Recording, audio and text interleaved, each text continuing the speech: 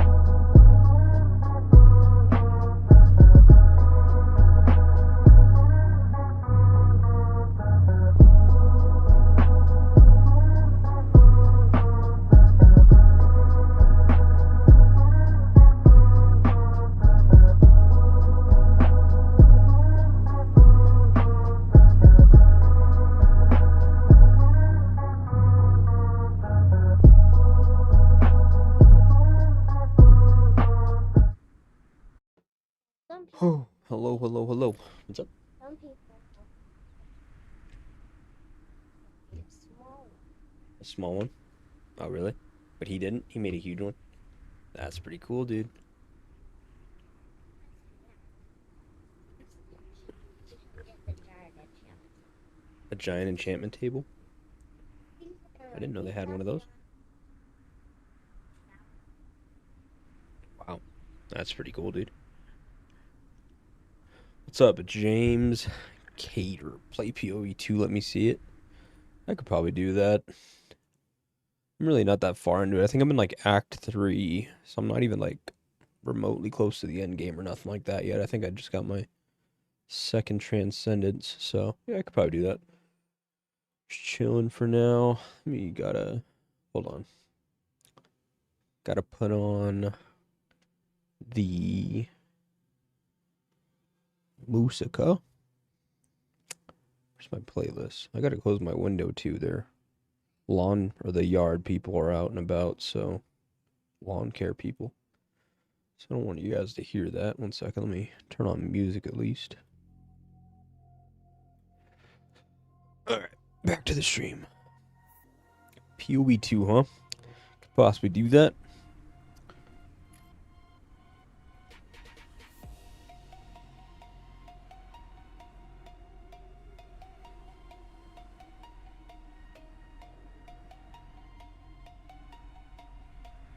Hold on, it is loud outside my window.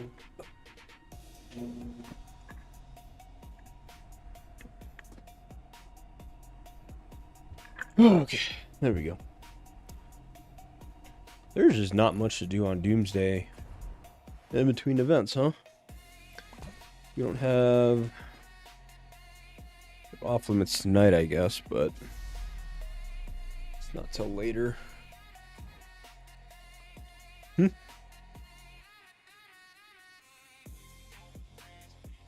do you want? Can order you a cheese pizza? You want one? Yeah, I'll get you one. I think we were talking about you getting one before you went to Pop-Ups anyways, so could do that.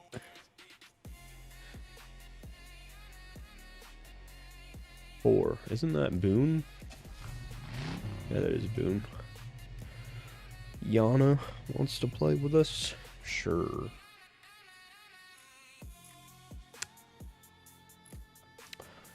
PoE 2, huh? Could do that. What's up, everybody? I know you guys are starting to come online. What up, what up, what up? 30, 92.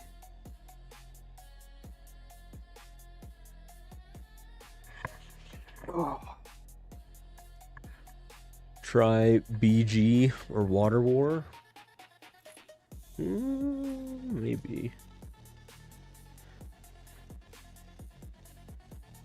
Maybe. I don't know, man. I feel like those events are just not the most fun. That's the problem. Let's see. Is it after 19 UTC? No. So I gotta wait for the 19 UTC teams to play. See where they get placed. Back down at 20. I mean, this is about where we're at before anyways. Rank 27. We're still doing good.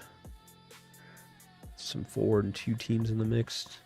So it seems like if you're 4 and 2, you're still at least around, and you're scoring good points. You're still around rank 50, it looks like. It's kind of cool, I guess. What is it supposed to be after the regular season? 128, right? Yeah, 128 for knockout.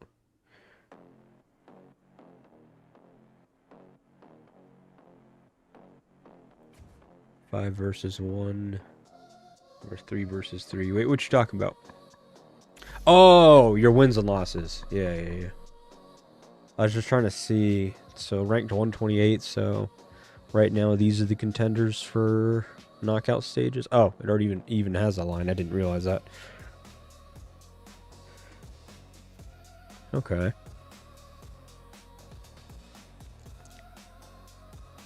SVNB is still in the lane or the lineup. MDMG is still in the lineup.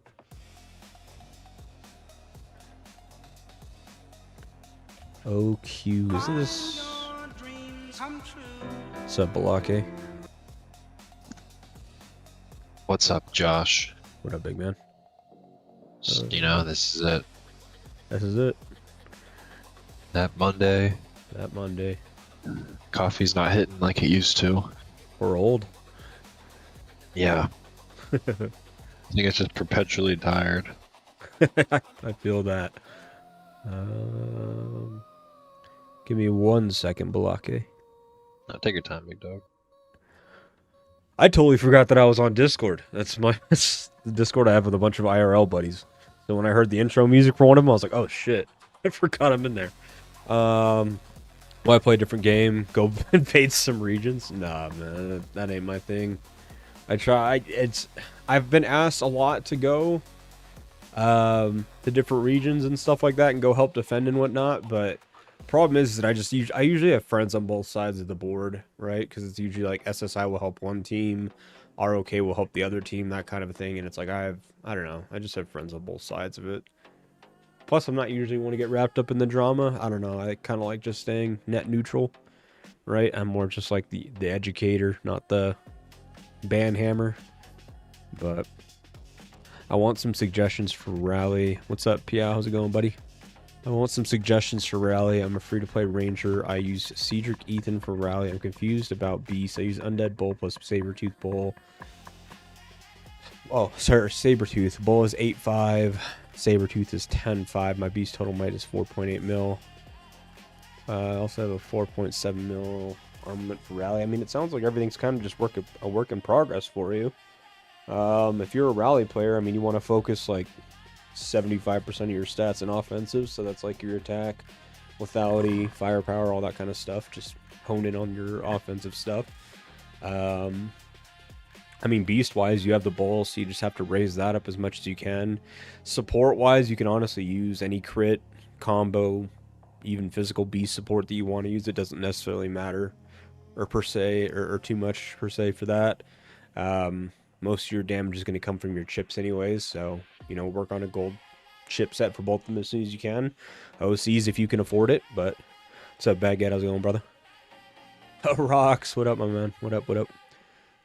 Z's like the teacher from a...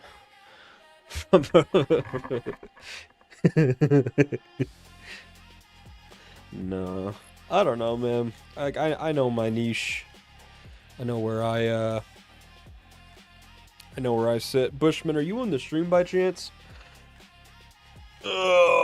Is that why you're messaging me again? If you are in the stream.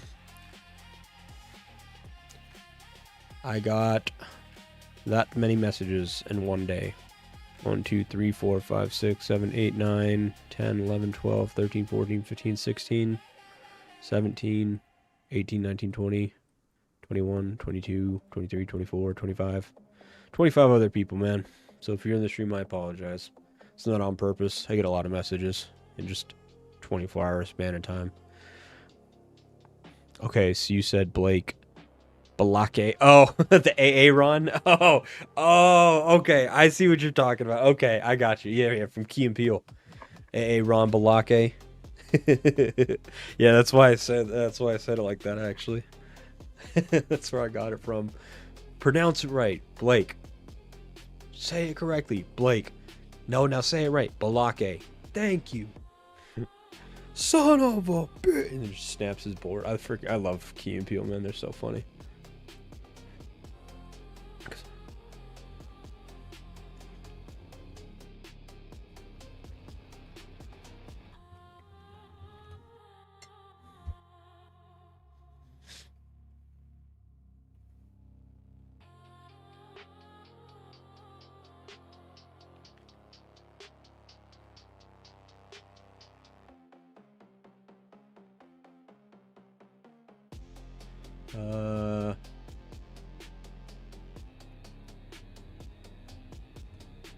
How much RAM does this video card have on? Hold on. How much onboard RAM does it have? Or onboard memory? I think it's 24, right?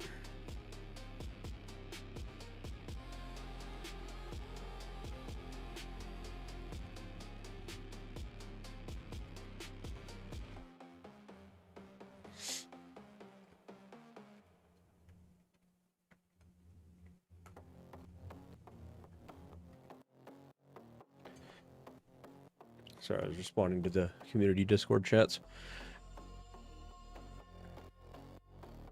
I'm going T5 infantry main. Any word of advice? I mean, just depends on your role, honestly. Like, a lot of the advice that you're going to get as a player is mostly revolves around, like, what role you're going to play, not necessarily what troop type you have.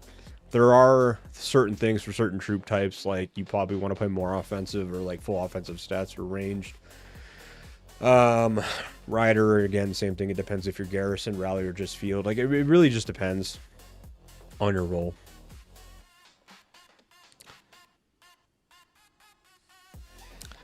Sent happy poop for 10 joules. That's a thing? That's a thing? The fuck? I found Breath of Death in Region War yesterday.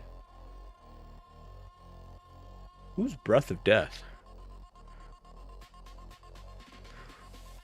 What a Gian? I'm just gonna call you Carlo. What's up, Carlo? I've left, but still around. I still play quote regularly. Yeah, I mean, you played in our fucking Extreme Showdown.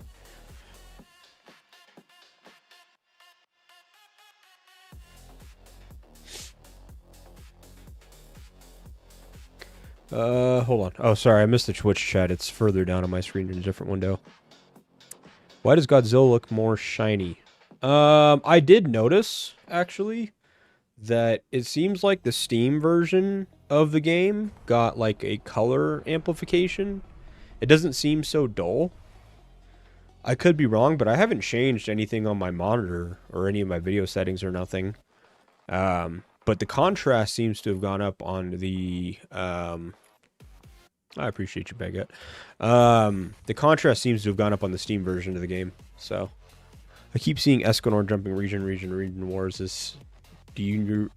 Does your new recruit love to fight that much? He was doing it long before he came to our alliance. And I told him I didn't care if he did it as long as he doesn't attach it to our name. Because, you know, obviously... Huh? What's that? Whoa. That's cute. I like your tattoo. You like tattoos? Yeah, you'll probably get tattoos when you're older, like me and Mom, huh? Yeah. I'll go with you to get your first one. We'll go get a matching one when you're older. What's up? Do you need something? Or you just wanted to show me?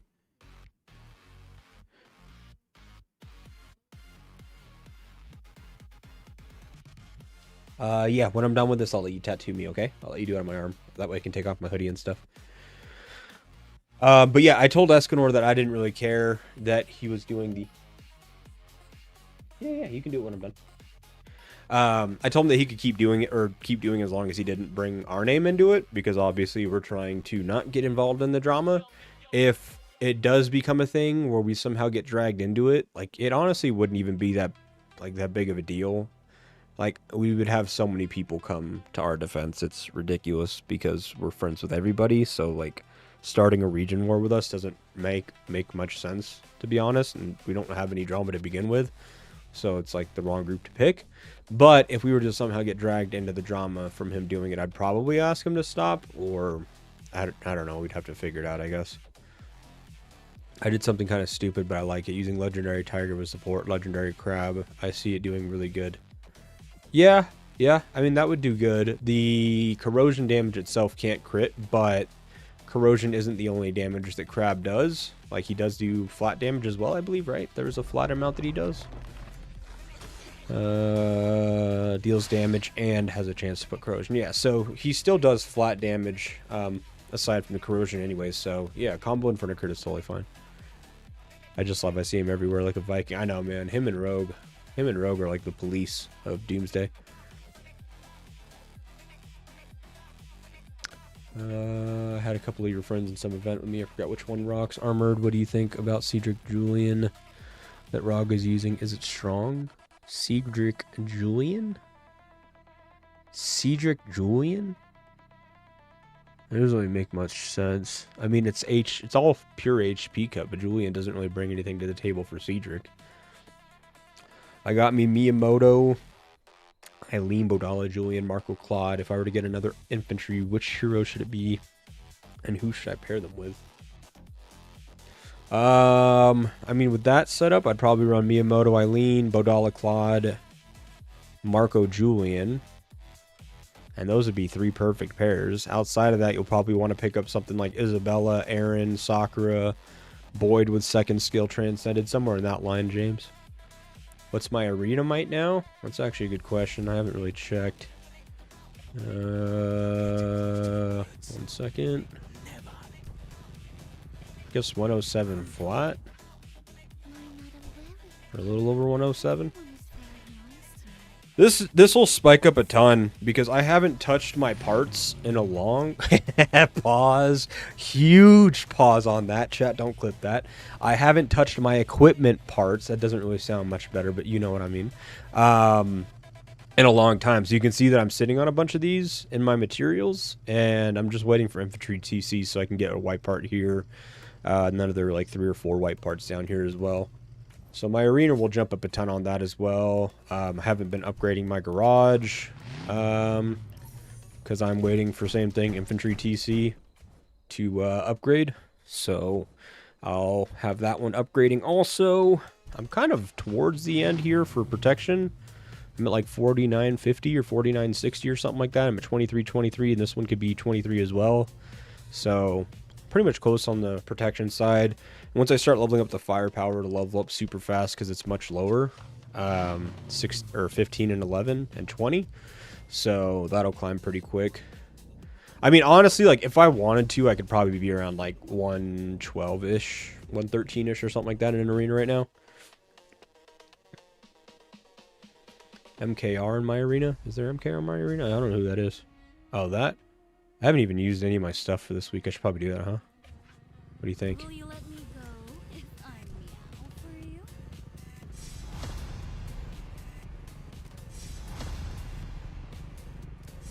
Should probably do this. This is why I keep getting demoted. I just never do arena. I don't know why. Like I buy my chips at the very beginning, and then I just don't do anything with arena after that. It's probably not a good idea. We'll just knock this out, I guess. Might as well.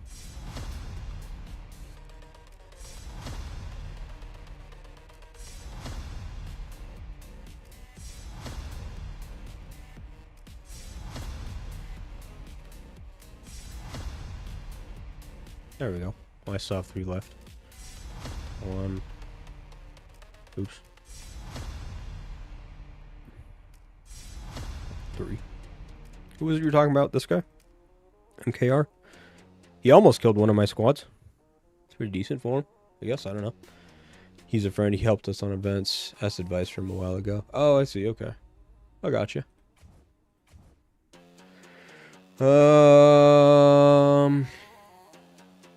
Maybe WPS 251 or RFK 384. Z would be the best to ask about infantry. Oh, Julia. Okay, I see. That makes more sense.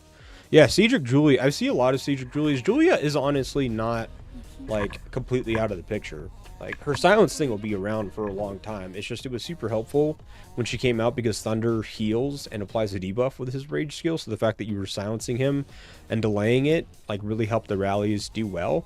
But her kit in general is just, I mean, it's still solid. She was one of the first people to have 40% HP, and even still is one of the only heroes to have that high of HP on there. And then other heroes to get, like, bonus increased damage and stuff like that, she has a chance to just not take that increased damage. So, it's kind of a unique kit to have.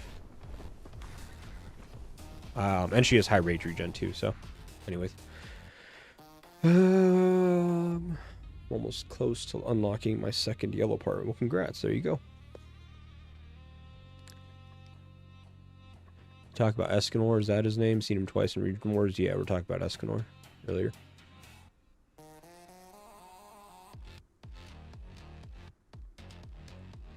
Almost killed one. What do you think will be the next infantry collaboration hero? Debuffer, buffer, or offensive? It's actually a good question.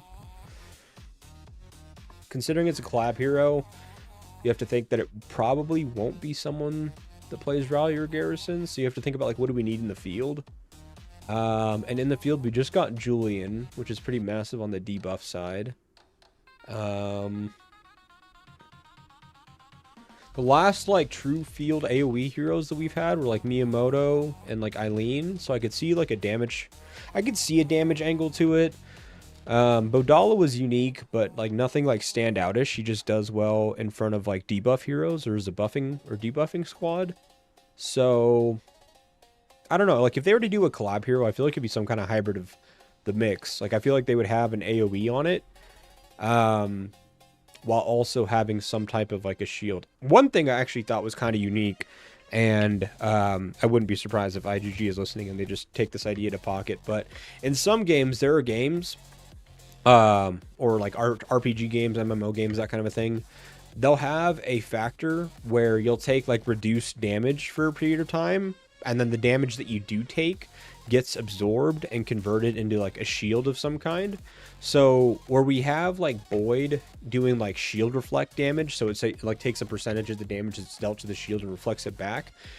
Because we have so many shield heroes on infantry, between, like, Bodala, Stella has shields, Riven, Boyd, like, all these different heroes have shields.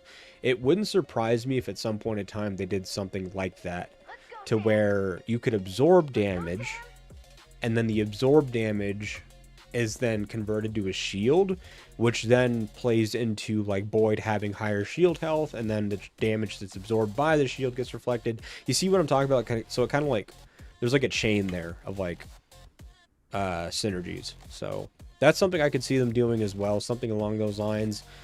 Also, with so many debuffs happening now, with, like, HP debuffs, damage taken, increased debuffs, movement speed debuffs, all those things, I see them bringing out a nullification like they had on a DUT a long time ago. So if the damage reduction debuff is active on your squad, there's a 50% chance to nullify the debuff and heal your squad.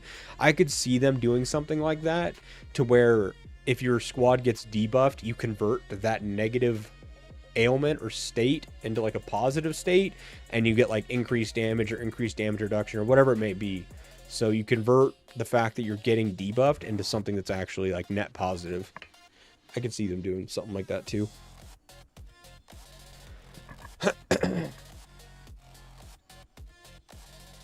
Julia's rage regen after skill plus sound is nice. Yeah, that's what I'm saying. It was huge at the time because nobody else had anything like that, and it's still relevant to the same stuff that they're bringing out these days. You bring out, like, the faster rage regen on certain heroes. You bring out a lot of like bonus skill damage and stuff like that on other separate heroes. So a lot of what Julia's toolkit was is seen on other heroes now, but not combined like it was for her. So it's still pretty solid. Isn't Julian stuck to field only? Yeah, Julian is stuck to field only. Make Car useful in field. That would be interesting to see.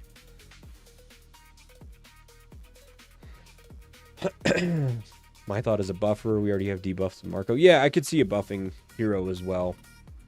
I feel like we're kind of in the need for that. Some kind of like you apply a buff to your other marches, similar to like what Bianca does, or I mean, you even have people like simple as like Daryl, where he applies like an AoE damage taken reduction buff to nearby marches.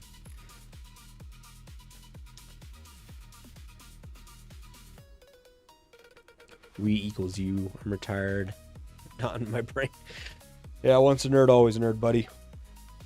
You're not escaping that.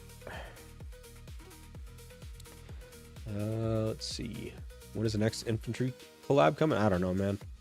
Like, I give info to you guys, and I give advice, but I don't have the ends on any of that stuff. I learn stuff as soon as you guys do. Infantry Ethan? That would be interesting.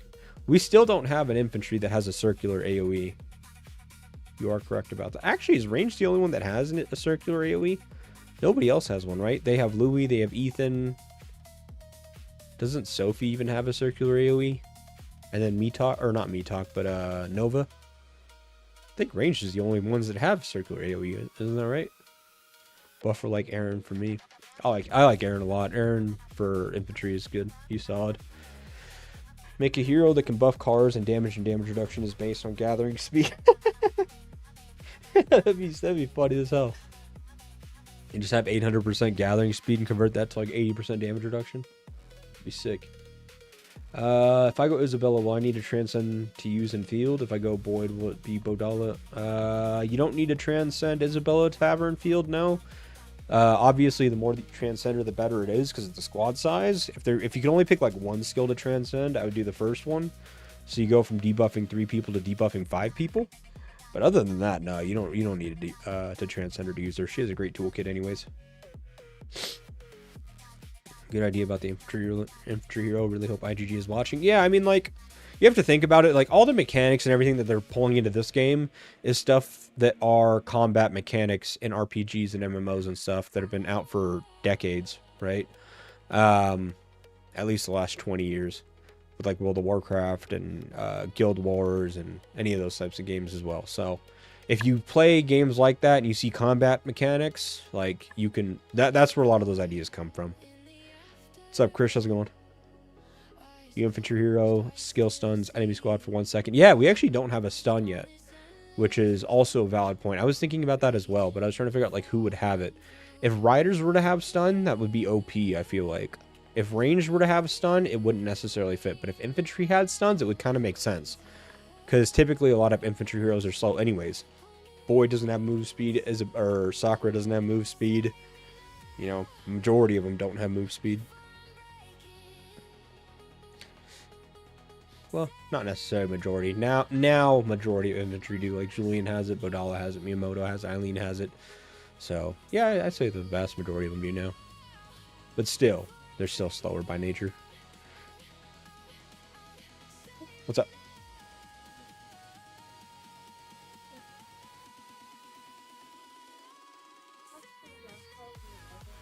Yeah, when it shows on my map that they're picking it up, I will call you and I will let you know, okay?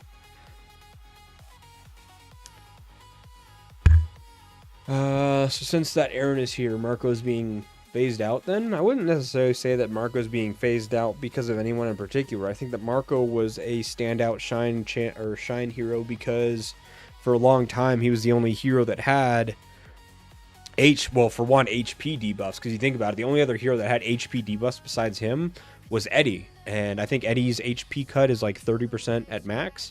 And Marco had 47%, and all you had to do was target him. And he could apply it to 5 marches as well. So he had a toolkit that brought something unique that we hadn't seen before. And so he was usable for any troop type. So it was, that's what's made him stand out. He's not going to get phased out because of any particular hero per se. He'll get phased out because the things that made his toolkit great, which is the HP, AoE cut, and stuff like that, will just continue to come out on other heroes as time goes on. So that will be how he gets replaced. But I still think he has a lot of relevance today. I still use him in a 5-March setup. For me, infantry collaboration will be around September or before Worlds in August. That's I would agree with that. I would agree with that. We just had the Nova one here in the first half of the year. If I was I don't know. It might be like Q3, maybe like end of Q3 in my eyes. So yeah, you're probably right. Around that September, maybe October. I would probably guess September, October. So they are just cycling skill attributes? Kind of. I mean, there's only so much innovation that you can come up with, right? When you have game and combat mechanics for combat in games like MMOs, RPGs, MOBAs like League of Legends, Dota, all the rest of these things, there's only so much that you can innovate or create net new. Essentially what you're doing is you're kind of copying and pasting an idea, but then reinventing it in a way that applies to your game. Like silences aren't unique to Doomsday, right? Faster rage or like mana or energy, whatever regen, isn't unique to Doomsday. AoE skills aren't unique to Doomsday, right? So like these are things that you see in all other games anyways. They're just being re-tailored or re-catered towards this game, to where it's like applicable and can be used in the combat here. Next collaboration beast will be the water or physical. Water, physical, or fire. More of a chance that it's water or fire because grass has 2 collab beasts and water and fire only have 1. There is a small chance that they do one for physical, but the problem is that physical OC chips,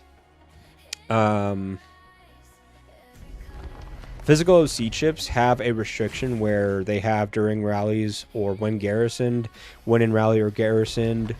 Like, so their whole OC chipset is based around that. So if they were to bring out a physical beast that wasn't rally or garrison oriented, then it probably wouldn't be well received, because then you have to like use just normal gold chips. So I don't know if they would do that.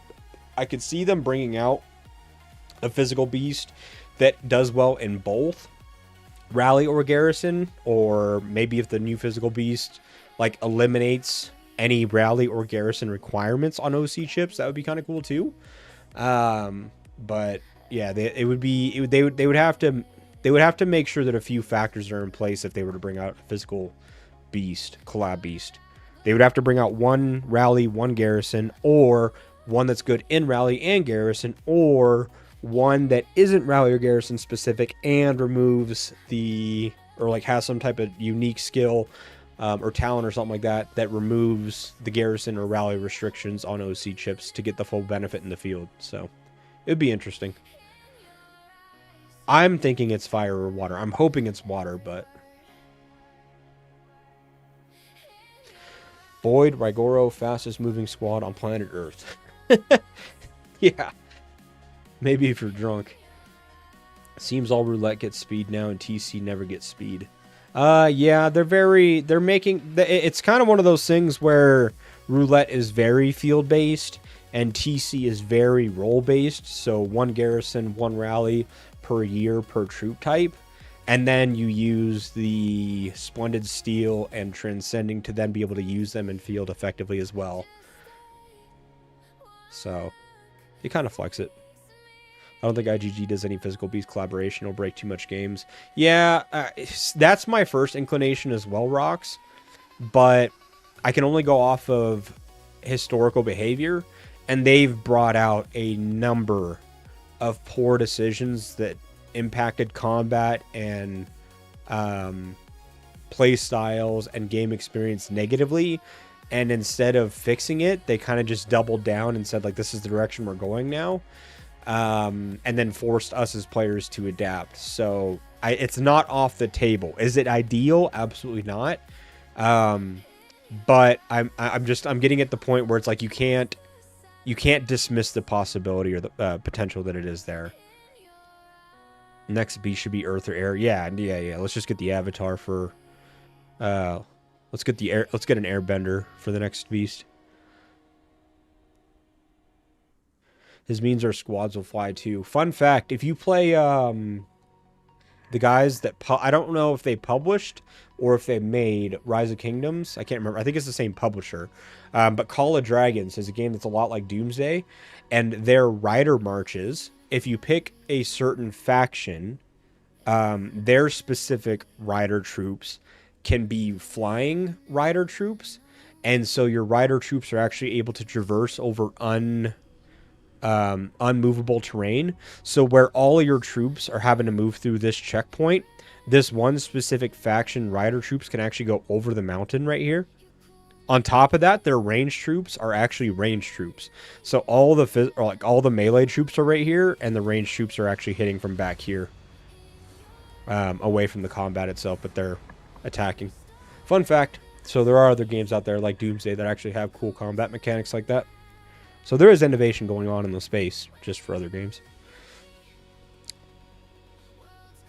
If we're playing Pokemon, why not have all the elements?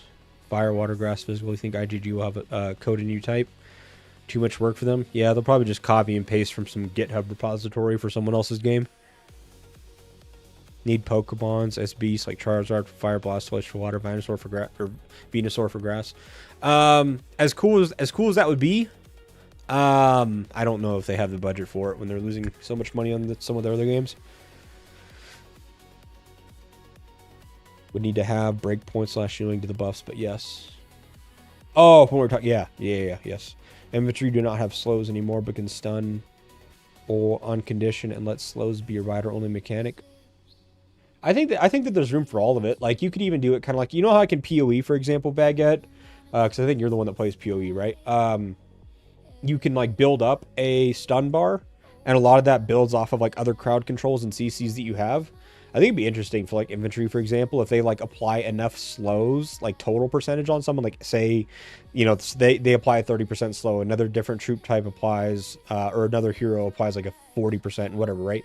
Once you hit like the 80% threshold, you trigger a stun to happen. I think that trigger-based combat mechanics would be cool, where you have like armor break or stuns or whatever it may be. I think that, yeah, I think that like action and trigger-based combat interactions would be cool to have, where you like once you meet a certain condition or criteria, you trigger some kind of additional effect to happen.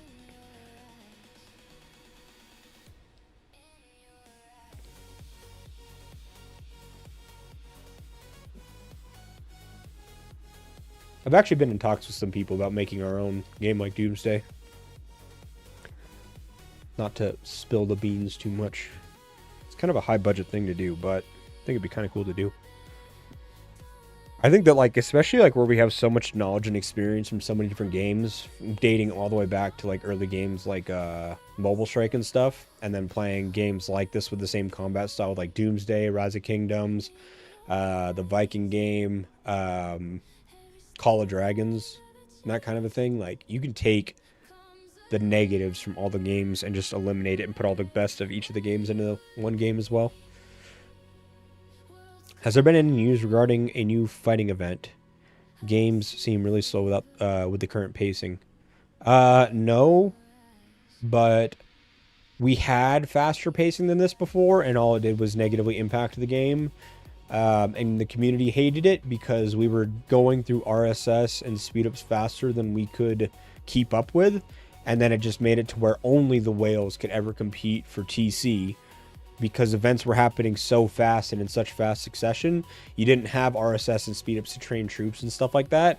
And so whales would just win by default. So it was actually a negative time that they tried to do that. Stop rushing the Genes release. They should just take the Genes thing off the table in general.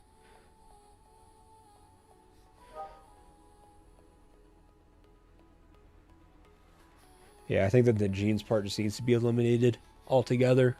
There isn't anything else that you need to do with Beasts. They already have chips. They have the elements. They have their roles. They have like skill behaviors and overlaps and stuff like that. Like you don't need to something does not get better just because you make it more complicated.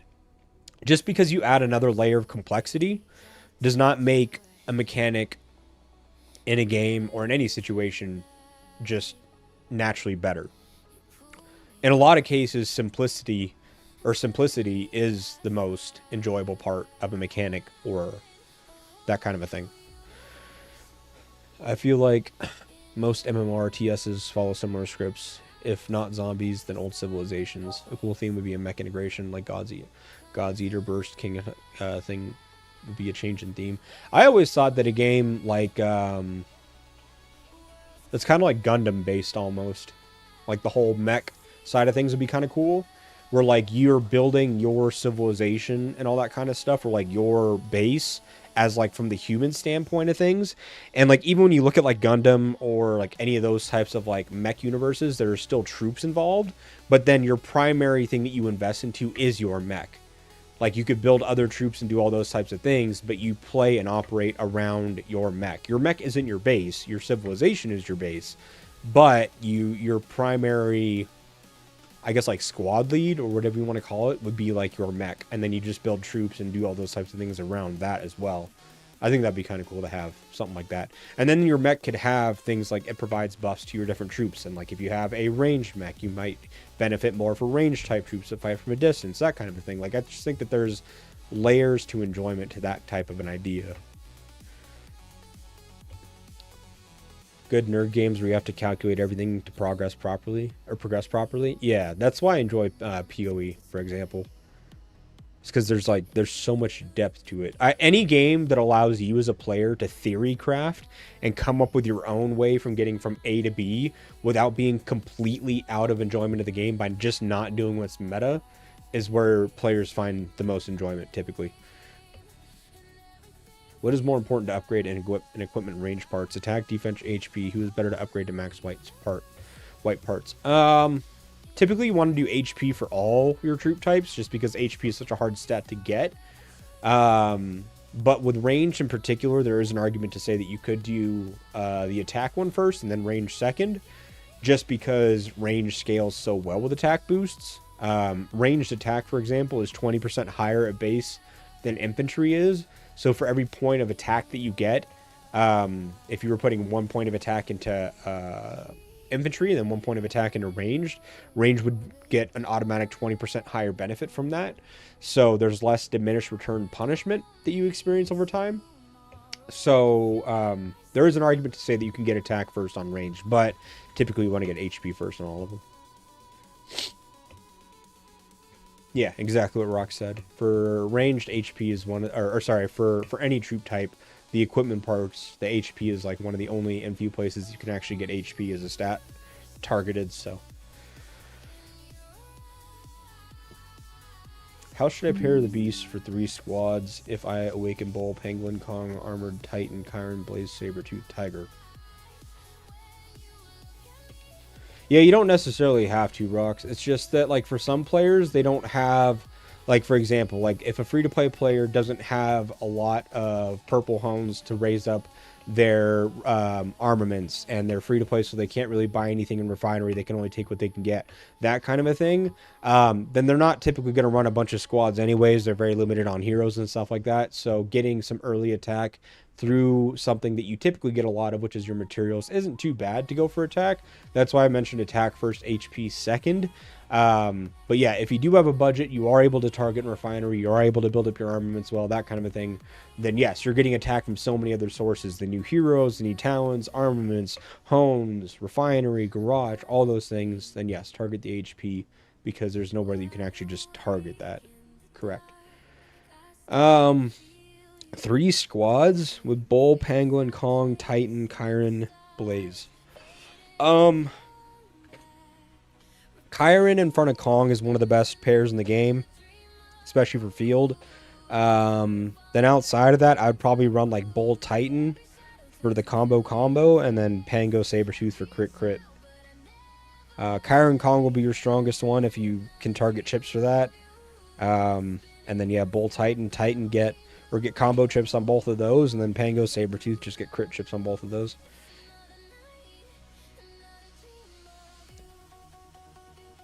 You mean Refinery squad attack, though? Special hones work for all squads. I don't really know what you're talking about. Any of the stats you get in Refinery work for all your marches, yes. But what I was just talking about is that typically free-to-play players and stuff like that don't have gold to go into the refinery and isolate and target certain pieces, or like good pieces. They can only take what the game gives them. Oh, nice. Yeah, the F1 series is actually solid. It's a good series. Have a good lunch, brother. Good to hear from you. PoE is too complicated for new players, though. Yeah, it absolutely is. Well, okay, PoE is complicated to get in if you're going to it with a theory crafting like mindset. Like if you have to try to like come up with it from the ground up.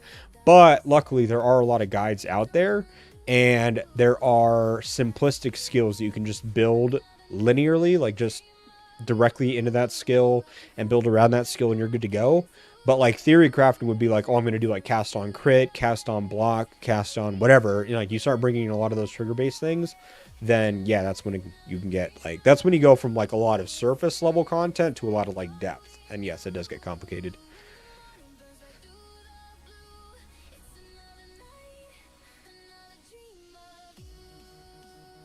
Yeah, PoE 1. That was a fun game though. I'm glad they're still updating it. Asking about rallies. What was the rally question that was brought up?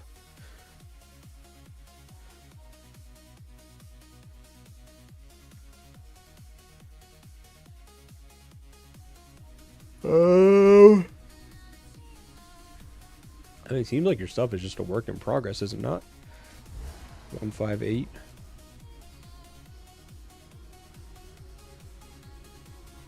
I mean, yeah, you just want to build these to tier 3, get those leveled up as well, don't let them fall behind. I mean, looks like you're targeting attack and all those, that's fine. If you can do damage and attack, awesome. If not, don't worry about it. Oh, that, like, everything else looks fine. Beast-wise, yeah, you probably just want to run a combo crit on that. And you'd be fine. But you're in, like, one of those stages where it's just you're still building up a lot of your stuff. So it's kind of harder to critique. How much gold does it take to unlock the new full range set? Thinking about saving gold and hones so it comes out. To get the new range set, I think it's like 70,000. It's somewhere between like 60,000 to 80,000 gold, depending on how lucky you are. Yo, alive when I'm not sleeping. This is a good Monday. Yeah, we got a code freeze at work, so like the developers and architects and stuff like that I work with, we're kind of just on pause at the moment.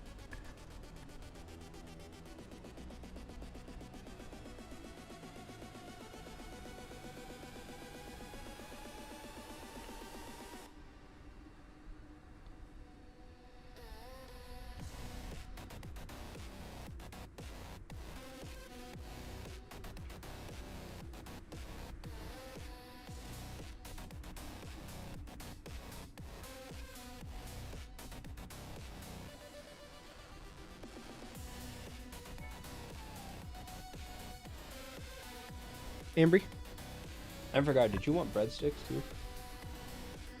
The cheese breadsticks or just the normal ones?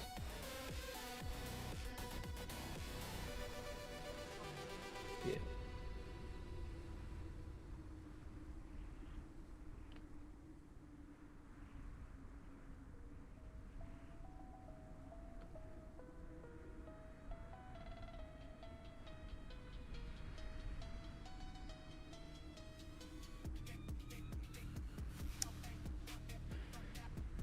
Yeah, it's quite a bit to get the new range set, that's for sure.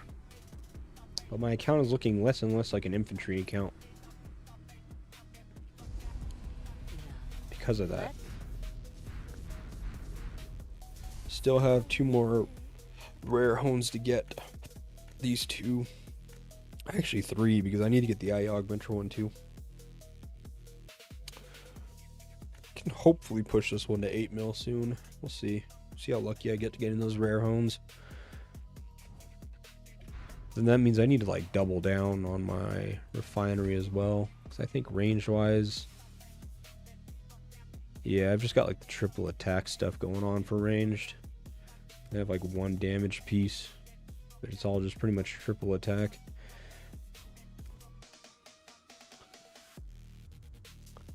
I don't know. We'll see how it goes. I just don't have like ranged heroes either. Like my Ethan is still one away from being done. I don't have any of the Cedric stuff.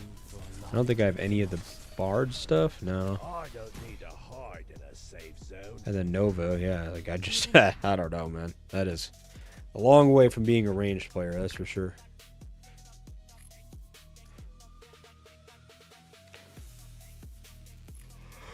I don't know. We'll have to see. Yeah, I can't really do anything in my infantry set though, Baguette. There isn't much to do. Like,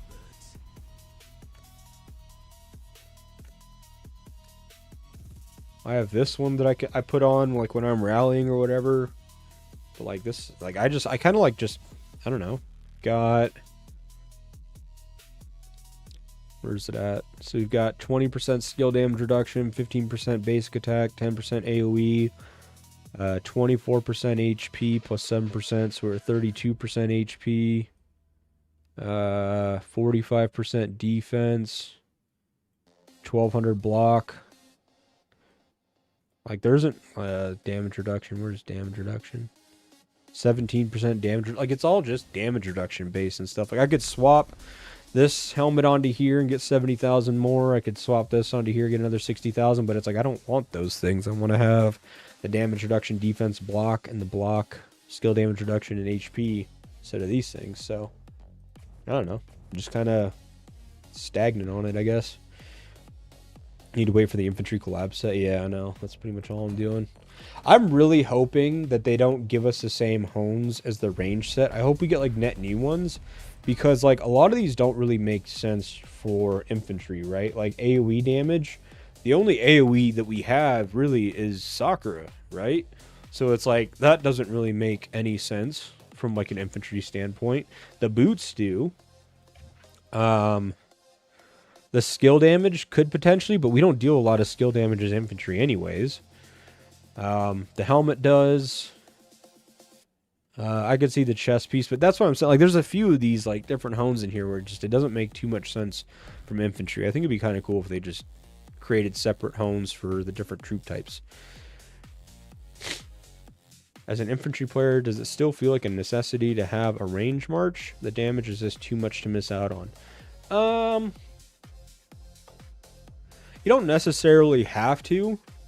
I will say that like I built a range march not with the idea in mind that like I wanted to be a ranged player. It's just that at the time when I started building that range set, we just didn't have a ranged player at all. And so I kind of just built one to have one. And this was like way before refinery and all that stuff. And so you don't necessarily have to do it at all. Like actually you could just build an infantry rally set and just use like Sakura Miyamoto or something like that on counter rallies and stuff and still do really well. It's just that I already had a set built out from a long time ago and I just used the transfer things to transfer the hones over. So have you seen any reports on the Metalk Rubina? Don't forget to complete our statue. Dude, I have not forgotten to complete our statue. I had to build out I finished this one. Fucking Yo Mama's baby daddy hasn't put jack shit in ours. So I'm going down the list. I finished Aceps. I'm finishing me and Meat Wagons. And then I'm moving over, don't worry. I haven't done any of the zombies yet either. I haven't gotten any from zombies yet. They've all been from just gathering. So I will do the 1,000 for zombies before the timer expires. Like, what do we got? I think, yeah, it's like 4 days left. So I'll do it like this for another like 24 or 48 hours. And then I'll do the zombies to finish it out. I get all of them from gathering.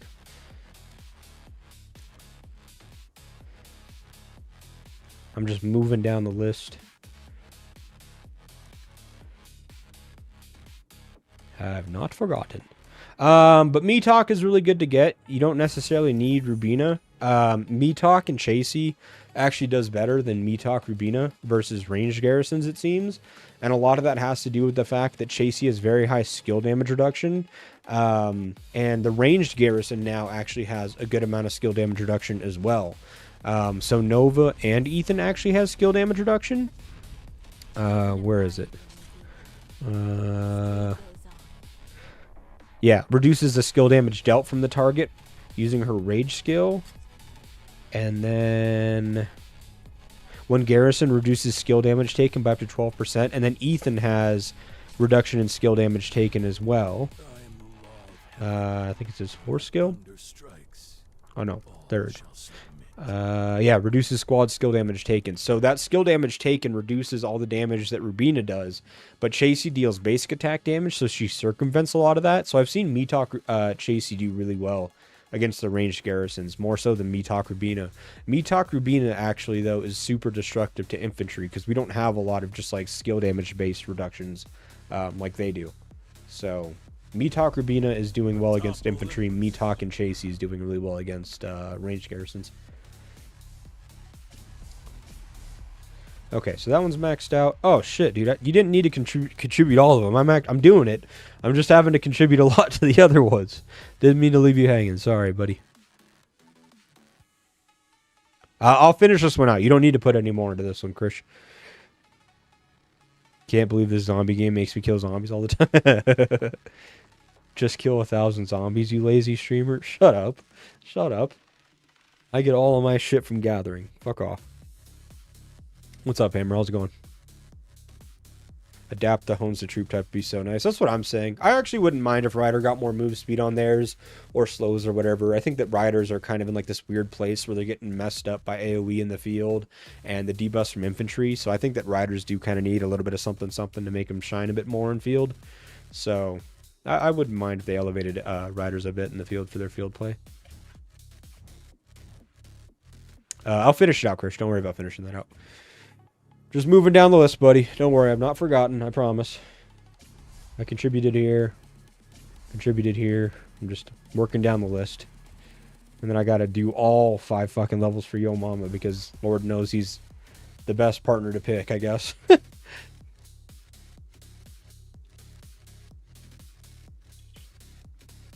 I'm just kidding. I'm giving my boy shit. Here, baby. You want... Oh. She was in here a second ago.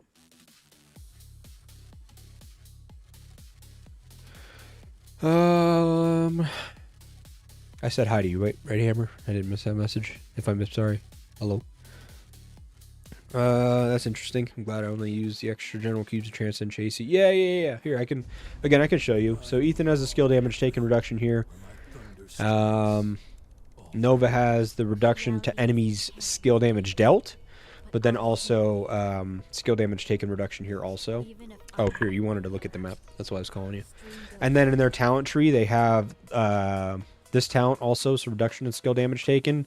And on the garrison side as well, there's reduction in skill damage taken here also. So it's just that all that skill damage taken reduction adds up, right? You get 16% here. You get, what is it, 6% here? So that's 22% from talents. Yeah, 34% total after that. And then Ethan brings that from 34% to 47%. How much is it after transcending? 17%. So yeah, I mean, you see it adds up really quick, right? But then Chasey deals basic attack damage at the same damage rate as skill damage, but it's not skill damage, so it's not actually reduced. So she's circumventing a lot of that. That's keeping ranged alive. So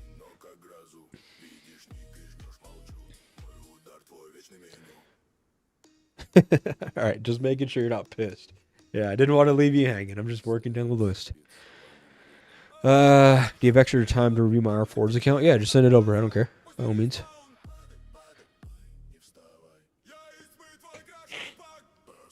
Apologies, by the way, if you hear me sniffling. I'm on the tail end of COVID. Almost done with it, but my nose is still plugged up. My allergies definitely don't help. Just kind of bouncing between both fuckeries right now. What was I going to do? Oh, yeah, someone else messaged me. Oh, yeah, we already went over your stuff, Prem. Are you on stream?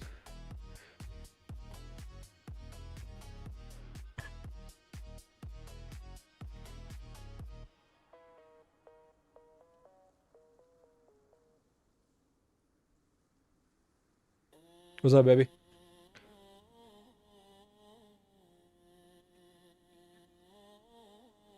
It says that they're waiting for the order, so they're probably at the store waiting for the pizza place to finish cooking it.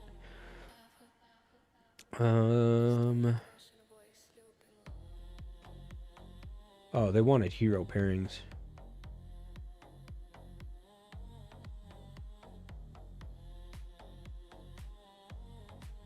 That's fine. I mean, looks like they're only running like 1 or 2 marches.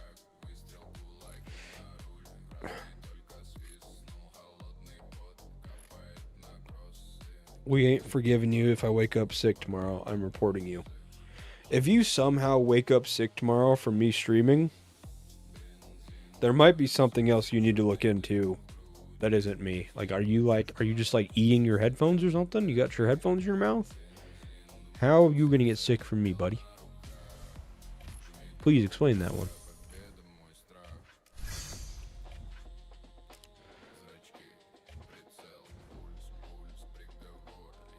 Actually, like, I noticed that. I thought that maybe, like, my eyes were just, like, being weird, but you are right. It is a higher contrast for sure on this than it usually is.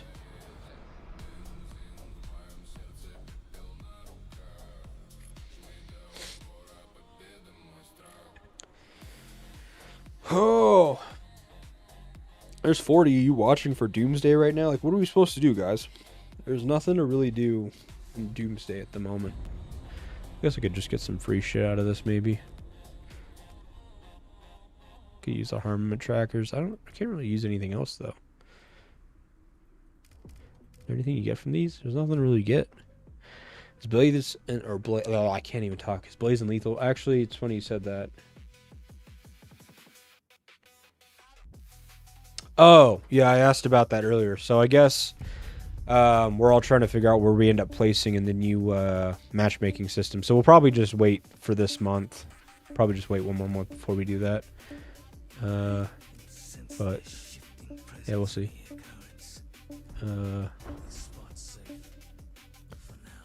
Yeah, we're probably just gonna wait to see like what each of our teams get for matchmaking with the new system.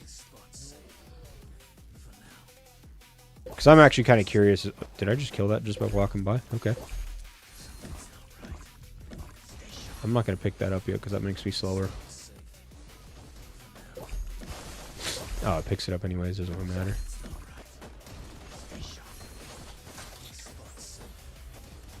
I don't play this event, so I don't really know how like how it ends up working. Do we have like... Is it a 4v5? It totally is a 4v5, isn't it?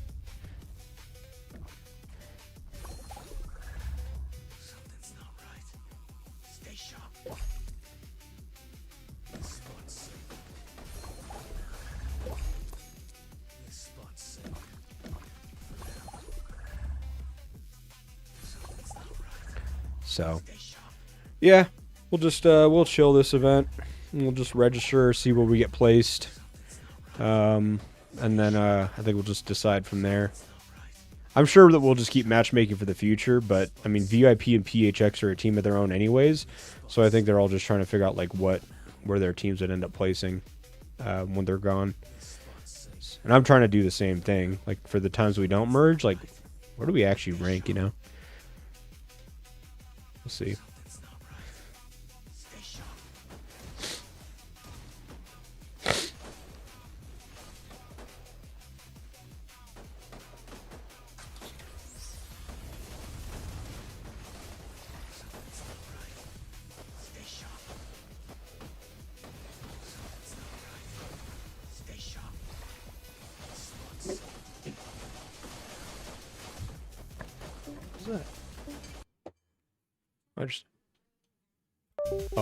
I just unplugged my headphones. Whoops. Plug back in.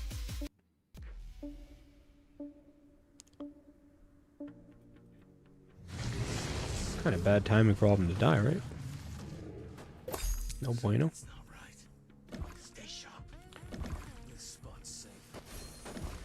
As long as my teams get the water, I don't give a shit.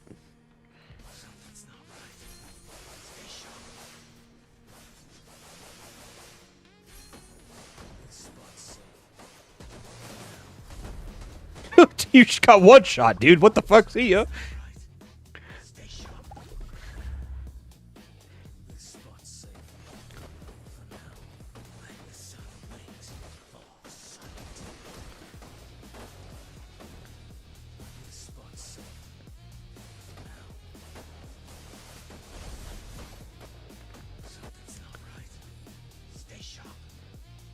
guy actually just got bamboozled. Poor guy.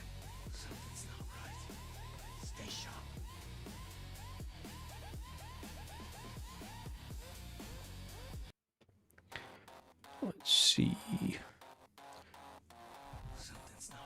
Should probably step up on this half of the map. Let's just go kill people, I guess. Let my team get the waters.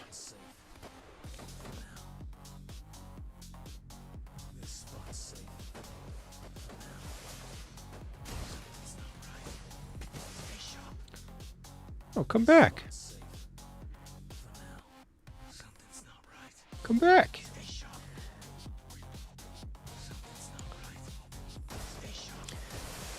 There you go.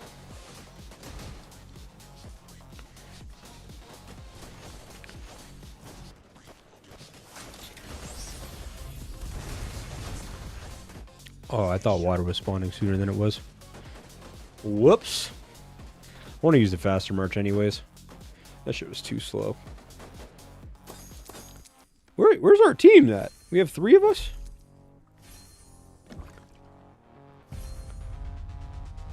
Oh, so there's just 3 of us playing. Okay. Who even plays this dead game?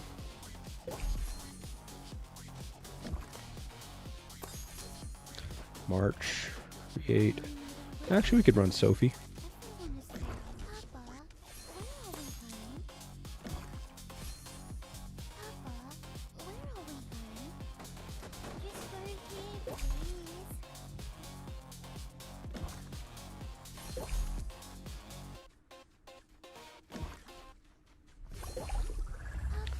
Give me that.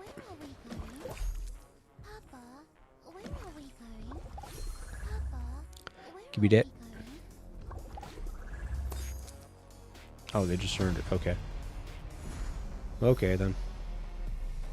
Grim Reaper. What's up, babe? They're here? Oh, yeah, they're nearby, huh? They are so nearby. Here, I'm going to switch up my march for the next one. Let's put that on, where is he? Go. We'll leave Marco and Claude or Julian. I won't have a slow-ass march this time.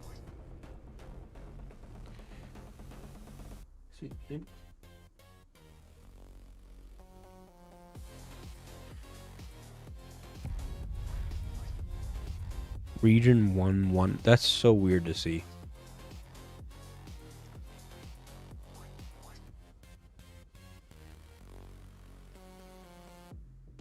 Love you. Last time I played Water Wars was like 3 months ago. Hate it. Only event I forced myself to play is Bounty for the trackers and the helmet. That's a thing. Can you get like superbs or something like that? Yeah, we will. As soon as it tells me it's ready. It's here. Okay, 1 second. If they don't accept this, I'll come with you. Yeah. Yeah. Oh, I forgot to switch my beast too. The sky is blue, the grass is green, and I am autumn. Oh, you can switch it here anyways?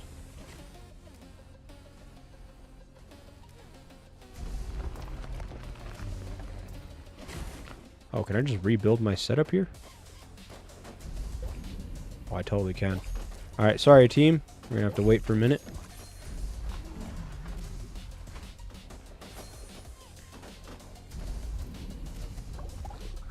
There we go. Yeah, go kill people. Use the song you use in the Marco Claude video? Oh, yeah.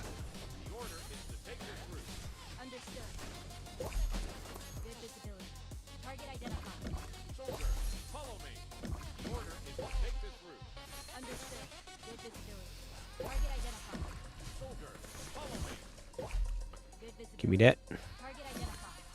Give me that. Thank you.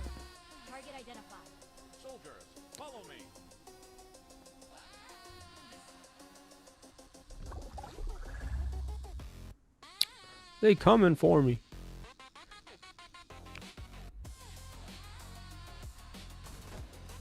That guy's chasing me with a thunder?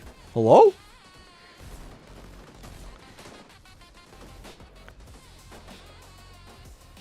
Hi. Hi. Silly. Silly. Hi. This is just not fair. This is just a beast advantage completely showing.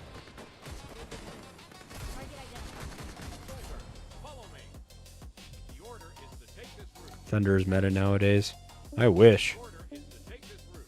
Understood. I'm just gonna go stand outside of their gate. Understood. Good visibility. Target identified. Follow me. The order is to take this route. Understood. The order is to take this route. See, look at that. It just one-shot him. It just. This is not fair. This is not fair at all. Follow me. Good visibility. His health just went from full white to gone. Follow me. Gone. See, and then it didn't even go yellow. Follow me. Gone. Gone. This isn't fair. Good visibility. Target identified. Follow me.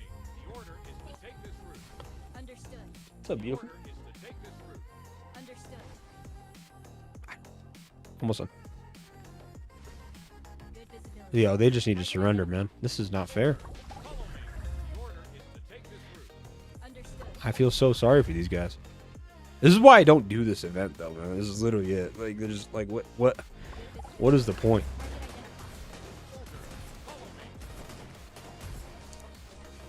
What kind? Killed him while he's in his base. Oh, your Enderman socks. Look at those.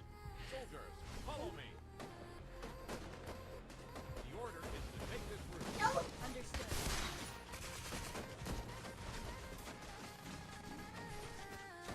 Gone. Understood. The order is to take this route. Understood.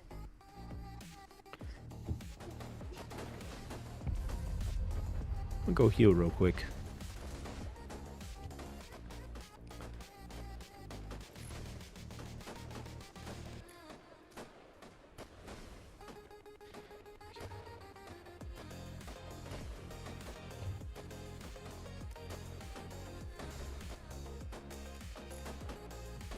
So, oh, Understood. did I heal up? I did. Understood. In Water War, it happens sometimes. Matching up in the very new accounts or similar bots. Sometimes 100 mil ends up with 500 mil. Yeah, I feel bad. Give me this. I don't even want the water. Understood. The order is to take this route. Understood. Good visibility. Target identified. Soldier, follow me. Good visibility. Come here, motherfuckers. Follow me. Good visibility. Target identified. Oh, give me that. Soldier, Thank you. the order is to take this route. Understood. The order is to take this route. Understood. Good visibility. Target identified. Soldiers, follow me. The order is to take this route. Understood. Good visibility. Target identified. Soldier, follow me. I'm killing them in their shit, man. That's so crazy. Like, what is that?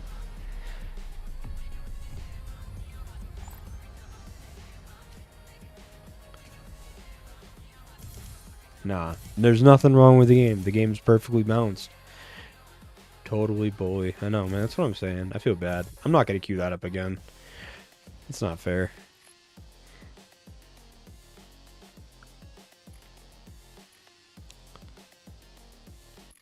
Hold on. I need to do something.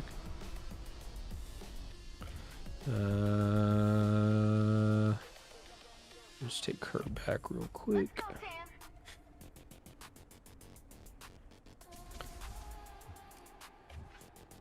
The guys that owned this alliance before I did, had some weird tower placements, so I'm replacing some new ones in areas that make more sense.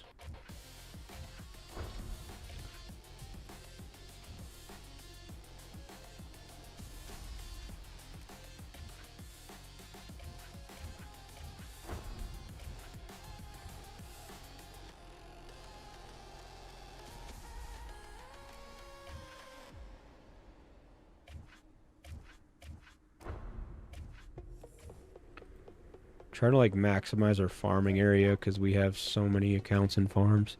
What's up? What? What? Are you gonna put that in your piggy bank too? That'd be a good idea so you don't lose it.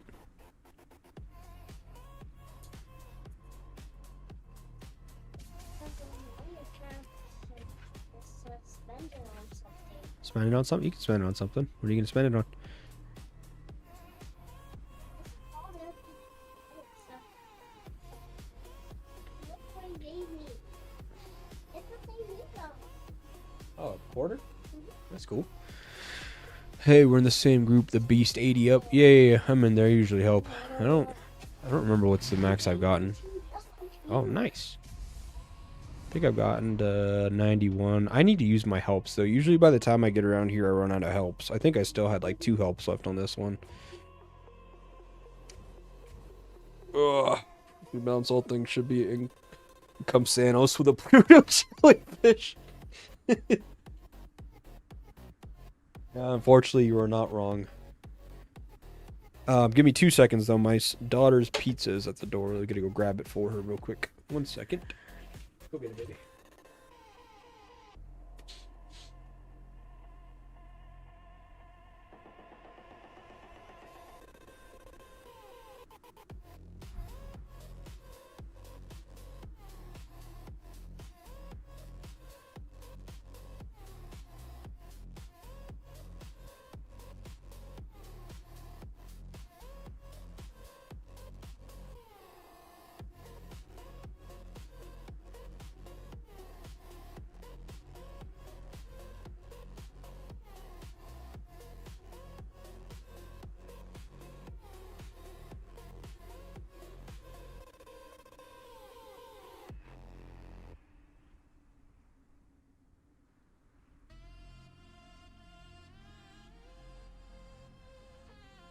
This is the black chip.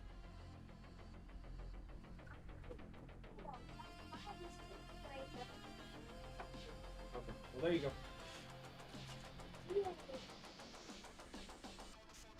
go. Let's see. The system treats players who don't play that much as newcomers. Also, some players go with no armaments and bounty. Same match with other new players with no armaments. Interesting. I didn't know that. What's up, War God? Doing good. How are you? Doing good, doing good.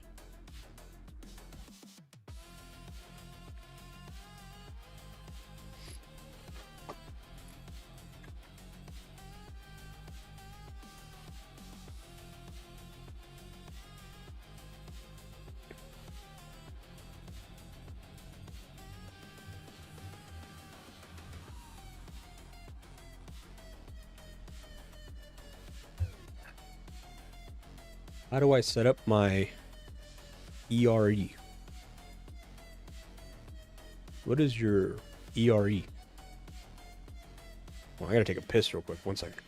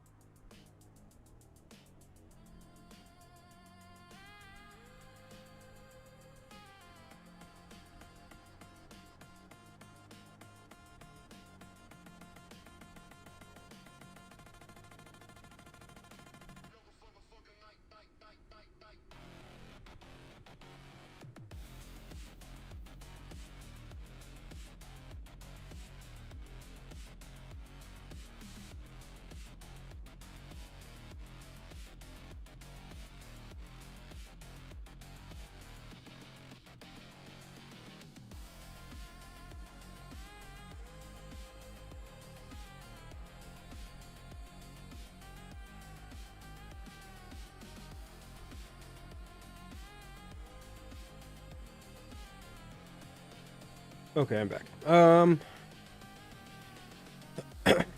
don't know. When it comes to Jack, like, you don't necessarily need to use Jack either. Or use Jack. I see a lot of range players that get by without him.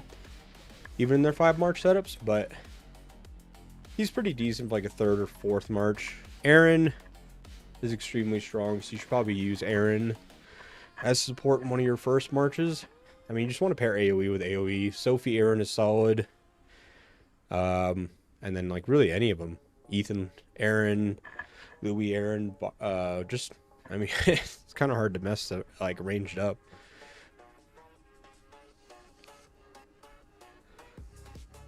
Let's get a poll if he washed his hands. What do you, my bathroom is right next to my door. What? He definitely, what the fuck are you on? Brother, I'm sick. I wash my hands like 19 times a day without taking a piss. I'm not a germaphobe per se, but I definitely, like, having a kid. Oh man, dude, I sanitize everything and wash my hands probably more times than I need to.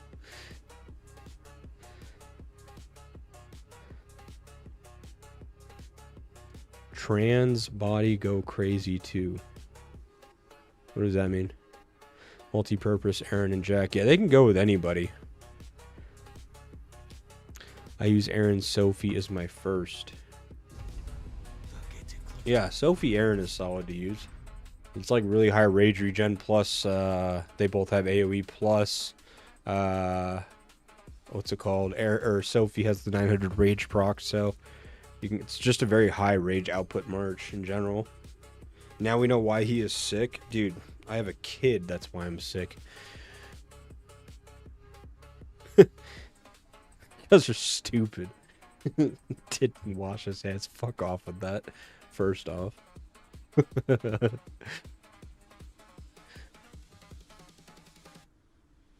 Wish I had my camera on. I have hand sanitizer on my desk even.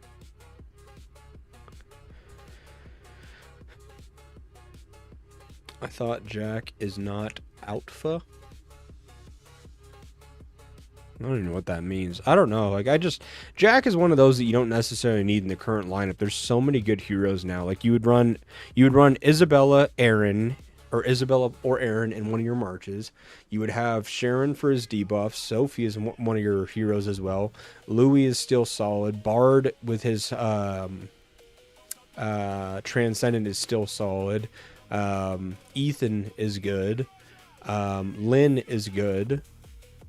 I mean, you could even use a Julia. Like, there's just so many choices when it comes to range. You don't necessarily need Jack, but I mean, you can if you have him. I've had my 7 mil set on Sophie. Should I be using her as a debuff march instead and use Sharon Cedric or Nova as a damage march? I mean, Sophie has a debuff, yes, but she also has a lot of damage as well. So, like, Sophie Aaron is extremely high damage for ranged. What's up, Brom? How's it going? Feels like Jack is outdated now. Mostly Wells don't use him. Yeah, it's because you're trying to stack heroes with debuffs and buffs and that kind of thing. And Jack doesn't really do any of that. He's kind of just a solid hero to have. Like, you could pair him with somebody and he just has good field stats, but he doesn't bring any utility to the table. Like, if your marches aren't doing something to complement your other marches or not used as a single isolated high damage march that gets benefited from your other march, then it's kind of a waste. And Jack doesn't bring any utility that helps the other marches. And he's not high damage himself, so it's like, eh. I didn't realize you're Batman, James. That's cool. Think I'm overcompensating now. You know what? You guys chitter chatter away. It's your Monday as well. I guess. I don't know. You guys also made it sound like I had to piss like a racehorse or something. I'm 6 and my bladder is small. You could probably justify the piss I had as a tinkle. I don't know. I'm just chugging water. Fuck you guys. Never mind. I don't even care. If I'm building a leader set, Isabella or Claude as lead. Don't lead as Claude. Just always lead with someone that has a skills talent tree. So Isabella for sure. Louis still good? Yeah, Louis is absolutely still good for sure. He's got high rage regen, circular AoE, 25% skill damage bonus. Nothing wrong with him at all.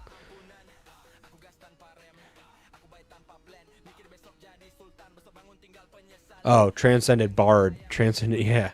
Yeah, Transcendent Bard still does go crazy, yes. AoE, gets an attack boost off of killing marches. Circular AoE, it's all solid. I'm just fucking with you too, Reaper. I'm just fuck you. Like, what do you even say? Like, yeah, I washed my hands, but then what? I don't care, bro. I don't care. I do know that there are a lot of people that are some nasty motherfuckers that don't. Some people need to wash their hands, and I ain't talking about just going to the bathroom either. Some people just are due for a hand wash.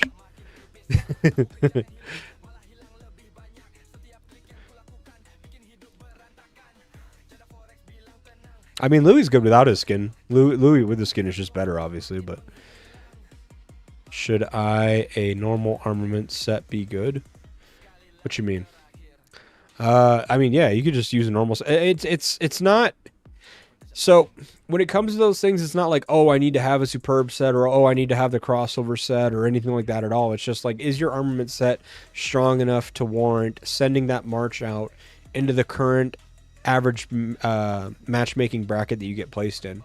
Like if you're up in, say, like upper elite or mid elite or something like that, and you've got a 2 mil armament set and you're wondering if you should send it out, the answer is probably no, right? But if you're like, say, like lower elite or fearless or the budding Warzone or something like that, and you've got like a 3 mil set, then yeah, there's room to justify sending that march out. I think that's more important rather than like what type of armament set it is. I stopped using Skin Louis a bit slow on field. Yeah, but no one really uses, say, like range for their movement speed in general. I think that range shines when they're fighting on Alliance territory, like during tower wars and stuff, because you don't have to march far. You don't have to worry about movement speed.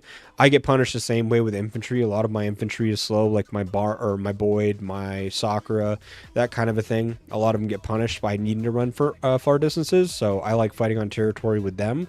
And then using the mobile heroes like the Marco, the Miyamoto, the Bodala, the Eileen, those types of things for the marches or for the fights that are typically further away. So you just have to be able to adapt is all it is. But yeah, no, I agree with you.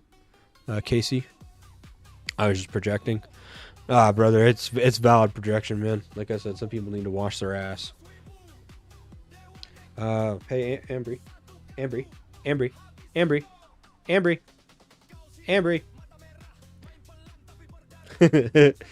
Is your volume too high? Oh, you didn't hear me? Give your mom a breadstick. I'm using Miyamoto Baron in the field. It's quite effective compared to other Miyamoto assists. Is there any other suggestions? Yeah, I mean, you can run Miyamoto Eileen for double AoE. You can run Miyamoto Sakura for the same thing, double AoE. If it's not like your main primary march, you can use like a Miyamoto and Claude for the debuff. You can use Miyamoto Julian. Amber, you keep unplugging your monitor.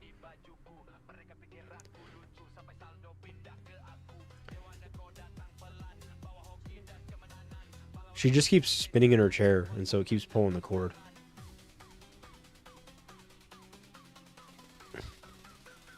Range don't need speed. Even my Maj. Yeah, I mean, infantry, like, that's the thing, is, like, you can say that you don't need it. You go play in Apex, everybody has 30% plus movement speed on every single one of their marches. It's so hard to keep up with marches in Apex. It really just depends on the bracket you play in. But yeah, you typically don't need it. Most of the fighting happens when towers touch anyway, so you don't really need move speed at that point. Full core Boyd with full core Isabella, definitely hella good. Yeah. Well, I mean, yeah, they both have this skill damage bonus, so it's like an insanely strong single target nuke. Plus, they just have good stats in general. Okay, great. Thanks, Z. No problem at all. Hold on, you guys are sending me a bunch of messages too. Jesus Christ. Let's see. Squad pairing makes sense. I would swap a few things around here. I would run... I mean, your Boyd isn't done. How many strong pairs do you have? 1, 2, 3. You have 4 strong pairs, so I'd run 4 marches with that. I would run,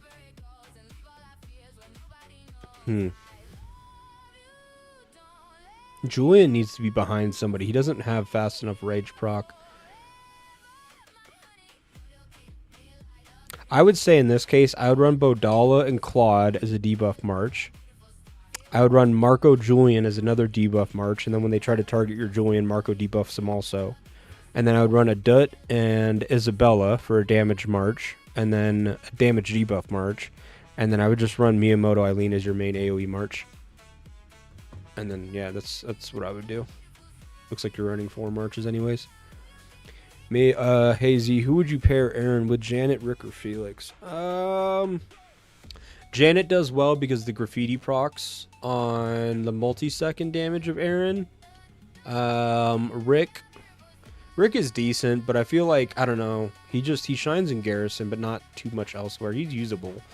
And then Aaron and Felix is just a solid all-around pair. I don't know, I'd say like Aaron, Janet on turf, like on territory for the AoE, double AoE, and Aaron, Felix if you need to like have a further away march, like you're fighting for like say chainsaws or something.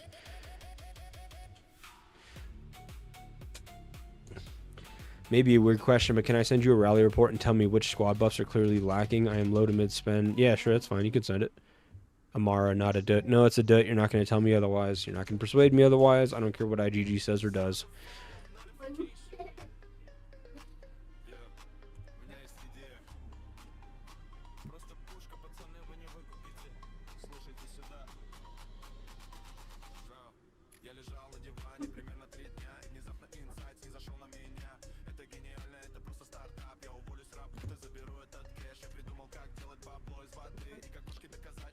So you what? You rally and Garrison for IR, but play third rally on AR, so you're just like a tier 2 rally Garrison player? I mean, your hones are looking good. Nothing wrong there. Your beasts are a work in progress, so that's fine too. I would get away from doing the white parts in your backpack. Those are expensive, not just because they're like better per se, but because they impact all troop types, not just one specifically. So you're paying a high price for something when you're using 5 rider marches. You're paying a high price for something because of the flexibility of it helping other troop types, but you're only using one troop type to begin with. So you're kind of punishing yourself there. So I would switch and get your rider parts to white first ASAP. And if and or when, I would try to get all 4 of these pieces to have damage plus attack in the bottom. And then attack or skill damage up in the top as well if possible. I would stop trying to level up these level 18s and I would get all of your garages from level 1 to level 12. And then continue on rider. So I would get 12, 12, 12, 12, and then continue on the rider one after. Does Julian need to be the best armament set, or normal 2 mil set is enough? No, you don't need to have the strongest armament sets on Julian. You want your strongest armament sets on your damage dealer, and Julian's not one of them. He's a tanky, survivable debuff hero that does happen to deal damage, but you want your damage to be on like your AoE marches and stuff like that, or your high single target nuke marches, which he's not one of them. Aaron Maxwell. Yeah, you could run an Aaron Maxwell as well. I like Maxwell a lot. Maxwell brings a lot of utility to the table, not only being fast himself, but making it to where the enemy march can't really move at all. Like, he just has a lot of slow to his kit. So, yeah, Aaron Maxwell would be fine. You're not going to get as much damage out of it, but it will be a high utility march. Aaron's ability to give faster rage regen, plus Maxwell's slow on rage use, just makes it a very high utility pair. Okay, I'm curious about one thing. Aaron personal nerf, the Wing of Freedom. It impacts the whole account or just a squad with Aaron if it's the rider squad? This one? It impacts any troop type. So, like, if you put it on an infantry march, you'll get 5% bonus damage to range, but then you'll get bonus damage taken from infantry as well. Is it unreasonable to start stemming into other troop types? Not necessarily, but at your budget, you probably don't want to do that right now. Especially where you have, like, one really good set and a few sets that are catching up to begin with. Then you don't have to try to spend more in refinery and other places. You can just get this one done really well. You can focus on your rider one being your primary one to invest in. And then same thing here. You don't have to try to spread out into other areas for parts. You can just get your one. Like, it makes it to where you can concentrate your resources and your spending into one place. And then that just, like, the the investing that you do in those isolated places then benefits these, even if you don't have the strongest armaments on them. But if you try to flex into another troop type, now you have not only weak armaments, but you also have like weak refinery and those types of things too. So,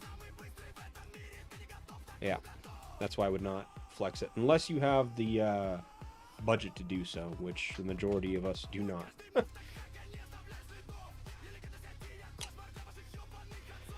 Love you. Oh. Who leads then? Whoever has the skills talent tree. So Aaron. Maxwell Claude is super annoying to fight. Maxwell Claude is super annoying to fight. Yes. But to get the maximum efficiency out of Maxwell and his utility and stuff, you do want to have him behind somebody with the skills talent tree.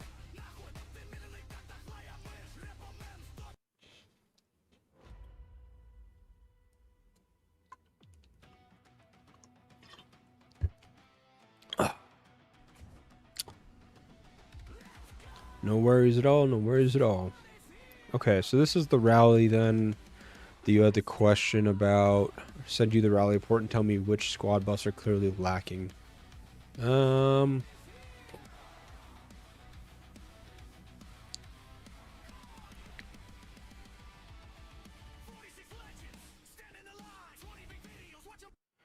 would say, like, I would level up these other ones. You're 18 and 16 here. I would get these other garages to level 12 to maximize your firepower and protection. You have a lot of damage reduction and defense here. Well, actually, this one has double attack. Yeah, I mean, you kind of just got to get these ones leveled up as well. I would get your rider parts out to white quick. I mean, the biggest gap here is that not only does he have superbs, but he has the crossover super, the event superbs. So he's got pretty much superbs in every slot except for one. And you have one superb, two superbs. So he just has a natural advantage there. If you're trying to build yourself out as a rally player, you do want to have a full set of superbs. Because, yeah, this will just naturally raise up pretty quick. Because you can see, like, there's a 60% gap in HP here. And that's a huge part of your sustainability. You can get all the damage and damage reduction in the world, but if your troops can't stay alive because their health pool is small, it makes it hard to do anything. Because you don't have superbs, you're running 18% damage. He's running 29. And you've got 13% damage reduction, and he has 35. Other than that, your lethality and block and stuff like that is solid. Like, these things are all solid, but it's just, yeah, if you're going to rally or garrison, you want to have superbs. You want to level up these ones to balance it out, or just maximize your firepower and protection for minimal spend. And then, yeah, you're going to want to try to, like, isolate and get these stats higher if you can. I mean, at 200 gold a pop to get some of these up to, like, gold. Yeah, I mean, you run, like, what, like 10,000 gold? You could probably get all the values here to gold. So, I mean, it's a work in progress. It's got a solid foundation for sure. It's just that you can see where the mismatches are against some of your opponents with their superb sets.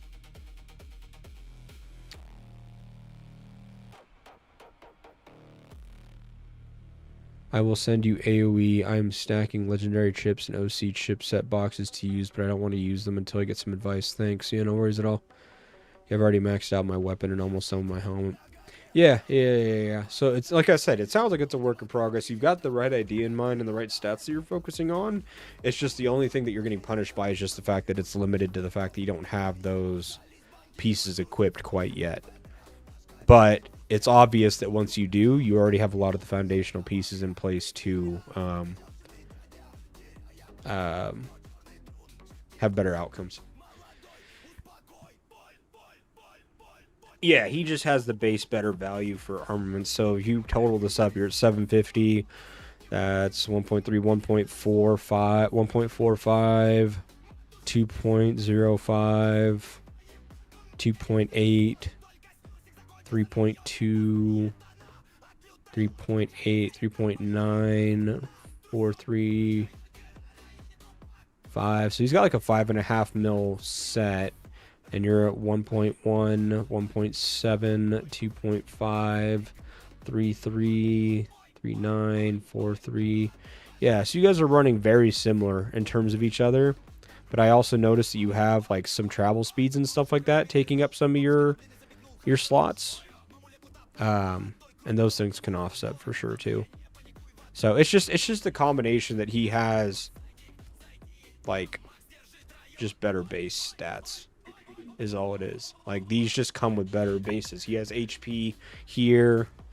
Where's the other one at? I think it's up here. He has HP here as well, the damage reduction. Like those things add up quick. 60% HP is not a small number to be missing when it comes to fighting someone. A 60% HP advantage, I mean. Because all that means is that his health bar is just a lot bigger than yours on each of his troops. So you guys might have like similar stats here. Assumably. Yeah, so 370, 340, 330 to 287. But the problem is that his health bar is so much larger than yours that it's taking you far longer to eliminate that big health bar, whereas he doesn't nearly need as much attack and stuff like that to be able to kill one of your troops. So you might be similar up here, but this 60% HP difference is extremely huge. Like if we were to do, I can give you the actual whole value on that. It's 166 and 225. 166 and 225. So 236 times 1.66. And 236 times 2.25. So that means that your health per troop is 391 and his is 531. So yeah, like that just means that it takes so much more in order to kill one of his troops or send one of his troops as lightly wounded or heavily wounded than it does to do to one of yours.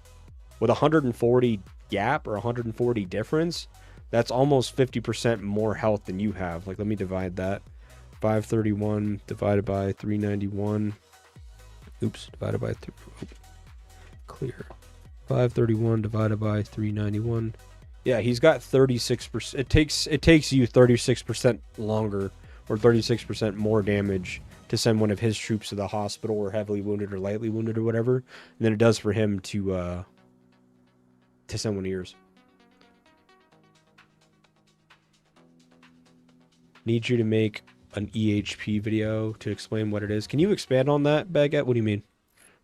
Sorry. I'm still really foggy brain from being sick. I apologize.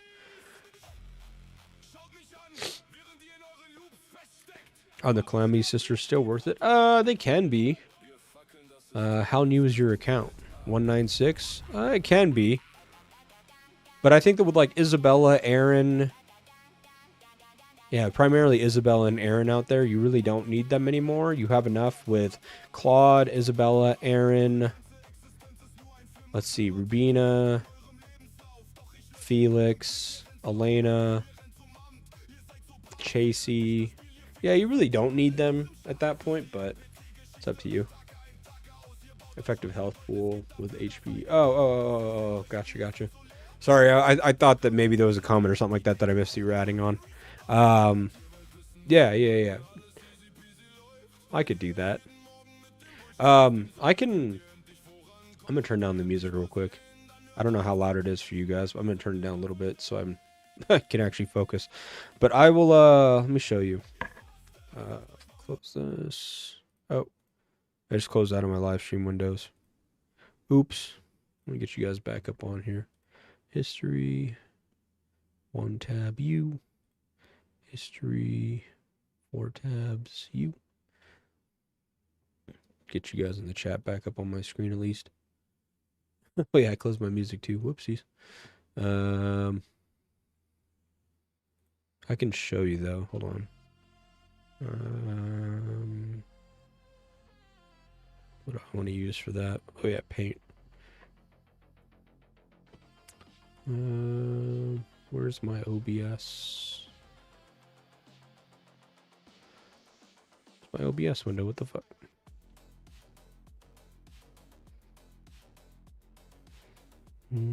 Oh, there it is. It was like blending in. That was weird. Okay. So this is my window, right? Yeah, it's my window. Okay, so let's look at a couple of things. Yeah, no, I think it's good for everybody to have anyways. I can explain it. I can show you how to visualize it. So what that essentially means, and I'll show you the numbers behind it, right? So the base HP for a tier 6 rider is 236. So if I do, I'm going to need a couple of these, right? If I take that report that we were just looking at, right here, we go to squad buffs, and we're looking at rider HP. This is a multiplier of the base stat. So we got 200 and what was the base stat on rider HP? I already forgot. 236. So we'll go back to here. Oh, no. Here. Rider. Okay. So if we go 236 to the base stat times 1.66 the value for 166%, that's his actual HP stat. And if we take 236 times, in his case, 225, so times 2.25, 531, right? So what that effectively means is that if we have an HP bar for a troop, and let's say this is yours at 391, right? This is your 391 HP, right? And this is your full bar. He has to deal 391 damage to eliminate your health bar, right? In order to make you 0 HP. And when you're at 0 HP, that's when your troop essentially just, this is someone dead, right? That's your dead. That's your dead troop when you get to 0 HP. So that's what he has to do each time to send your troop to the hospital or lightly wounded. But in his case, because his troop is at 531, his HP bar is essentially like out to here, being 35% larger. So it takes you 35% longer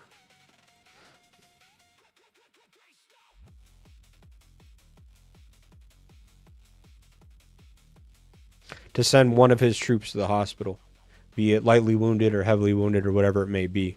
So because it's taking you longer on rotation to kill one of his troops, that's why your stats may be a little bit better, but we can actually just visualize that also, right? So your attack is 370 and his is 340.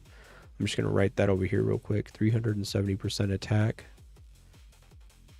340% attack for him. Yeah, 340. So if we go look at the base stat attack of riders, it's at 219. So if you do 219, oh, unplug it and plug it back in. I'm not too sure. Times 3.7. Oops. Times 3.7. And then his is 340. So 219 times 3. Oops. 744. 810 versus 744. So 810 divided by 744. You only have 8.8% more attack than he does.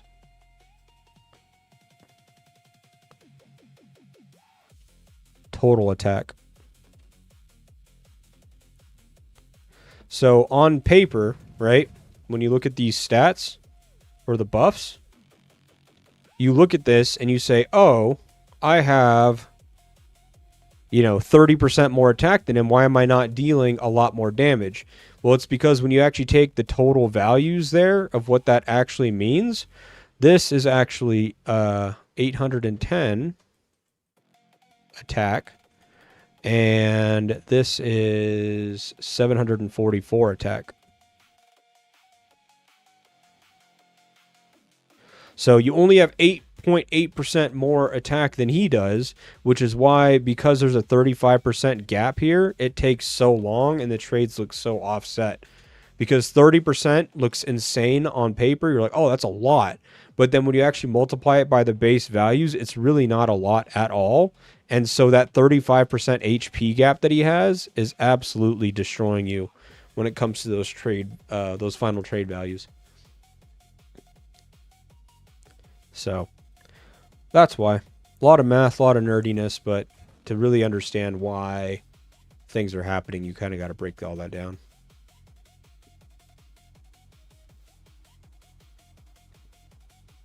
I did ask this question when I was driving, but can't keep in stream. When do you think the Imp collab will be? No clue. Probably September or October. I'm a field player and need some tips to improve field combat. Can I send you an arena report? Yeah, that's fine. Control H. Yep, no worries at all. Happy to help. You can get a gift as well.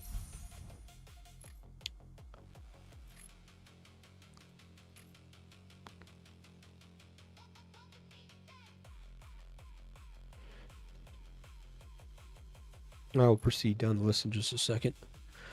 Yeah, hopefully that makes sense, but it's a lot of math and a lot of numbers, but when you like really drill it down, it can start to make sense. Yeah, just no idea where to get HP parts and equipment. Don't cut it. Yeah, I mean you get HP from your armaments, right? So like that's where the big difference from Superbs come from, because you get HP from the actual armament pieces themselves. That normal armaments won't do. That's why Superbs have a huge gap there. So 8% here, 7% here, HP on the different devices and stuff like that as well. You can get it from March skins or squad skins. Troop skins also have them, I believe. Yeah, HP. So if you go to like Riders, I'm sure. Yeah, there's HP on this troop skins as well. Some of the March skins or squad skins have it. I don't think... Does the refinery have... No, the refinery doesn't. And then, yeah, your equipment parts.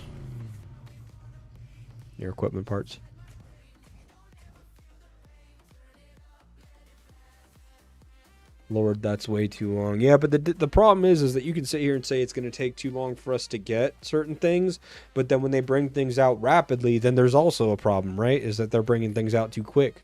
So people love when they get stuff first. They hate when everybody else gets it too quickly. The vast majority of the players would argue that they would rather have the game slow down on releasing stuff than worrying about, oh, Ranged got it, now I need it, and now Riders need it also, because now you're just speeding up the process. It's kind of contradictive and counterintuitive to what you really want. I was gonna say, I thought that they did. Yeah. I know what you're talking about. I was gonna say, I thought that they did. The drone, right? Yeah, the drone does. So there is HP there. You could target it there. And you can target on the short barrel SMG as well. So the rifle, the short barrel SMG and the rifle, or for the firearm, and for the tactical weapon, you can get the Hummingbird drone. Either one of those. I think you can make all white parts now. No, not all. Almost. Getting close. Not enough. I can do the math again, but I'm getting close. Not quite there yet. I think I can get all but one or two. I might be 2 white parts off. Let's do that one. That one.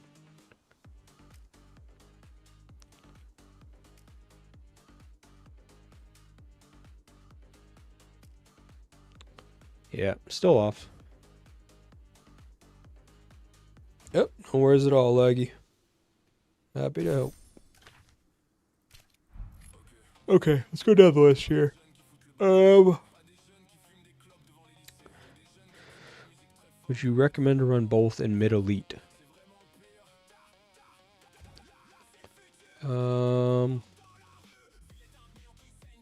Where's your give me an arena report, doctor, if you don't mind.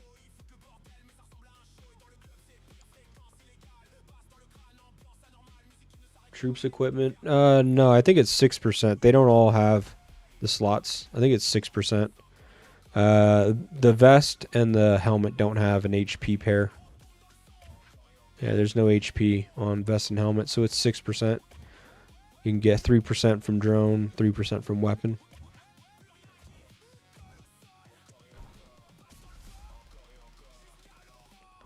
Which I don't have any of them. It'd be nice if I did. I can see weapon, damage reduction.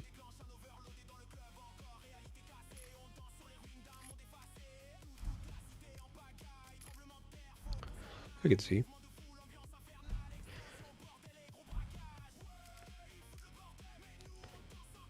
Gross. Gross. No.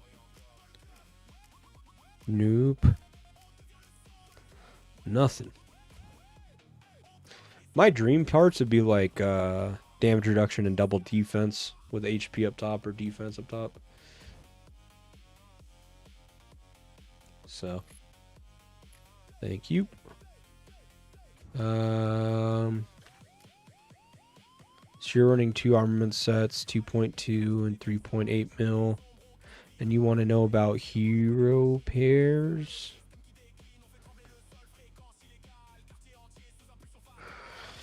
I mean, you have 2 awakened heroes.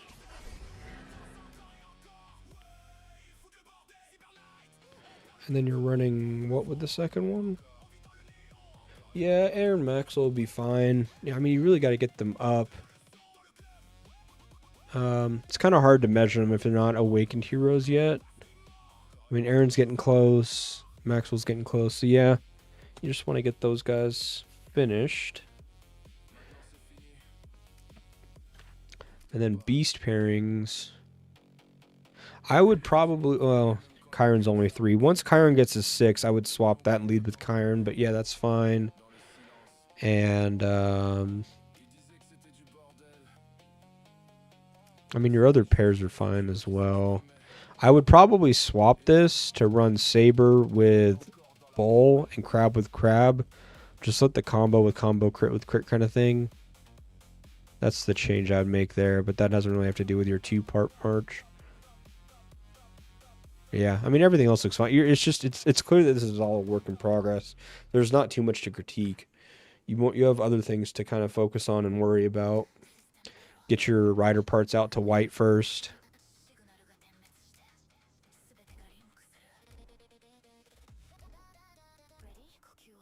Yeah, if you can get damage plus attack on each of your pieces, that'd be solid. This is good. I would get your rider ones to 12 and then get these other ones to 6. So I'd go 12, 12, all of these to 6, these to 16, and then all those to 12 in that order. Between Marco and Aaron, which one do you recommend to upgrade? Aaron for sure.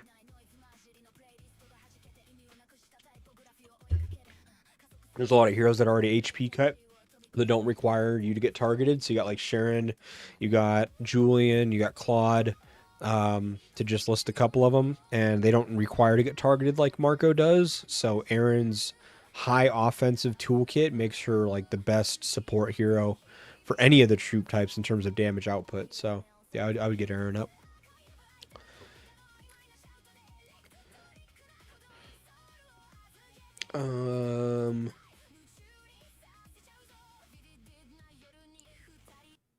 Let's see.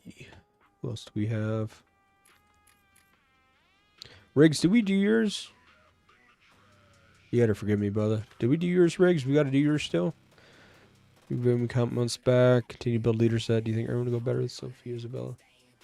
Is Aaron good for an infantry player? Like really good? Yeah, best. The best pair, the best highest damage output right now for infantry is what's her name? Marco Ross of the PF Squad. Sakura Aaron. Sakura Aaron's the highest damage output for infantry currently. Would you recommend to run both marches in mid elite? No. I'd probably run the... Well, you could.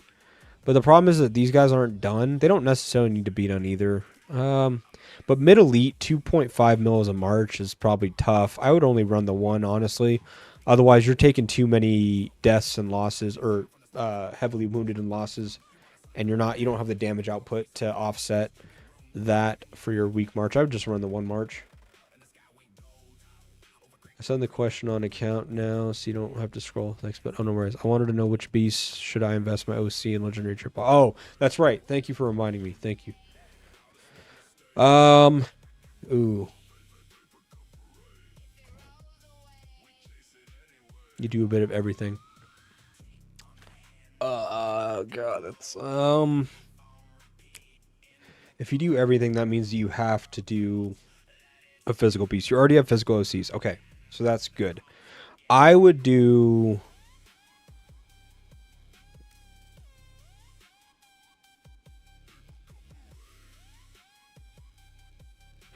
fire OCs because you have a fire set that's done. I would do fire OCs because eventually you're going to have Kong and Chiron, and that'll be your strongest field pair by far, where you can run fire OCs on Chiron and put your non-fire OCs onto Kong, and they will just absolutely decimate in the field. But then in the meantime, you can still run a Chiron Kong for rallies or even a Pangolin Kong for garrison. Well, let me actually before we just go with that guaranteed, which one would you say you do more of, Riggs? Do you say that like it's like a 60-40 split where you rally more often than garrison, or do you garrison more than rally? Like what is the ratio there for you? Is it always 50-50, or do you have someone that you guys have as a dedicated garrison and so you rally more often, so it's more like 80-20? Like what would you say it is for you? The next Hero collaboration like Marco's will arrive in early 2027. It's better to wait for it than invest fragments in Marco. Yeah, you really don't need Marco. I would just do Aaron if you need someone immediately to invest in.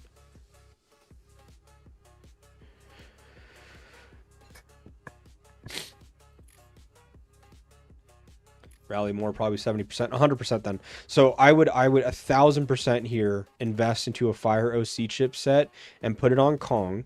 Kong is unique in a sense where Chiron had Fire OCs that came out. OC chips were out before Kong was out, right? And Fire OCs have the particular where on a 4-piece array, after you get it to 3 stars, when inflicting detonate to the target, has a 30% chance to grant the leader 1 stack of lava core. So essentially you can stack the OC chip stacks for 4-piece and 6-piece bonuses from dealing detonate.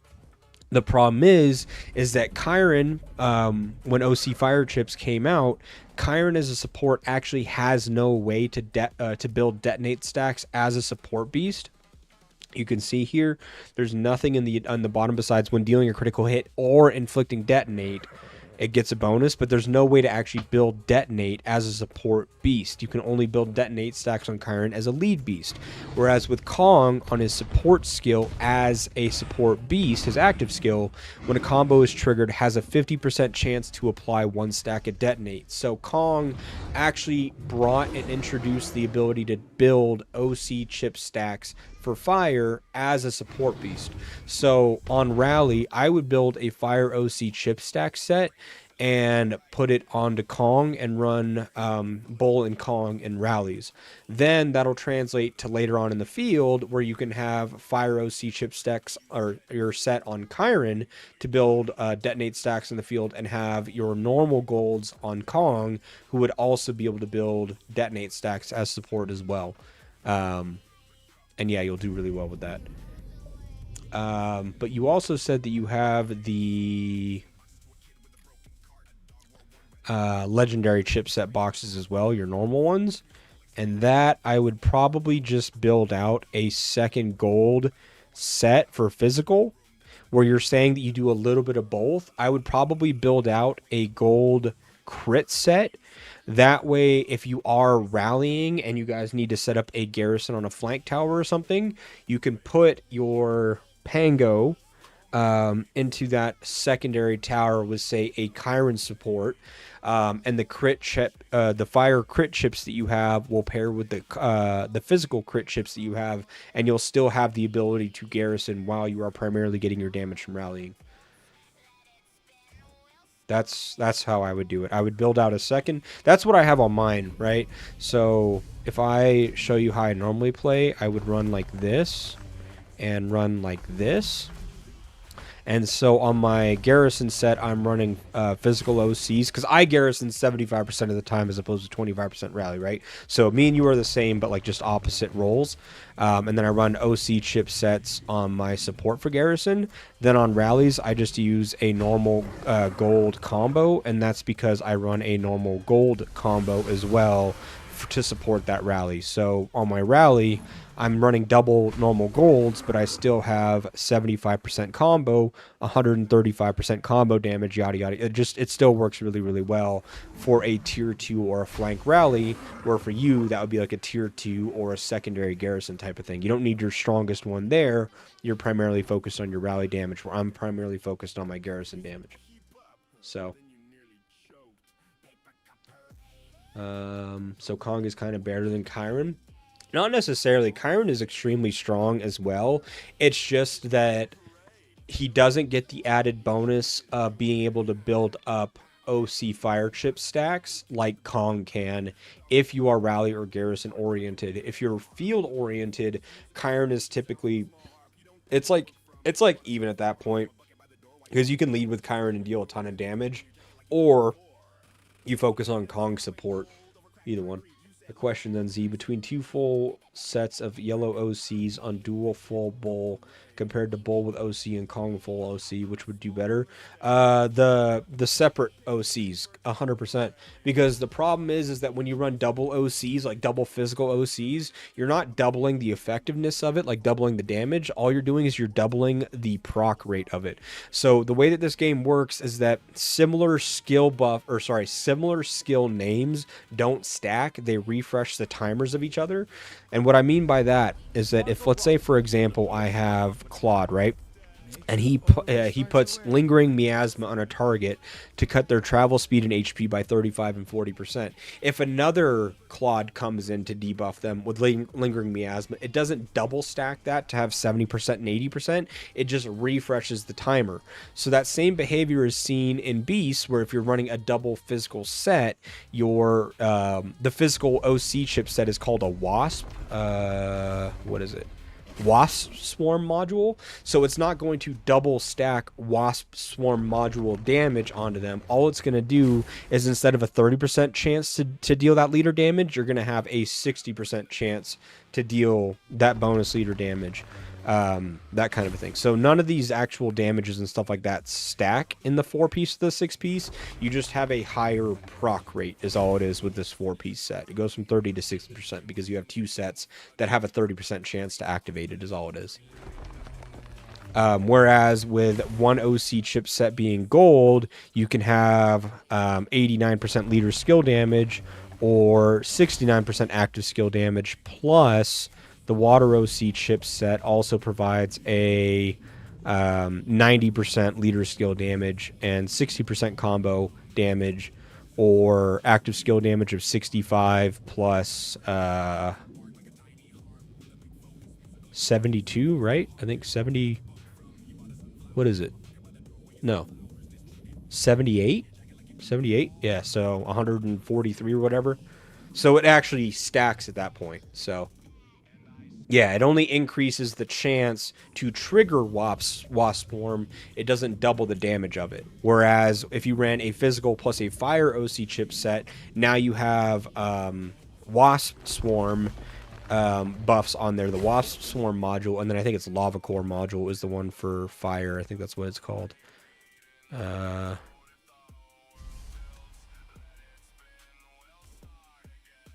Yeah, Lava Core Array. Lava Core module. So they're different, so they'll actually stack at that point. Your Panglo is with the Pluto jelly. Yes. Okay, Zia, question. What happens to a 4-piece array or a 6-piece array of a support beast? Is it inherited at 70% or 100%?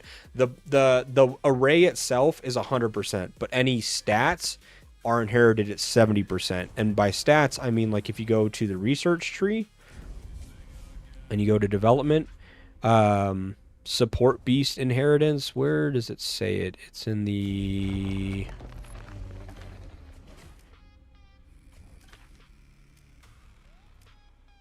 I'm trying to figure out where it says it at.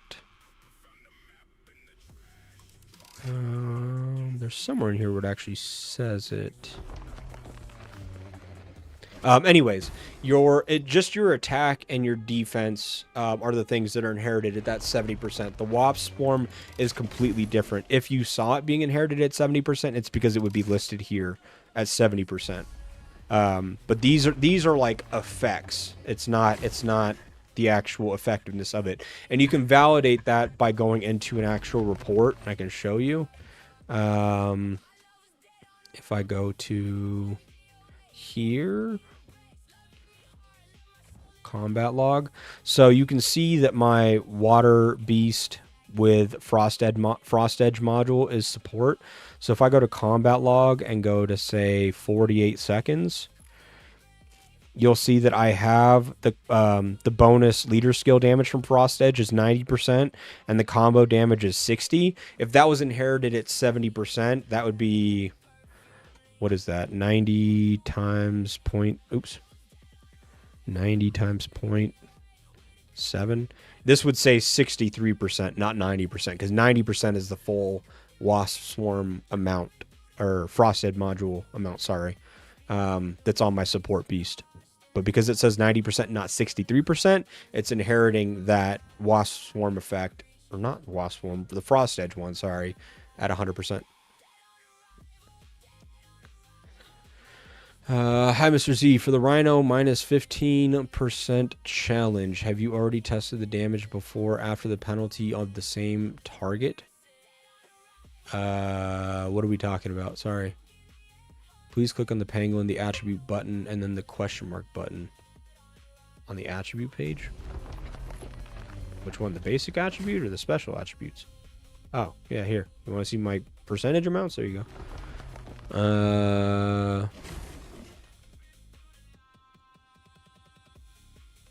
Yeah, no, that I wasn't trying to look at just like those amounts. There's like actually a place where you can just see, but the easiest thing to do is just go to a report and show that it shows in the report it's 100%.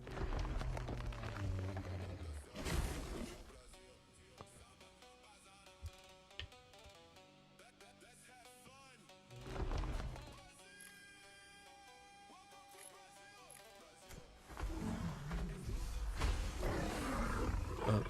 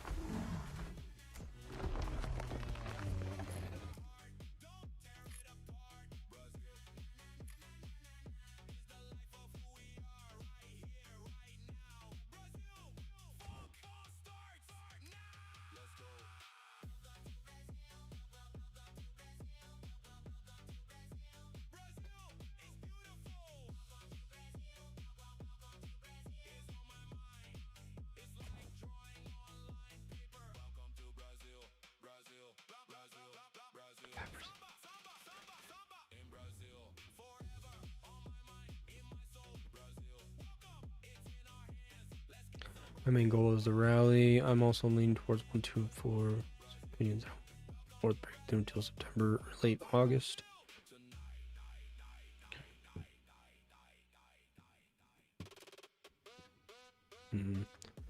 Hold on. Me talk 1, 2, and 4.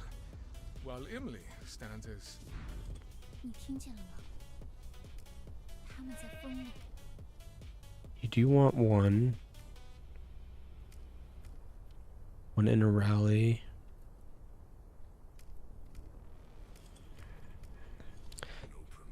Garrisoned. During rallies, HP. Gypsy and child, sex coven cults must be jailed. Gypsy must be jailed. I completely validate how Do you plan on using her outside of rallies? people are undermining your name or targeting what is rightfully yours.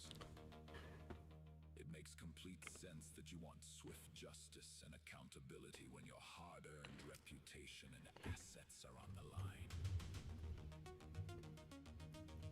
Here is the comprehensive, deep dive analysis of this video transcript. Let's see. Specific mechanics of the cover-up, the Can Bull work with General Crab as rally because I lack of HP? I don't have gold chips maxed out yet. If you don't have, well,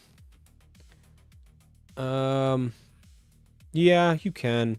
General Crab is fine on rallies because it's combo. It's actually kind of nice too because it's actually the only beast that allows you to have a chance to trigger another combo in 1 second, which no other beast actually does that. So General Crab is actually pretty solid as a support for rallies. So which ships would you recommend to build in order for a gold set on a cat lead? For field, just build crit. No reason not to. the driving force behind the initial crime was that the perpetrators explicitly needed a clean name. Would me talk and Elena also do well against ranged because of Elena's second skill? Well, a big reason why Chasey works well, it doesn't really just have anything to do with just the basic attack. It's her actual damage reduction. She has so much damage reduction, plus her charm and all that stuff that reduces the enemy damage dealt. There is the reduction of 40% AoE, which is definitely nice, but then there's no additional like really good base stats. So you get like the 30% defense, you get the 20% attack, but then with Chasey, you get the 30% HP. You reduce the AoE damage. You charm them to reduce all their damage altogether, and then where's yeah the attack as well. So it's like the defense versus HP argument is like one of the biggest factors there, and HP just it's not even a competition in terms of HP versus defense and how much more effective HP is. Plus, there's other additional benefits that Chasey brings, not just the actual reduction to yourself. So there's a lot of utility. Manipulated and who inside the system allowed it to happen.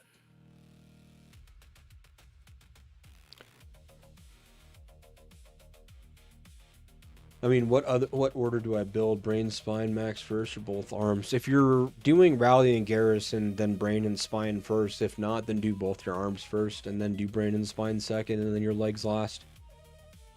Arms for the proc rate and the damage percentage amount, and then your brain and spine to actually kick up the base damage you're doing, and then your legs last for the damage reduction factor.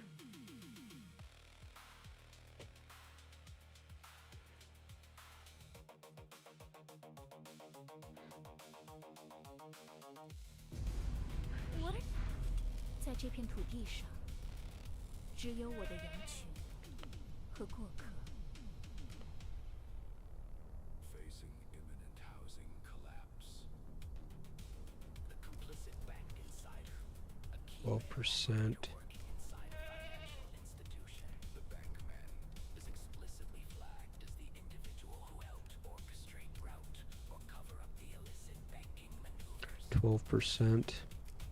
The housing crisis 15%. currently occupying a Yeah. property that legally belongs to the target.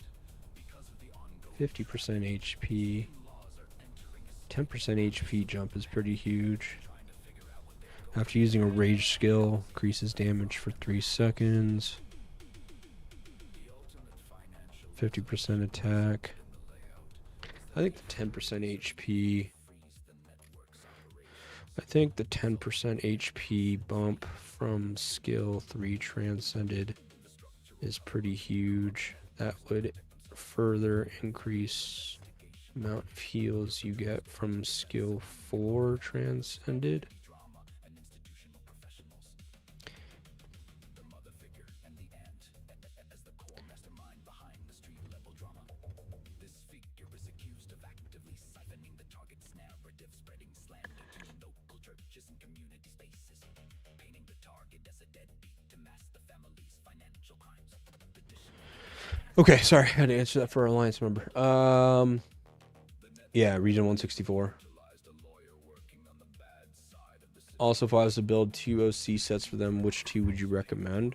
Oh, probably the brain and spine, because then you can still get the 4-piece array bonus from a normal gold and not interrupt it. Otherwise, you're stuck with 3 2-piece set arrays. Your brain, spine normals, your arms or whatever normal, and then the or your gold set normal, and then yeah. Oh, Yana, got her.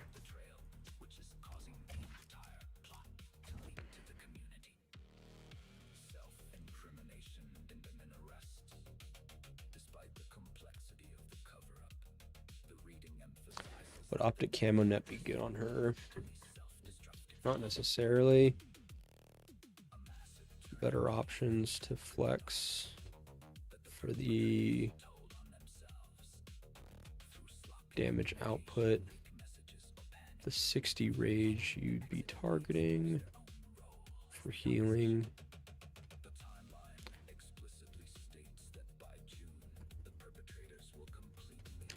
High attack, high augmenter.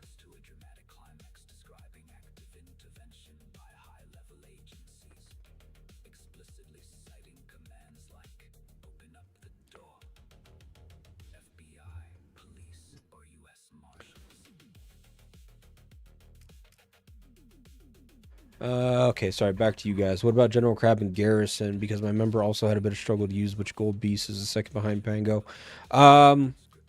It depends. In single rally garrisons like Island Raid or Extreme Showdown, Crab can be fine, but in multi-rally situations like AR, you're not going to deal any damage to the second and third rallies with a combo-based beast like Crab, who has no counter to them. So it could work. It'll just perform a lot better in Island Raid and Extreme Showdown. For something like AR and just well-rounded in general, you're probably better just going double Pango at that point. Or Pango plus a crit beast. So then the counter attacks from Pango can crit and have more crit damage. Between Kong with OC and Pluto Jelly with OC, which would be more cost-effective multi-purpose use?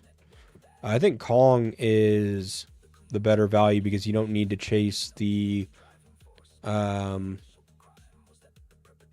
what are these called?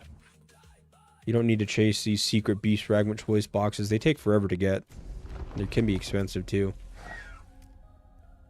So it'd probably be more cost effective to just go with Kong, since you can raise him with a normal fire beast and then just focus your actual spending on the OC chips.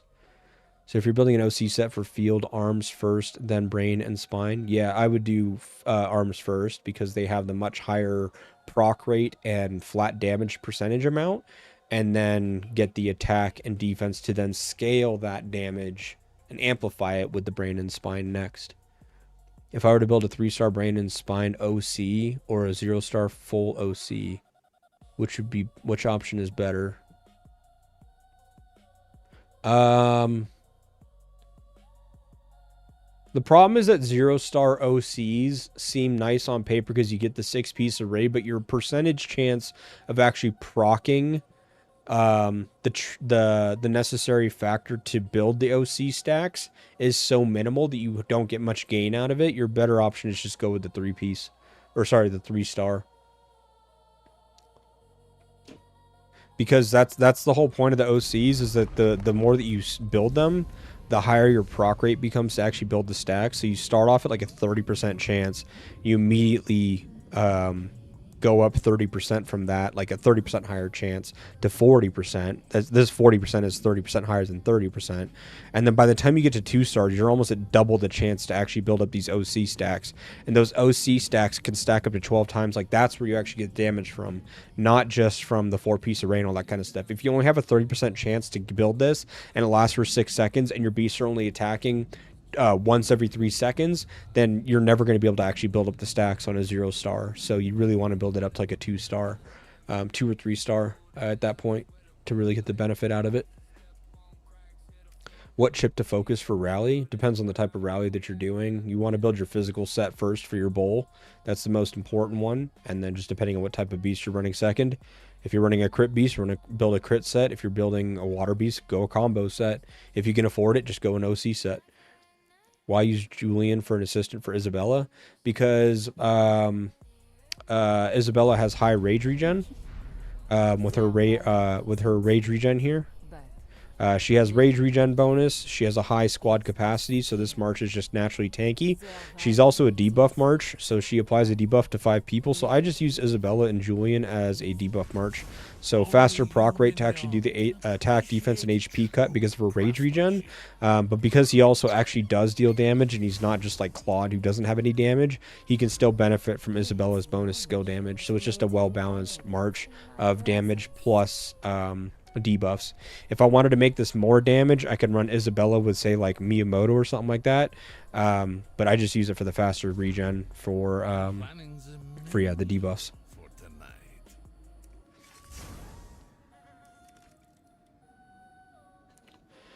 So like if I wanted to reset my marches, here, I can just do this. I could rebuild a 5 march set. I would run probably something like, where's my Marco? Oh wait. Quick equip. And then quick equip. It's now 77665. So now I would build something like this. I focus bullshit, I do hands first. If you're rally or garrison, focus on your Brandon Spine first because those values are multiplied by 300% in a rally, or 400%, sorry, in a rally or garrison on Bull and Pango. Focus on those. The bonuses in terms of survivability and damage output that you get from that 400% bonus is far better than chasing the stats. Because you can have like high crit damage, high crit percentage amounts, or crit chance and high crit damage. But if you don't have like the base stats to scale it, you're not really getting nearly as much out of it. What's up, hi guy? How do your survivors look like? Is it worth investing in them? I've never invested in them. Like they're okay, but they're not anything to write home about at all. I by no means have focused on them. So. Hazy, I just sent an arena report. Name is Black Giant in game. Yeah, I got you here. So if I was to rebuild my setup without Julian as a secondary, I would do it something like this probably.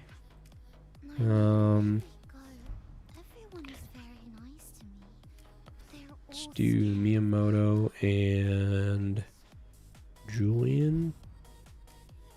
Oh wait. Yes. And Isabella and Sakura, Marco, Claude, and that. That's what I would run as a different 5-pair march if I was to run something different. So this is just extremely high damage output march, double AoE, with debuffs from Sophie, debuffs from Miyamoto for HP cut when they target him, but high damage output with my strongest armaments. Julian behind him because he brings the sustain factor to Miyamoto that he doesn't have, while also applying debuffs of his own. Isabella debuffs, but has high rage regen and high skill damage bonus to give to Sakura, so this is just a high damage march. And then Marco here for HP cut, Claude for HP cut as well. Damage reduction from Chasey paired with movement speed reduction from Maxwell. This just becomes a utility march, and this would just be the 5 march pair that I'd be running. Chillin', brother. How you doing? Oh, I did the wrong way. I did arms first on my rally bull. You can, like I said, you can do that. You can take the higher proc rate percentage plus the damage percentage. The problem just becomes that you don't have that amplified 4x stat boost, which is providing that base damage that crits are scaling off of and that kind of a thing.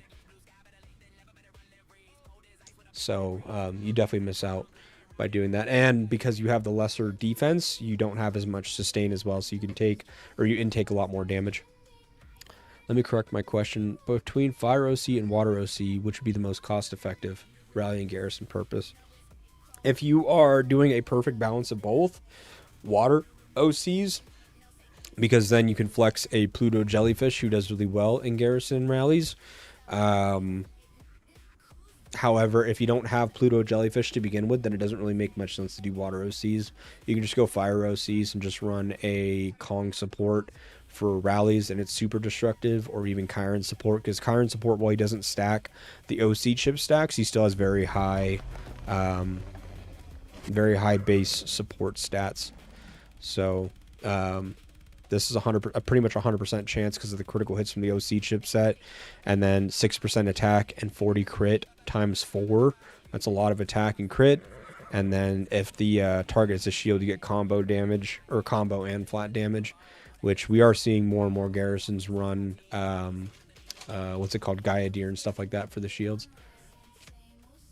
And then we've also seen, or I've seen quite a bit of number of what are they called, Titans as well. Titan has shields to support.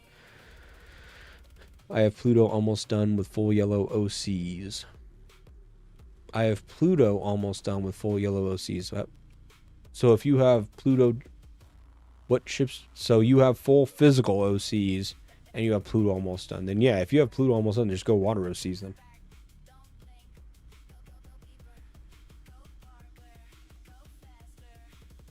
No reason not to.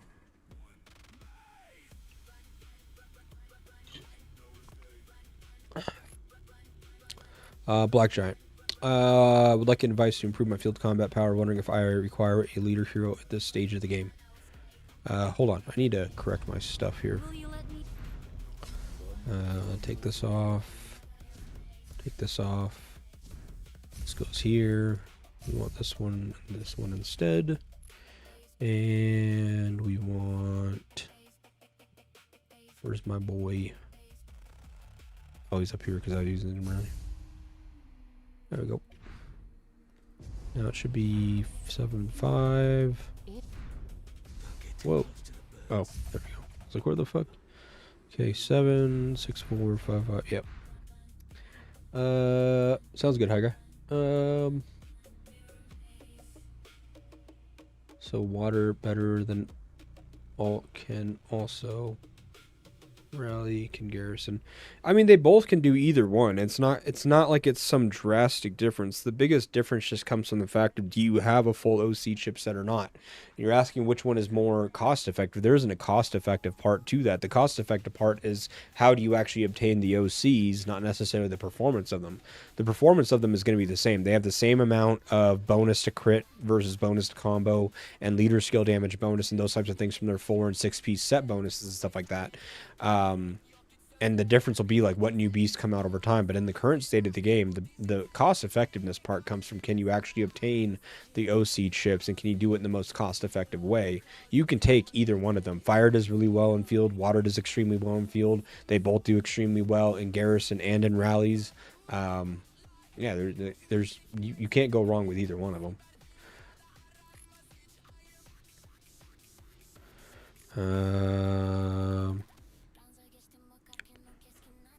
Did I actually end up answering this for you, James?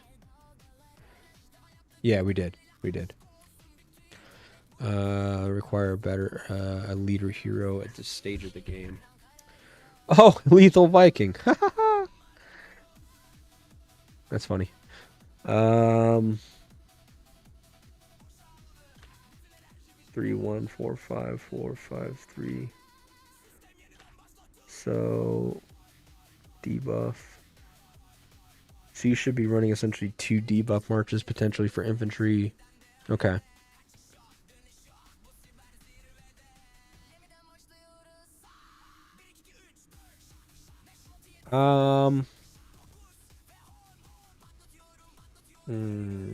You could benefit from having a leader set because then you can move Isabella up.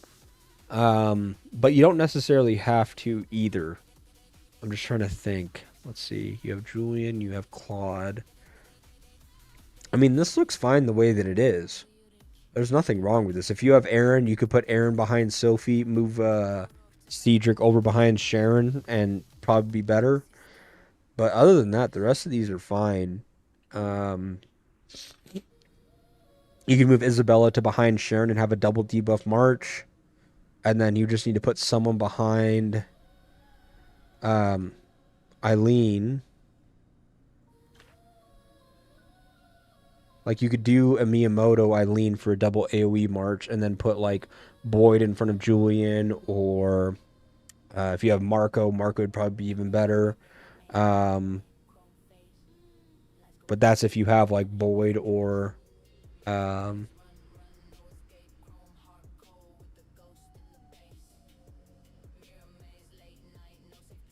yeah, Boyd Julian would probably be the best bet there. I'm trying to think if there's anything else or anyone else. Yeah, Boyd or Marco, really. Yeah, no worries at all, Casey. Z, when does a 4 skill of Fire Beast activate? Only on Beast Shield or even Hero Shields? Oh, that's actually a good question. I want to say it's only on Beast Shields until the enemy Beast dies. Then when it's damage penetration, then it... Ooh, actually, that's a good question. I have a shield here, and they have a Chiron. What is that called? I could answer it for you, actually. That's a good question. Thank you for bringing that to the table, actually. I hadn't really considered that. Thank you. Appreciate you bringing that, actually. It's called Meteor Power. Okay. We can look. I actually have a report for that. So we can look here. Oh. It's expired in 12 days. Okay, interesting. I can't, I guess. Are there any other beasts that are like that? Oh, Saber. Okay, so I might actually have one. Hold on. No, I don't have a shield on that March, though. How is that expired already? It's only been 12 days. That doesn't make any sense. Sometimes you can get lucky. Yeah, there we go. Yeah, this version, the other one doesn't say expired. That's interesting. So I still have a shield here, yes. Okay, and he still has Chiron. And it should be somewhere around the 6-second mark. Buff. What is it that he gets? It's 120... 120 combo, 8.5% damage, meteor power. Oops.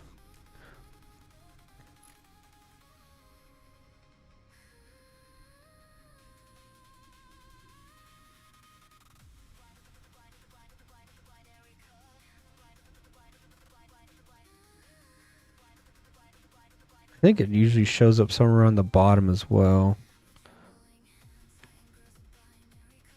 Let me see if I can find one where his beast does damage while I have a Riven or shield up. 2 seconds.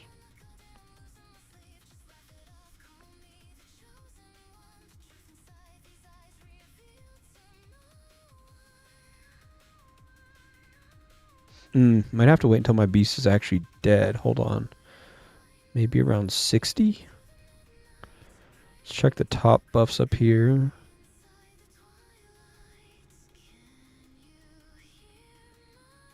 No.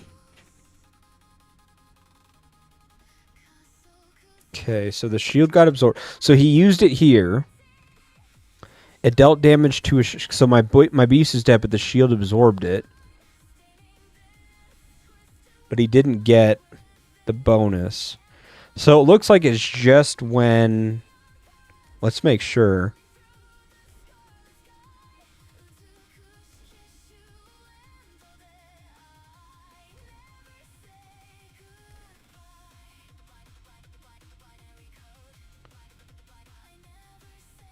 Yeah, it looks like it's only when the beast has a shield itself. Because he dealt damage to my dead beast, which then he dealt damage to a shield, which would have been Boyd or Riven's shield, and didn't proc it. So, yeah, it seems like based off of that, if I was to make an assumption, now bear in mind this is an assumption because it's the first time I've been asked this, I would assume, because see this is penetrating here, I would assume that means that he has to be dealing damage to a beast shield, not a March shield or squad shield. Let's double check and make sure one more time though. Endurance. Undead Bull. Stellar's. Oh, this is me. This is his. I don't see it here. I'm looking for another one where he dealt damage while I had a shield up. Well, no, because it says shield absorbed. So I got a shield there, so maybe here. Okay, so shield absorbed. Immediately uses a dust explosion when dealing a critical hit or detonate. Okay, so that makes sense because he dealt a crit there. Iron hooves, still do a shield. Penetration. Flame dance.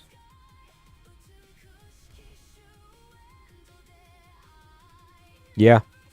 I would confidently say that he has to deal damage to a beast shield, not a march shield.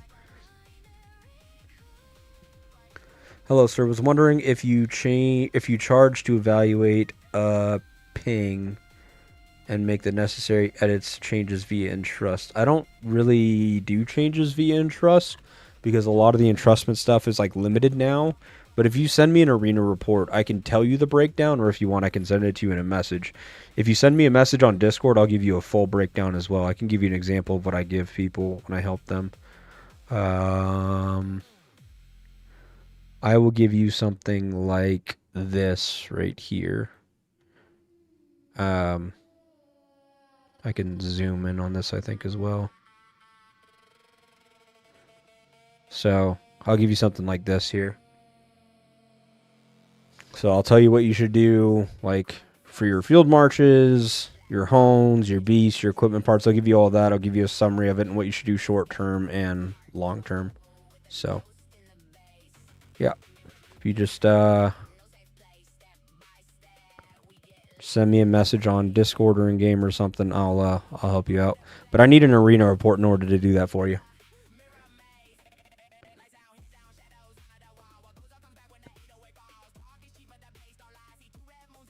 Why does my might look so low? Because I'm not troop bloated. I only have 4 mil troops.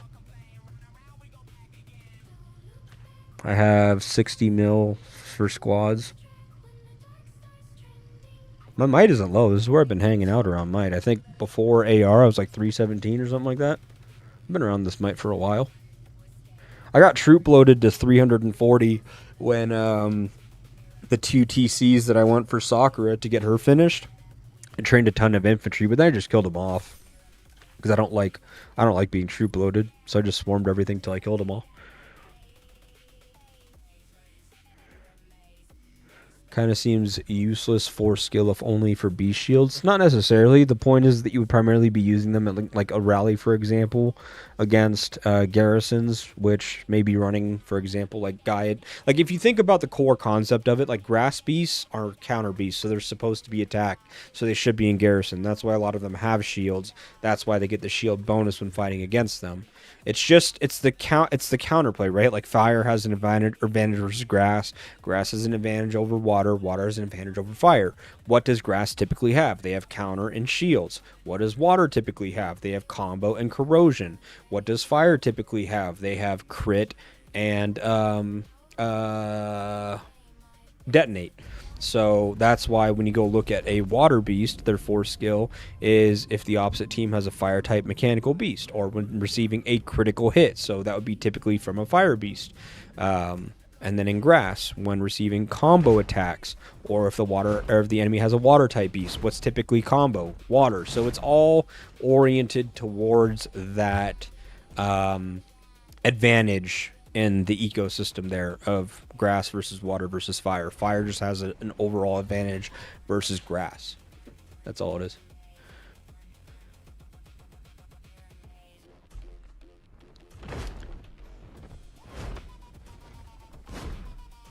So it's not necessarily useless, it's just that it seems useless because there's not many people that use grass type beasts. So sure, you might not get it nearly as often, yes, but that's why it's there.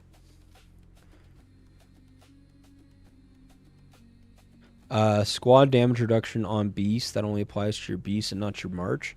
That's actually a good question too. I think that one actually does apply to your squad itself.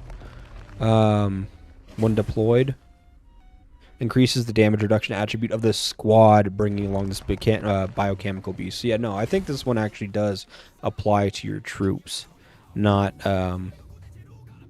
yeah, because yeah, if some of these have like squad basic attack damage like this one does, beasts don't have basic attacks. They have active attacks and leader skills and support skills. So it wouldn't make sense if it only applied to the beast itself. So yeah, these would apply to your troops, your actual troop marches. Thank you for all you do. I'll head over. Yep, no problem at all.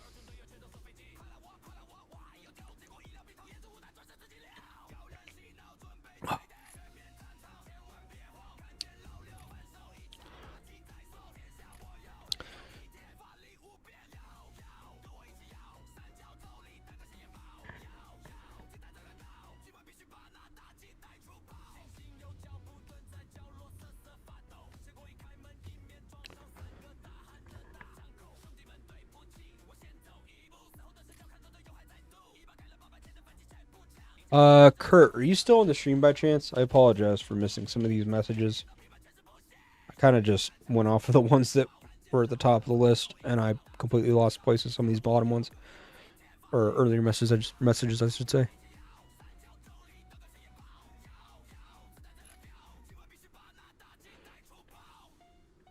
Oh, appreciate you guys all being here, by the way, man. Just hanging out with me. It's a slow day at work today, so I appreciate you guys taking some time and hanging out with me in here. I still want to play some other games, I'm not gonna lie, but if you guys need help, I am your resource. I am here to help. When you guys don't need help, I will go play some other games.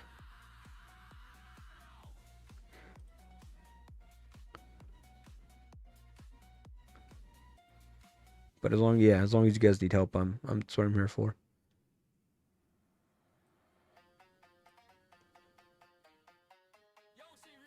No, sorry, Reaper, that's different, brother. So you're probably talking about like this right here. The squad damage reduction. This is different. This applies to the beasts themselves. This is unique to beasts alone. The amount that you see right here in the first skill, the leader skill, your leader is going to bring something with them for the actual march that they're in. So squad damage on Bull or squad damage reduction on Pango. This applies to your squads that are coming with. This doesn't actually apply to your squads themselves. The damage reduction that you see in here is different. This squad damage reduction is separate from that squad damage reduction that you see over here. This one. These are separate ones.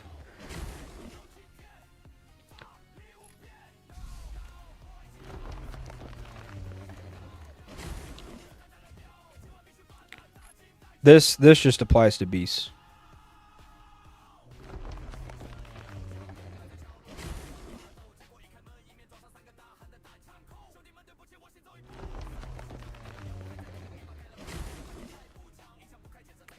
What this applies to, and actually I can see why people are confused. So when your beast does the penetration damage, that's where this comes into place. So like if I'm going to deal, say, 400,000 beast damage to you and your beast is dead, and that's going to translate to troops that are killed off, that's where this applies here.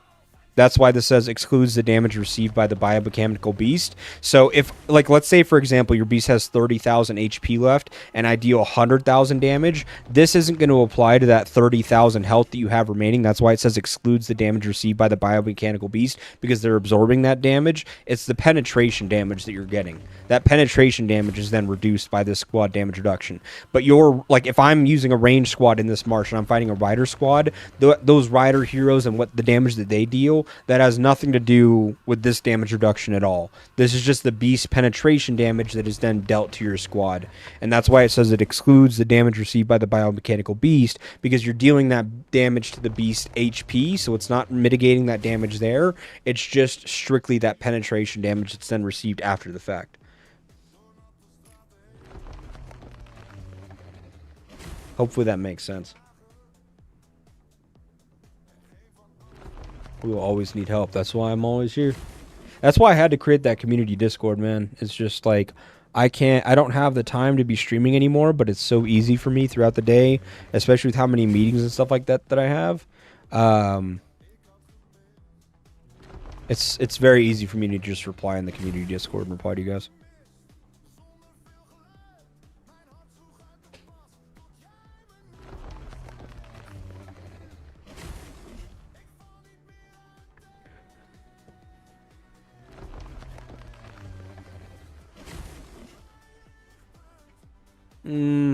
Not necessarily. Julian's okay in terms of stats wise, but there's no utility that he brings to rallies or garrisons. Will you let me go?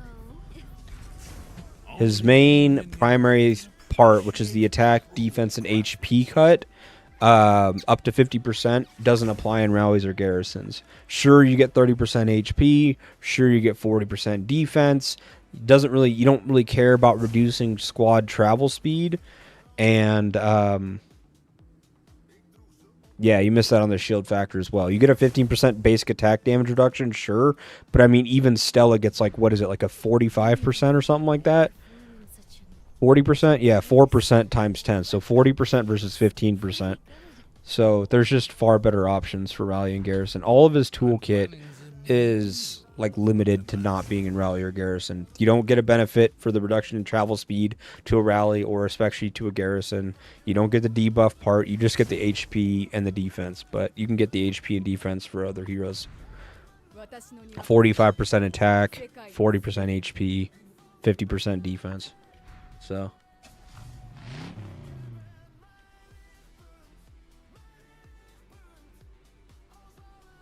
yeah, I never read into it because all I did was I kind of like tested it. Because initially I was like, wait, does this actually apply to my squads as well? So I tested the damage that I was taking against one of my ally or alliance members. We fought each other and I just switched out the beast. Like I had a higher level beast because you can see like that amount grows with level. Level is like one of the main contributors, and then the support. So my other beast here, it gets 10% from being that level also, but then it's inherited at 70%, so that's why we get the 17%. And I was like, oh, 17% damage reduction, that's 3.5 damage reduction hones. Like, let me try this out. And it didn't impact the damage I was taking from the squads. So I was like, okay, well, that doesn't really make any sense. I was like, it says squad damage, and it says that it's exclusively like not for the biomechanical beast, and then that's when we realized, oh, so it's actually the squad damage, but it's the squad damage that you take when your beast is actually dead. So it's helping to mitigate the damage that's being bypassed to your troops when your beast is dead, is all it is.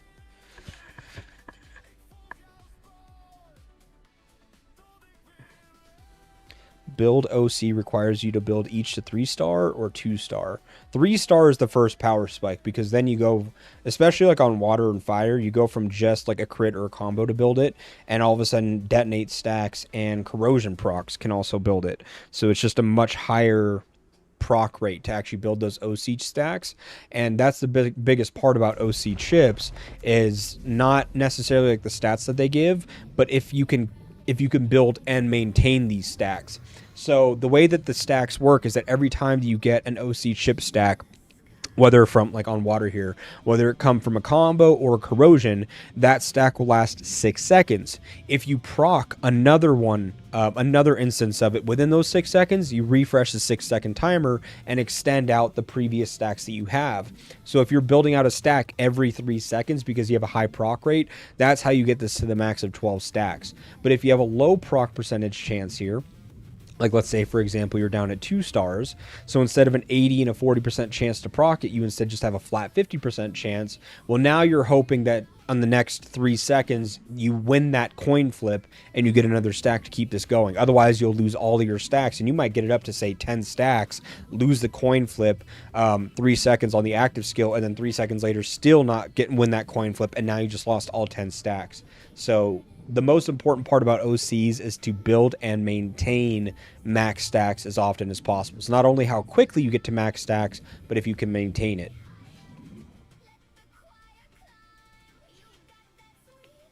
So he truly is IGG's #1 beta tester.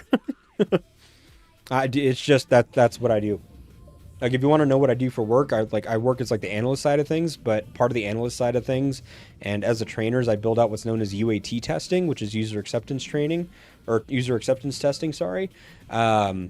And so like somebody will be like, hey, I want to have this workflow or this, you know, whatever built out. Like we want to have this do this, and the developers and architects will work together to make that happen. And then it's my job to build out the test scripts, or essentially like a step-by-step guide for the end user to then go through and replicate basically the new steps for that new workflow that was built to make sure that it works to how they like it and like what they actually intended for that ask to be in the beginning when they asked for that technical change. So you tell me, hey, when I click this button, I want my screen to go blue, and the developers or architects will build it out, and then I build out the step-by-step portion for the user acceptance testing for them to then go in there, replicate those steps, and make sure that when they click that button it turns blue, and then they give the feedback back to say like, hey, yeah, this is exactly what I asked for, or no, this isn't what I asked for, I want it to do this like instead, or when I click it I actually want it to do this, or this is the behavior I expected. And then I can take that feedback back, provide that to the developers and the technical teams. They then rebuild it out to that, and we go from there. And that's how you make technical improvements to a workspace, workflows and that kind of a thing. So when it comes to these games, I'm very analytical to analyze how things are built and how behaviors happen, for like these triggers and your stats and all the combat mechanics and stuff. And that's why a big part of that process is for me to break down like how do these triggers happen, why do they happen, and what actually causes them to happen in that case. So yeah, when people are like, oh, you know a lot of stuff, it's just that's the way my brain works. Like I need to know how it works and why it works the way it does. You can't just tell me the sky is blue. I need to know why the sky is blue and why the sky is not green. You know what I mean? I'm not someone that can just take an answer for an answer. You have to come with like additional stuff, or I will figure it out myself. And that's my favorite part, actually. But that's what you guys get as a benefit. IGG doesn't write up good Wikipedias or information, and I will just do it for you. Z, for a Chiron lead cat support, which chips would you recommend? I would probably go combo on Chiron and crit on the Saber. Reason being is that they both get crit already naturally, and the cat will get crit naturally by building out its potential, by building out its core potential and stuff like that. And then Chiron leading shows here that if the leader skill deals a critical hit, it'll do follow up here. So that's where the crit benefit comes from.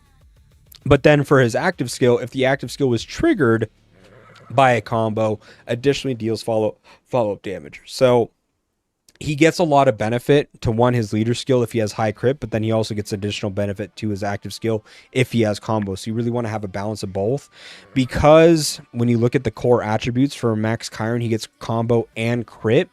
Then that means that you don't need a ton more crit from the chips, because Saber is also giving full crit at 70% to this March. So if we do that, we do, like, let's say there's no chips involved, right? 525 times 0.7. So 367 additional crit gets added to this. So that's like 780 or so before chips ever get involved. So you can take chips and add it at a 70% rate and still get to like 1,000, whatever have you. But then since you get the combo chips at 100%, you can still push this to say like 800 or whatever it may be, 600. So you actually have a good proc rate percentage chance balance of both of them. Good to send you an AOD report. My setup has changed a bit since the last time you checked. Yeah, by all means. Avatar deep dive when? Wait, what? Avatar? What Avatar? Where's the Avatar? The Airbender? What Avatar? What if I do 2 OCs for Chiron and 4 combo piece and full crit for cat? That would be fine too. That would be totally fine, because 2-piece OC is mostly for the high stats. Because you're doing the 4-piece combo, I would do the 4-piece combo, yes, on the arms and legs, and then 2 OCs for the brain and spine, since that'll give you higher base stats than the normal gold set would be. That would be totally fine. No problem at all there. Should have said that before. Z, already building crit OCs. Crit OCs is totally fine. You can run combo OC or combo on your support beast. You'll still get a lot of benefit. So the fire OCs as lead is no problem at all. And the reason being is that you're going to get a lot more benefit out of that, because with the fire OCs, as you can see, starting at 3 stars, you start building it off of Detonate, and Chiron Lead does proc Detonate as leads. So he has not only the way of building OC chip stacks through crits for fire, but he also has the ability to proc Detonate. Right here, when inflicting a critical hit, has a 100% chance to inflict 1 stack of Detonate. When using the leader skill, it inflicts 2 stacks of Detonate, so he can stack fire OC chip stacks very fast. And because he can stack it very fast and maintain it, then that means that you should always be, or very quickly in fights, get to the max stacks, which would be 15 times 6 or 90, 15 times 4 or 60. So you'll have 60% bonus crit damage, 90% bonus leader skill damage as well. You'll get there quick in field fights, and you'll be able to maintain it for the long fights as well. So that offsets you not having that combo lead set. No problem at all there. You can just go combo on the support set and be totally fine.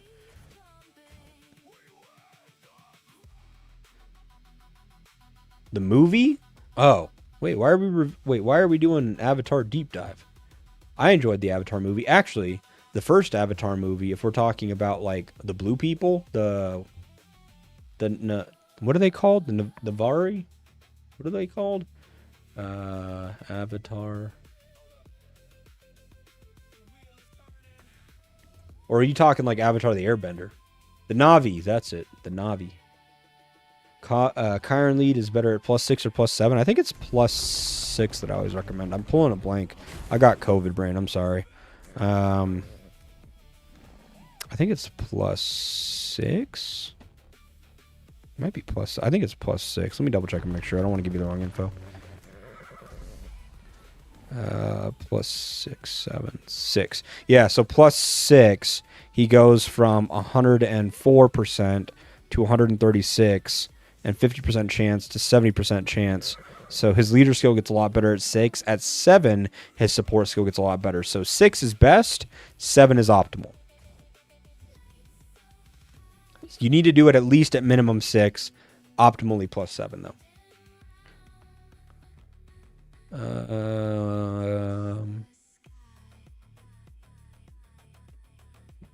I'm getting more messages. Hold on.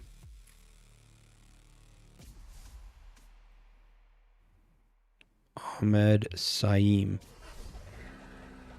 I don't know who this is.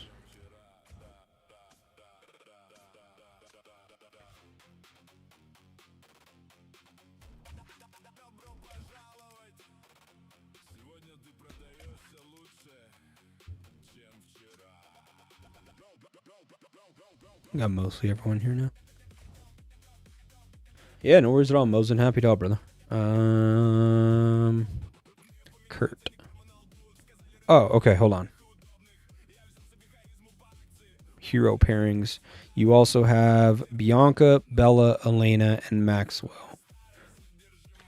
How many armament sets are you running? Could be running all these, that's fine.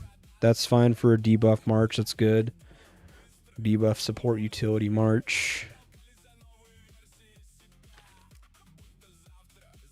Okay. Kurt, I'm going to be honest with you, all right? If you want the highest damage possible march for Rioters, straightforward period here, I would be putting your best armaments onto Aaron. You can try Aaron Isabella. I would also try Aaron and Felix, and I would also try Aaron and Janet. I can't tell you which one is going to do best for sure, because a lot of it depends on your armament build and your holidity of your account. But put your best armaments on Aaron. Try it with Aaron Isabella, Aaron Felix, and Aaron Janet. One of those is going to be your highest damage march, but your best armament should be there. Your second highest armaments. I'm gonna go off of the example that we're just using this, right? So best armaments are going to go on Aaron Isabella. Your next march should be... Actually, honestly, these are all fine. I would swap Daryl to in front of Claude. Is that... Yeah, that march is 3-5, 3-4. So yeah. So I would just do Daryl Claude for a debuff march. I would run Chasey and Maxwell because Chasey doesn't have any movement speed, so she's rather slow. Maxwell will kick that up, but Chasey also debuffs them with charm, and applies other debuffs to them as well. And then the Maxwell will slow them down, so it just becomes a utility march. Your Daryl and Claude becomes a debuff march, and then your damage will come from Aaron and Isabella, Rubina and Janet, and Felix and Rick. Everything else looks fine. Why not Aaron? Rick is the options is best. So Rick is okay in field, but a lot of his toolkit is fairly limited to the fact that he has things that play well in Garrison instead of just being strictly field oriented. Typically, the heroes that are strictly field oriented do the best. The exception to that would be things like Sakura, where we don't have many AoE or high damage options for infantry. For ranged, like Ethan is just like well-rounded altogether. He removes a lot of those restrictions and stuff. But Rick, a lot of his kit is Garrison oriented. Even if you're removing the Garrison restrictions, a lot of the behavior of it is still around like a Garrison style gameplay, like close knit, target me type of thing. So Aaron Isabella is huge because Isabella and Aaron both have high damage buffs. Let me see here. Yeah, so where is it? Skill damage reduction by 25% on Aaron and 25% skill damage on Isabella as well. On top of that, Isabella applies a debuff that increases the damage that nearby enemy squads receives by 15%. Aaron deals AoE damage to 3 nearby marches for 5 seconds, or for 4 seconds really. And so Aaron would then use his rage skill, start dealing AoE damage for the next 4 seconds. In the next second, Isabella would then debuff nearby marches for they take increased damage.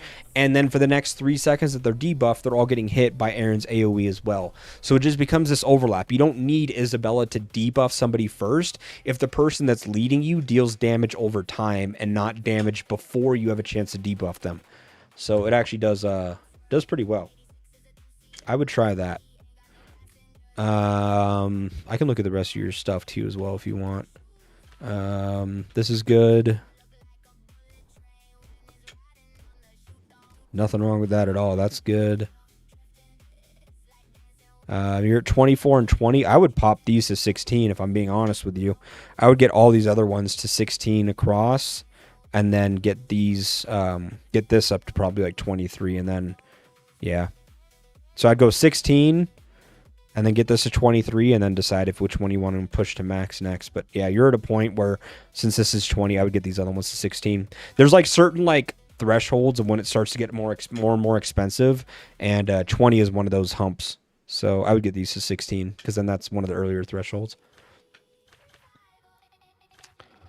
Combo, crit, combo. I mean, there's nothing wrong with these.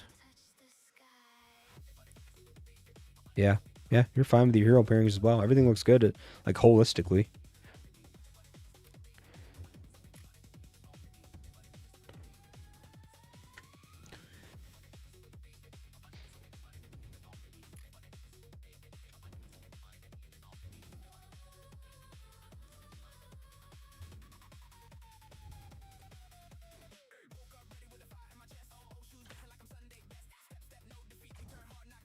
Tatsu.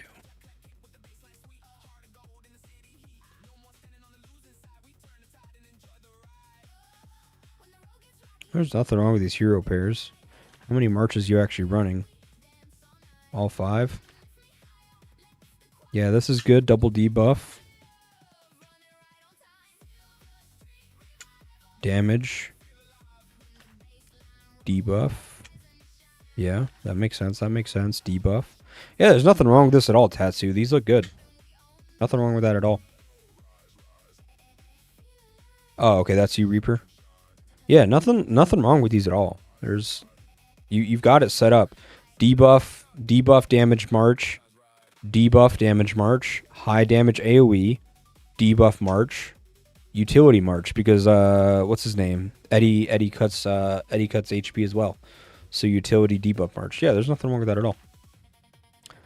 I would pause on the backpack, get your infantry parts to white. Damage attack, damage attack. Yeah, I mean, you're doing good there too. 18, 19. I would take a pause here. Get these to 12. Get these other ones to 12. And then keep pushing on the infantry ones.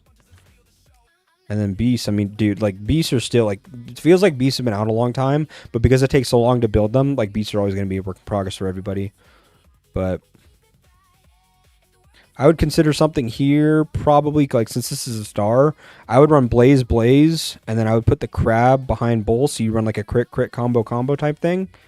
But then the rest of these are fine.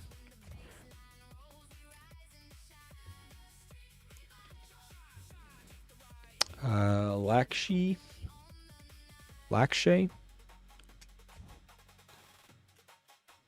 What changes can I probably do? How many marches are you running here? I would run 3 marches in the field. I would leave this 1 point. Well, I would leave this 1 mil one at home for sure.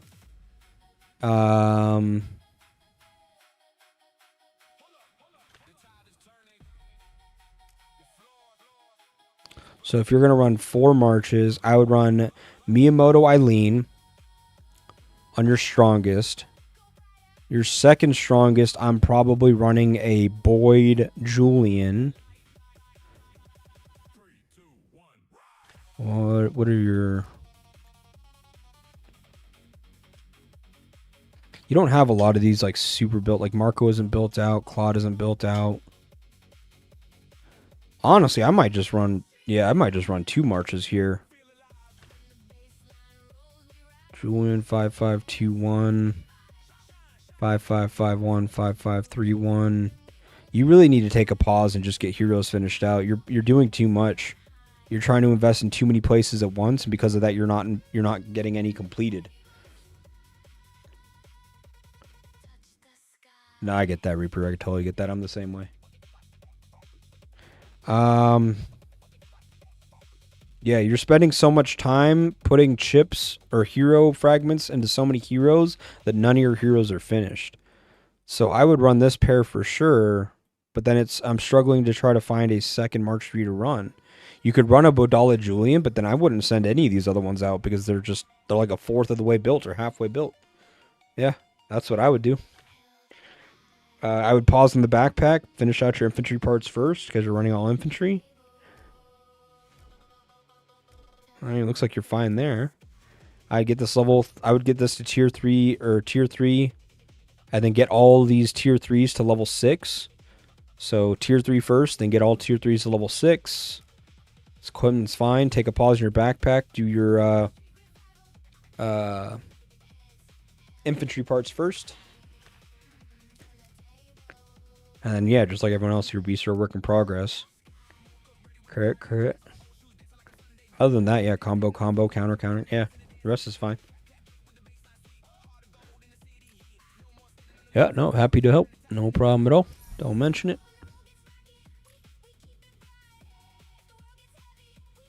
He is strong, but what should I improve in general? And for the beast, what do you recommend preparing? Because I told it's a bit confusing. Development center potential. What is the development center and potential difference compared to OC chips? Is it necessary to concentrate on potential and development, or combination, or 3 including the chip? I don't think this guy is in the streams. I'll have to do that. No, I mean...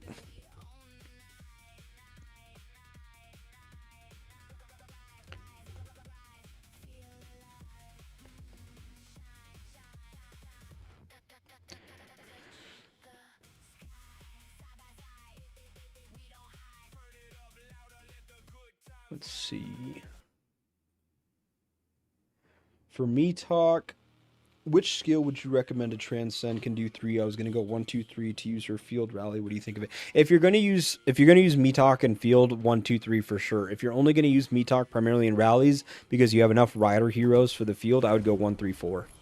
But 1, 2, 3, 100% if you're planning on using me talk, even remotely possibly in the field.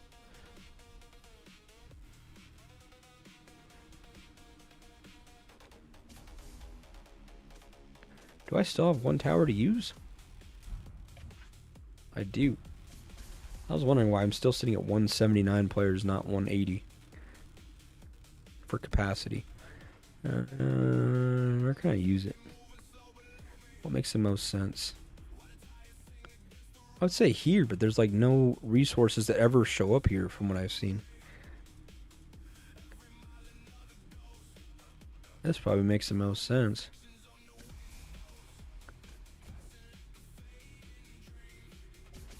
It's gonna look ugly, but something like this is probably the most effective. I don't know. Where should I put it?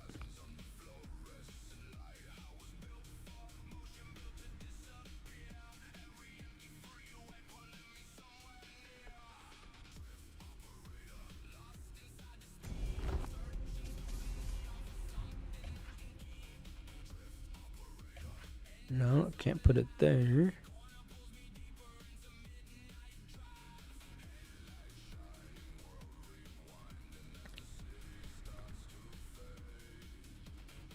I really do not know. Sir, may I ask what region you're in? 164. 164.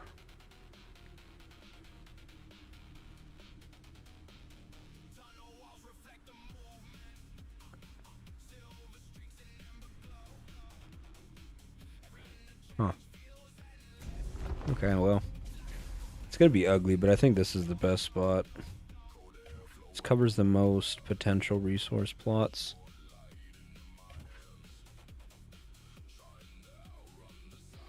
I think I have to do it here. As ugly as that is. Yeah. That's gross, but it's what covers the most territory. Wait, who is this? This guy does wood, right? Auto gather. Oh, wait, I gotta send him back first.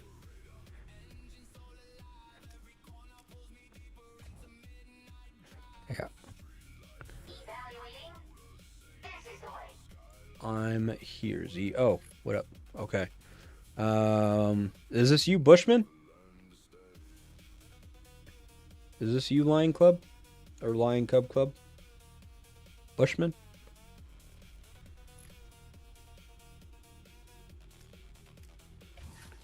Be grateful you can smile.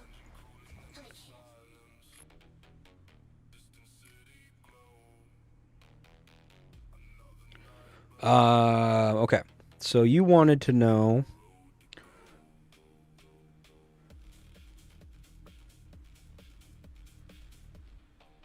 Just got done watching another of your videos. No problem at all. Hero pairing. You're running Daryl, Janet, Chasey, Felix. Claude, Elena, but not Awakened. Okay. And you're running...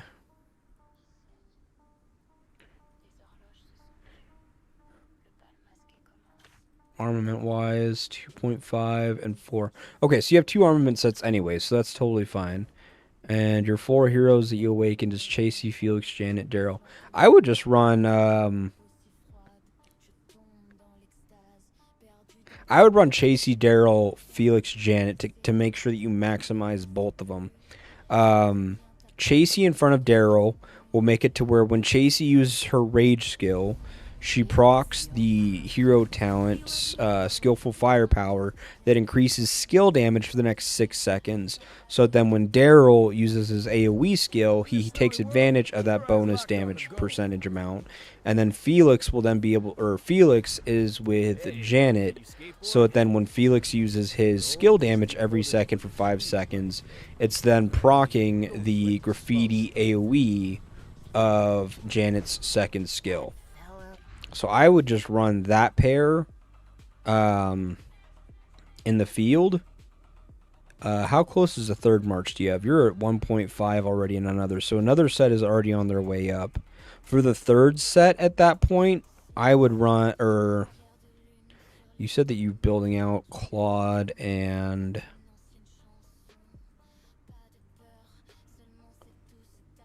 Elena.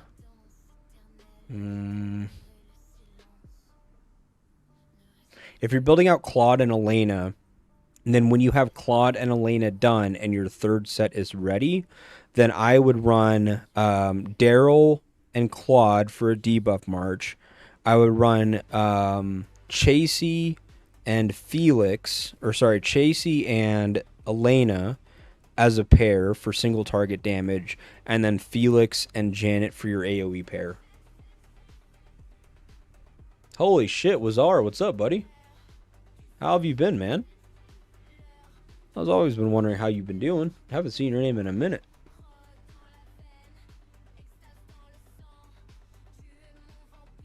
How you doing, brother? Glad to hear from you, man. Glad to hear you're alive. Hope everything is going well for you, my man.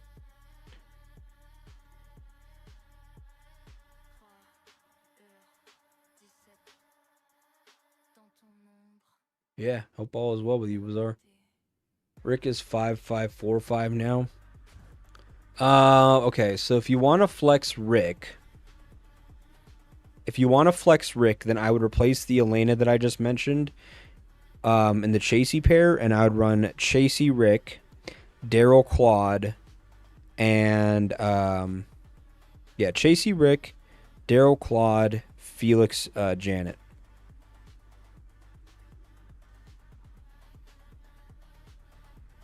Yeah. See, the Isabella talent tree, in cooperation, it says squads. Does it max for 5 squads or just every squad nearby? I think it maxes out at 5. I think I know what you're talking about. It's,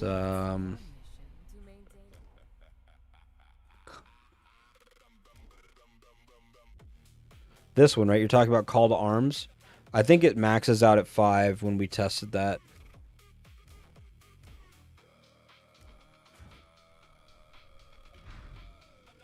Busy with life. Oh, I mean, being busy is better than not, I guess. Oh, man, I'm glad to hear you're doing well. Hope life is treating you well. Yep, no worries at all, Lion.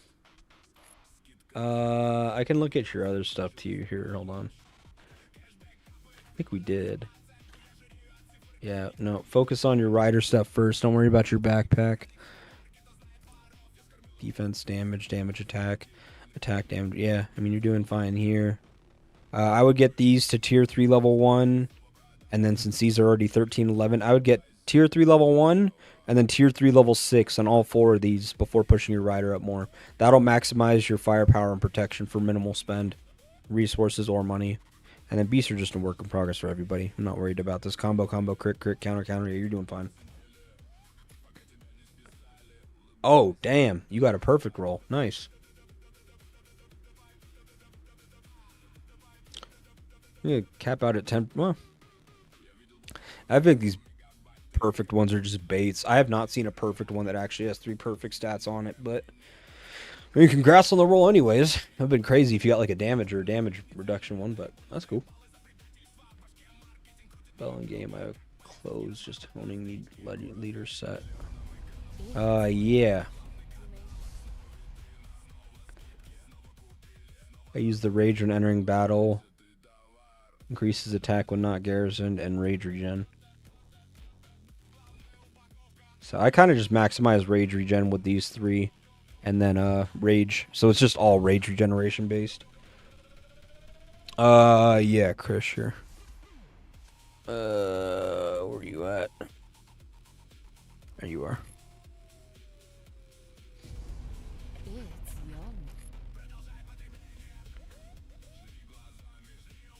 Even the others just say squads get increased buff. Even the others just say squads get increased buffs. Yeah. When we tested it, like we surrounded it one time when we tested with like 15 nearby marches, and the buff didn't scale that high. If I recall, it just capped out at 5 squads total. Ponkej, I'll reply to him next. He's from the Discord. Yeah, no worries, brother. Oh my god. We've been at this a lot longer than I thought we'd be. We're at 3 hours now. Oh, longer than 3 hours. What are we at? 3.5 hours?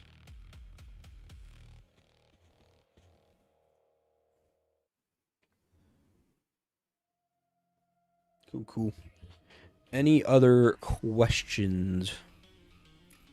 If you could review my marches, I'm primarily infantry and leader focused player based on field presence. Sure.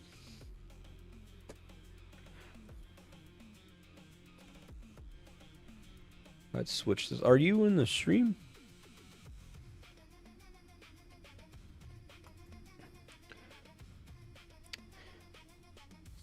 Did you say to forget the backpack? Yeah, because you're running on all riders right now. You're not worried about other troop types at the moment, if I recall, right? Yeah, you're all rider based. The backpack stuff is expensive because not because it's like the most beneficial, but because it impacts all your troop types, not just one. That's why the actual cost is 2x the amount. So since you're just rider focused and not worried about the other troop types, just finish out your rider ones first.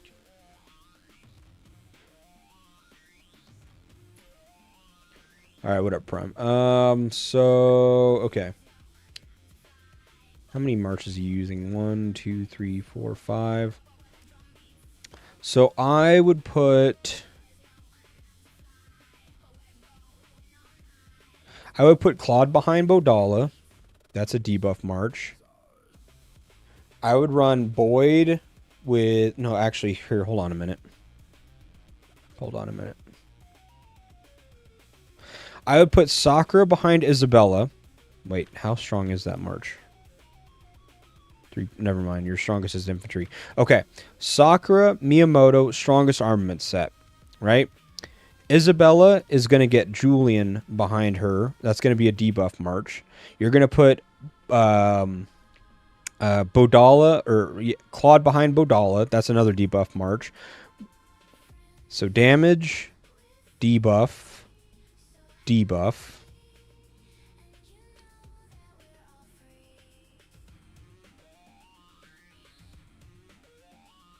Damage, debuff.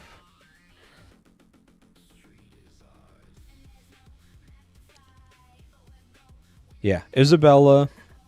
Okay, yeah. Isabella, Julian, debuff march. Bodala, Claude, debuff march. Boyd, Bianca, tanky, buffing march. Damage. And then Eileen and Adut get put together as just another field damage march. Yes, that's what I would do. So you would have the debuffs coming from Isabella, debuffs coming from Julian. Bodala keeps Claude healthy, which Claude would then be debuffing. Sakura and Miyamoto are double AoE for a true AoE march, or true AoE damage march with your strongest armaments. Boyd with his 3 shields keeps Bianca alive, who's buffing all of these marches. And then you're running Adut and Eileen for just a very mobile, because they both have high movement speed, high mobile, and just solid 5th infantry field march, basically. Third person from my region asking for help. Hopefully that doesn't make us look like an easy region invasion. Nah, I don't think so. Everyone's got questions at all levels, brother. I help. Like, one of the last people I got done helping was... Is it Platov? Is that his name? In IWRI? He's got a maxed account.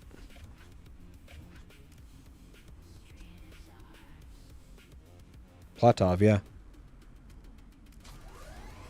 He's one of the last people I've helped with his account.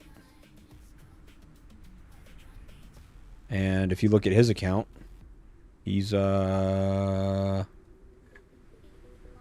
when we were doing that arena reports? Oh, you can't see it, but his AOD is like 130 mil. Whatever it is, 125 mil, 130 mil, whatever it is. He's a maxed account. So I'll help anybody at any level, it doesn't matter who. You're getting all the lives in, aren't you? How long have you been live for? No, I'm not really doing a lot of lives. I was just not a lot to do today. But I still mostly only just stream more events. I had Glory League or whatever last night. So I mean, that one's only every couple of weeks. Then we'll probably do one for Island Raid, at least the bracket review.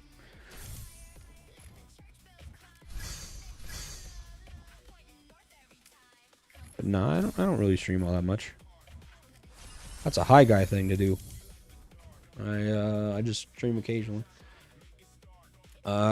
But we're 3.5 hours right now.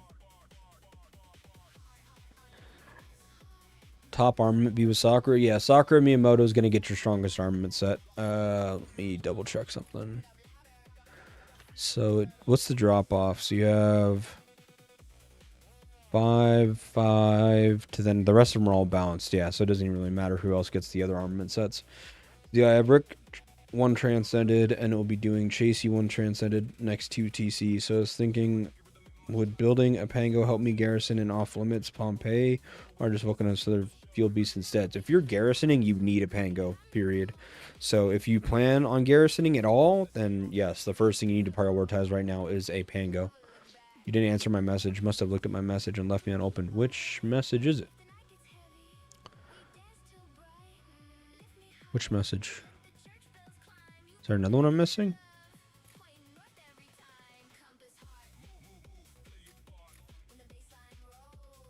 I mean, these are just messages I've gotten today. Everything up to here. Is Cedric and Julia great as a debuff March? I have Sophie Ethan as my main March, Cedric Julia as second, Spectra Claude as third. Sometimes I run Cedric and Bard for second. Yeah, you could do that for sure, but I mean, a better debuffer would be someone like Sharon, right? So if you're really looking for a debuff March for range, then I'd be running like a Cedric and Sharon for the HP cut from Cedric, and then the HP cut from Sharon, and then the rest of your marches are fine. But yeah, you can use Julia for now. No, it wasn't today.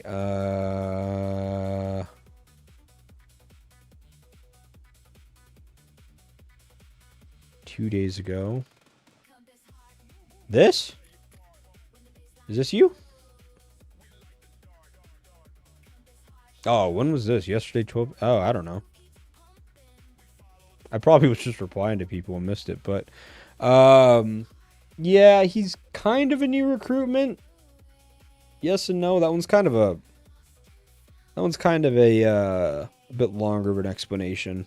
Like, I've known him for a long time. He's been helping us for a long time with other stuff, but in terms, like, he's been in LM4S, and he wanted to switch out of there pretty quick.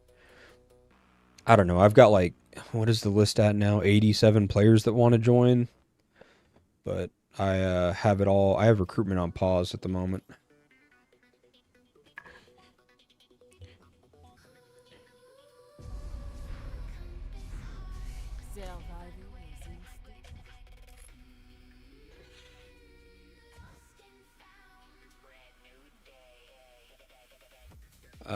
Yeah, by all means, ACA or ACA, that's fine. So this might seem like a stupid question to ask, but those recommendations is based on AOD and infield, correct? Yeah, both, 100%. Primarily field. AOD doesn't matter. AOD is stupid. You don't really have to worry about AOD. AOD, the reason why I have people send it to me is because I can see your whole account with one share. I can see your garage, your refinery, your armaments, your beasts, your homes, like everything. I can see everything in one report. That's the only reason why I ask people to send me their arena reports. It's not because you beat them or you lost or like that. Like, arena doesn't matter for anything at all. At all.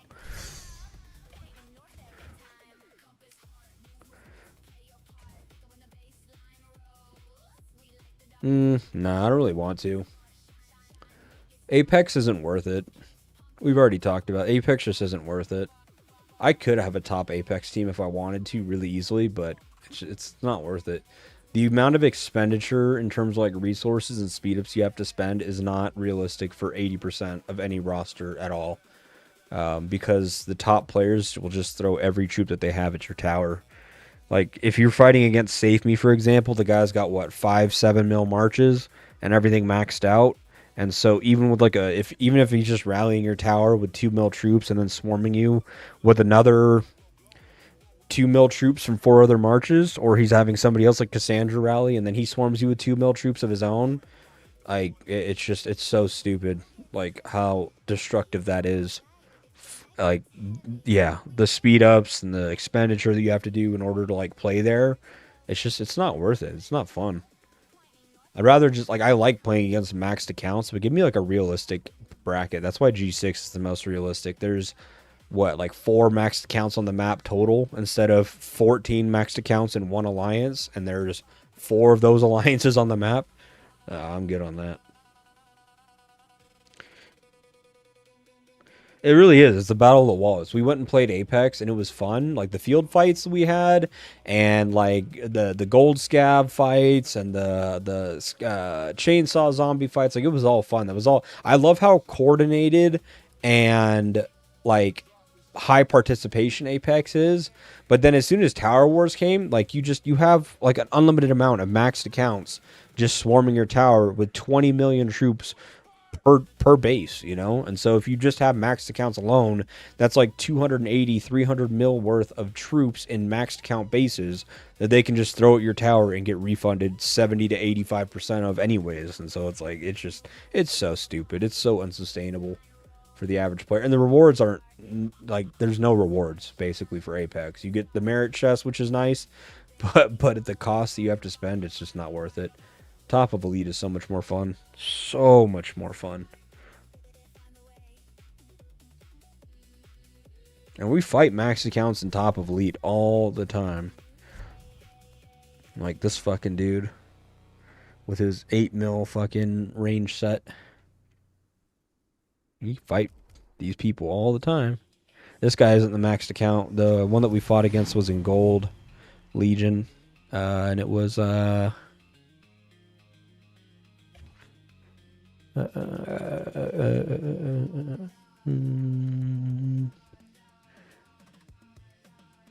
he's up here.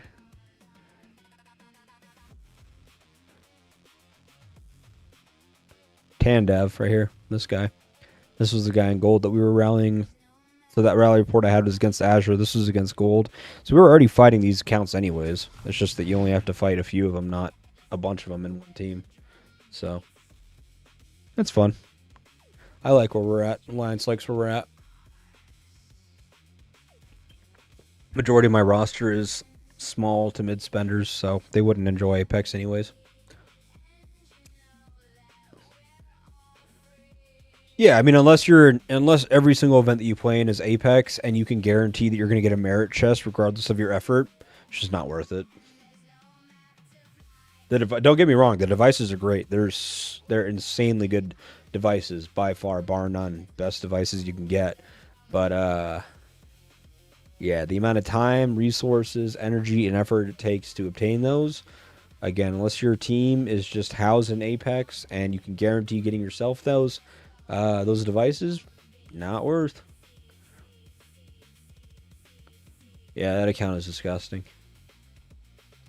We out-strategized them and built around them because they were playing around those 2 players. They were just both maxed accounts that had 8 mil sets and stuff, and so they're like unmovable. So we just built around them, and then they just stayed at their checkpoint. And then we just broke the Azure one because he wasn't maxed. He just had the 8 mil set, but he didn't have like the max garage and stuff, so it was easier to fight him. So we just threw everything at Azure, broke them, and then that's how we broke the south part. So.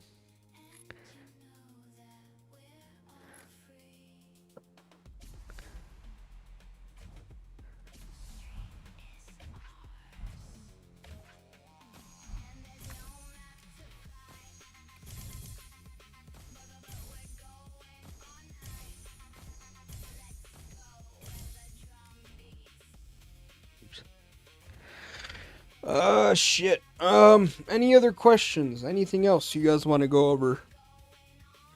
It's already 3:30. I got some other stuff I could be doing right now.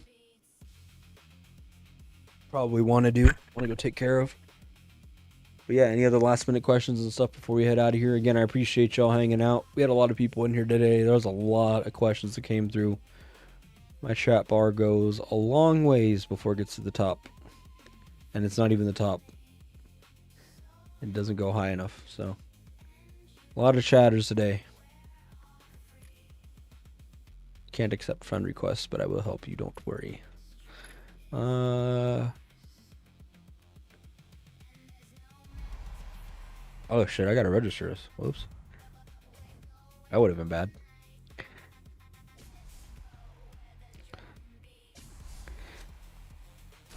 Actually, someone else would have registered it. It's probably not a bad deal or big thing, but I didn't even notice that.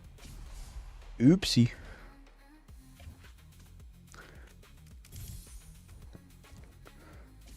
Let's go here.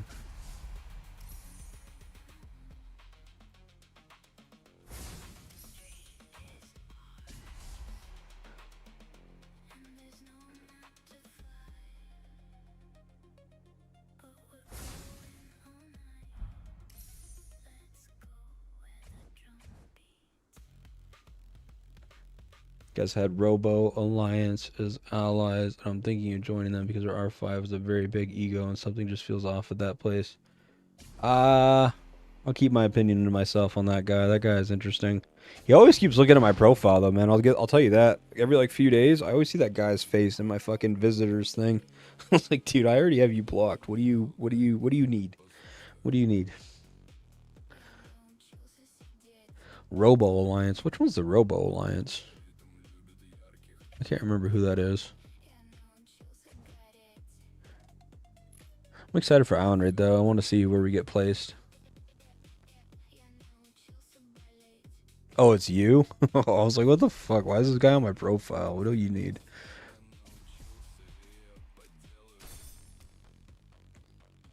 I see. It makes sense.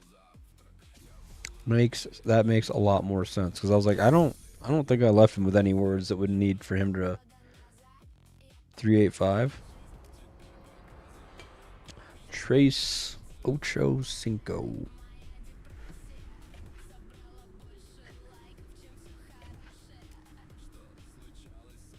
Oh, okay. Yeah, actually, hold the fuck on. I forgot. Oh, no. Where is he at? Hold on. Oh my god, you just reminded me. Oh my god. Where is...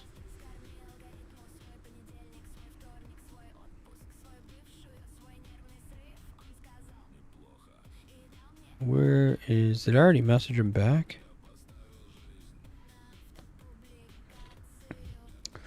Holy shit. Where are they at? Someone asked to join.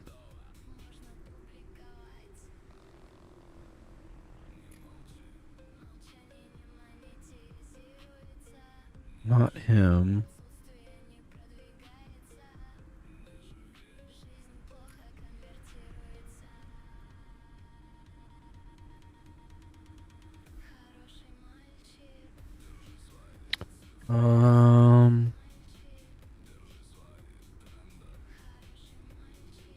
No, someone asked to join us for Island Raid, and I can't remember if they said it was this one or next month because they wanted to see how I run the Alliance.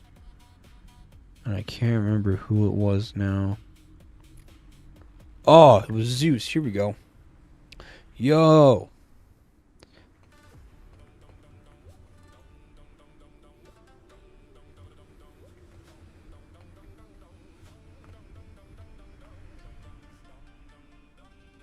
I remember this.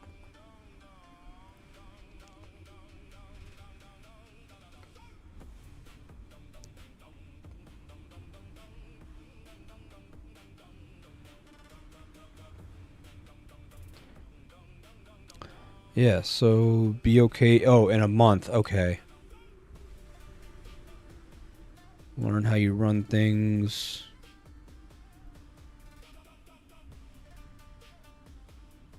HDX is doing great. Want to take a step. You are always welcome to join.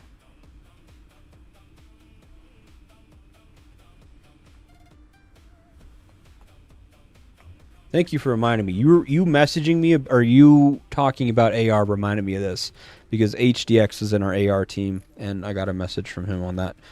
Thank you. Sorry, that completely sidetracked everything. I'm sorry. I was at dinner when I got that original message, and I was like, oh, I don't want to like sit here and just reply when I'm out on a dinner date with the missus, and so I was like, I'll just reply when I get home, and I completely forgot to. So thank you. I totally forgot all about that. Holy shit, thank you. Yeah. Anyways. Anything else? We were friends. Yeah, he's dope. Tell him to fuck off. Oh, that's too funny. That's too funny.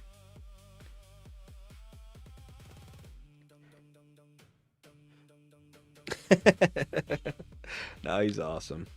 He just wants to come for one event. Don't worry, I'm not going to steal your R5. I'm not stealing your R5, buddy. Don't worry.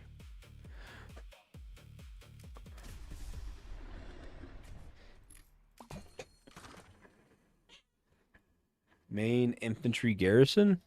Yeah. This one.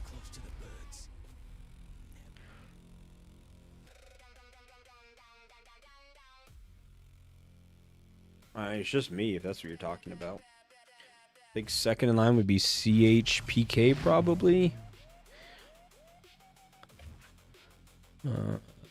CHPKs. Second in line for garrison. He has a lot more like offensive stats than I do. Mine is just the immovable piece, which is why we play the way that we do. But I have 2 7mm sets, 2 7mm sets, 2 7mm sets, 2 7mm sets. We're missing. Where's MSR? Oh, MSR isn't in region. Escanor isn't in region, but Escanor has 2. Where's White? White has a set too. Where's White at? Oh, he just doesn't have it equipped. Oh, he must have stripped.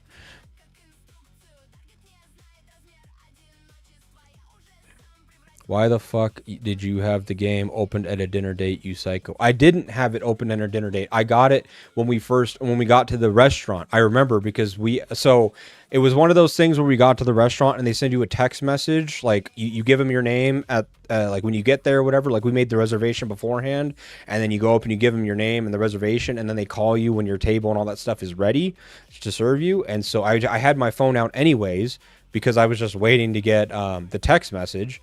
And I mean, we're just sitting there in a group of people. So I opened up my game because I'm a fucking degenerate. And I saw the message. And I was like, oh, I'll message him when I get home. Because, I was waiting for a text message that only came like 30 or 45 seconds later. So, yeah. Anyways, fuck you. Explain the block and lethality and why block is so much higher. I mean, you only get block and lethality in one place. So it doesn't make sense to get any other stat in your armaments. Target damage and damage reduction in your devices, target block and lethality on all your hone slots because there's only one place to get it in the game, and they are multipliers for your base damage and multipliers for damage and damage reduction. They give multipliers even when you don't have a higher amount, but so the higher lethality, the higher the damage dealt. So damage, the higher the block, the lower the damage received, damage reduction. But then there's also a second half that says when it is greater, then you get an additional amount. So additional damage and damage reduction. So there's an added little oomph in that as well. So targeting that just kind of doubles the benefit or the bonus. So I'm one of his R4s. If you take him, I'll give you a case of aspirin to go with him.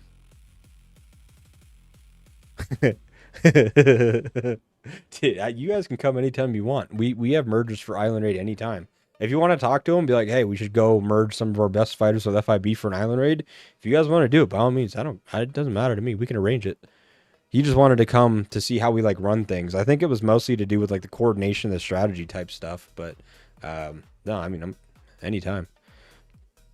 Why is your lethality so low? Yeah, it is. My block is like 1200 and my lethality is like 250, and it's because I targeted blocking all my stuff. So if you look at my overall stats, I have 23% HP or 22% HP. Yeah, 22% HP, 20% skill damage reduction, 15% basic attack damage reduction, 10% AoE damage or AoE reduction, 45% defense, 1200 block. So it's all damage reduction based. And the reason for that is that it's the same reason why my garage is kind of the same way, where I only have 2900 firepower, but I have 4900 block. I am mitigating all damage coming in because I don't want my garrison to move. I want to make it to where you cannot break that thing. You swarm it, you do whatever you want, you're not going to break it. We can out-sustain your damage. We're cutting your damage so far that you're never going to put out enough damage to move us from a spot. And the way that we play, because we have 13 to 15 7 mil sets in our team at the moment, we just swarm your rally and we just swarm all of your reinforcements. Your rally doesn't trade positive because you can't reinforce your rally. We're killing your marches before it gets there, and then we're swarming your rally anyways. So I don't need to deal damage because we're not looking for my garrison to deal damage. We're just looking for my garrison to not be movable. We just need to make sure that we can hold that objective. As long as we can hold the objective, our play style just complements it. You know, like that's all we do. We're in this garrison, it's not going to move, and anything that you throw at it, we're going to hit anyways elsewhere. So the purpose of my garrison and my whole account is to just not be movable. But that's also why I have like one of the best tank garrison or tank rallies in the game currently.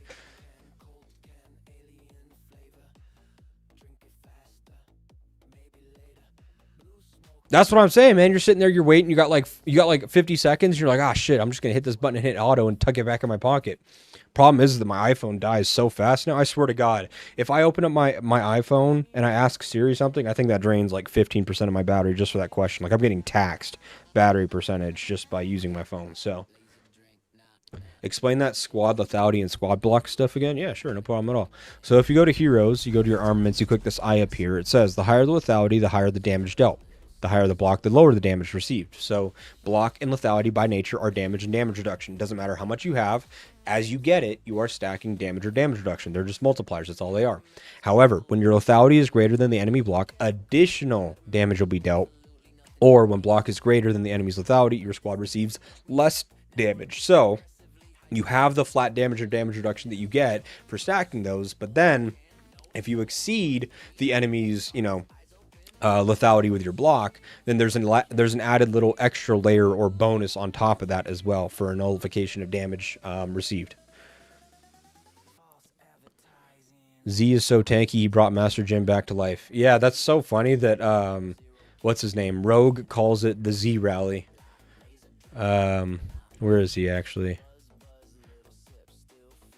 I messaged Rogue when he was using it.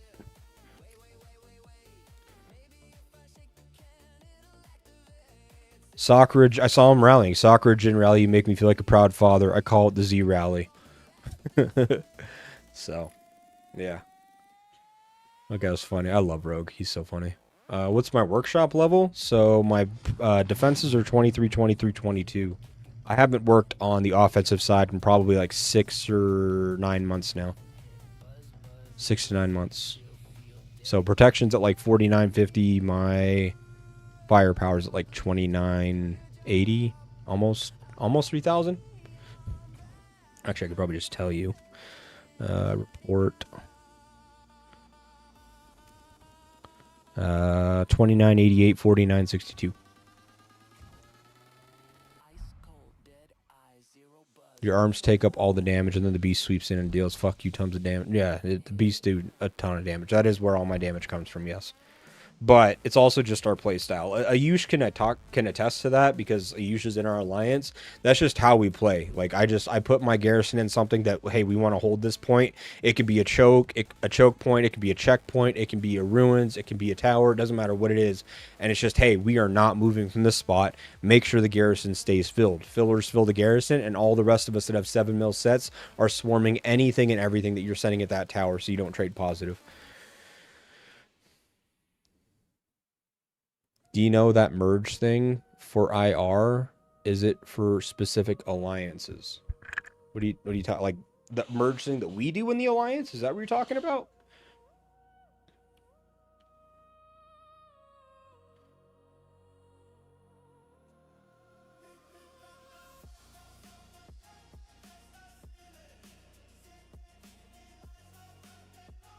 We do merges in our alliance.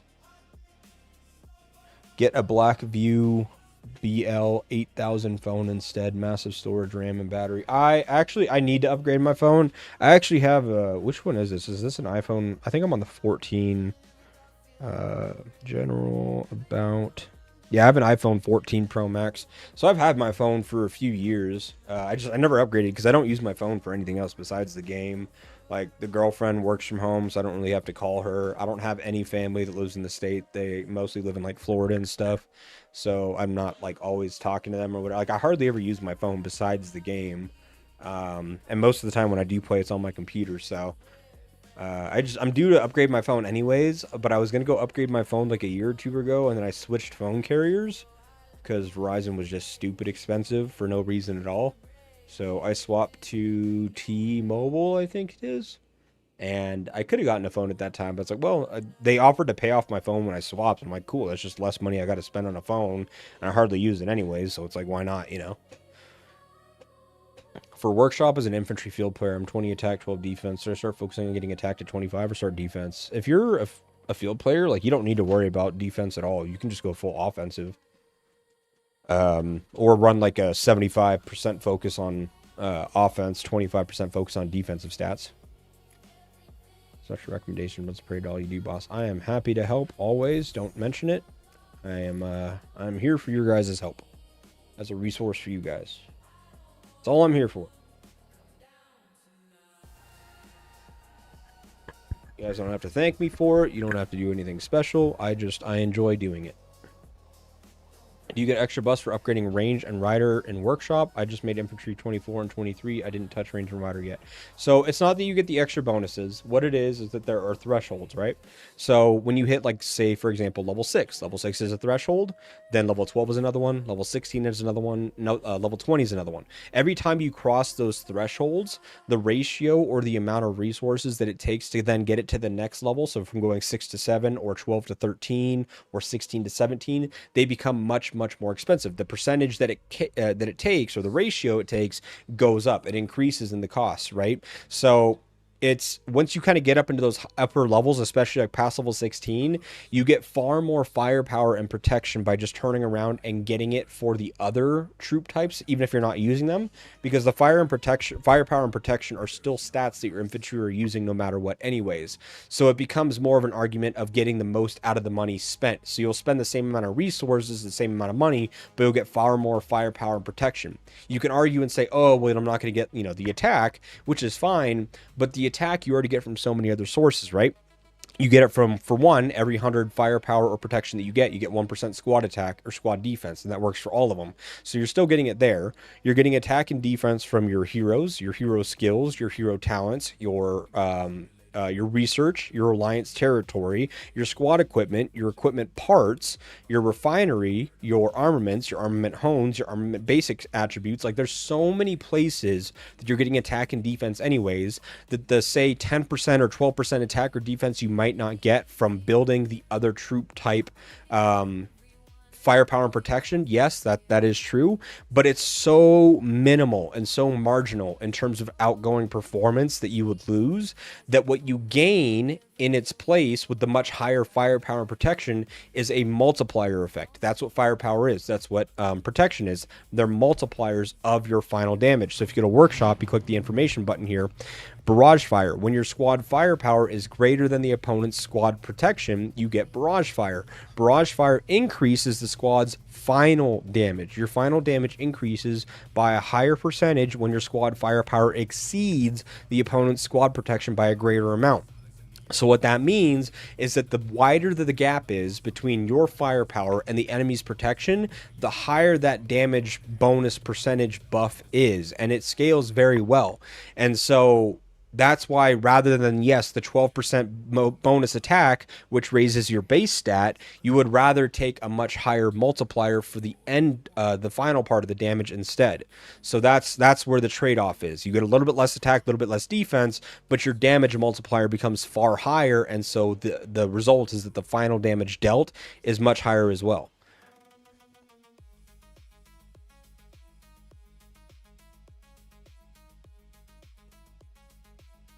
Oh, what I was basically saying, Mitch, is that we do mergers. So we merge with PHX and VIP, for example, almost every island raid.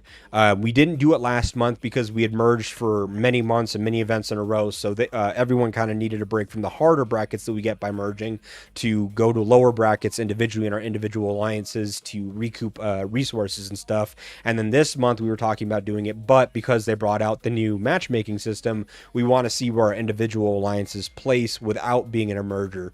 So we do mergers is really the TLDR on that. And so if you want to arrange for a merger to play with us, we just let me know and we can try to arrange something.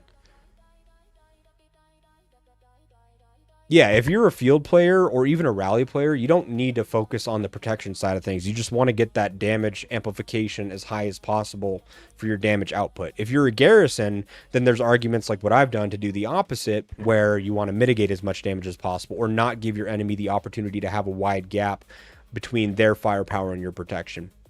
I did mine the way that I did, where I'm solely focusing on protection, because it's kind of two-parted. One, we play in like the upper end of the brackets, so top of elite, right? So we're right next to Apex, so a lot of Apex players and teams will come down or fall into that G6 from time to time, and we get a lot of maxed accounts there. So those guys will have maxed garages. Well, the thing is that they have maxed firepower, and I could either try to keep up by spending twice as much and getting my firepower and protection all the way up, which doesn't do anything to me because their maxed out protection cancels out my firepower anyways. So instead, I solely invest into the protection side so that nobody gets the firepower bonus against me.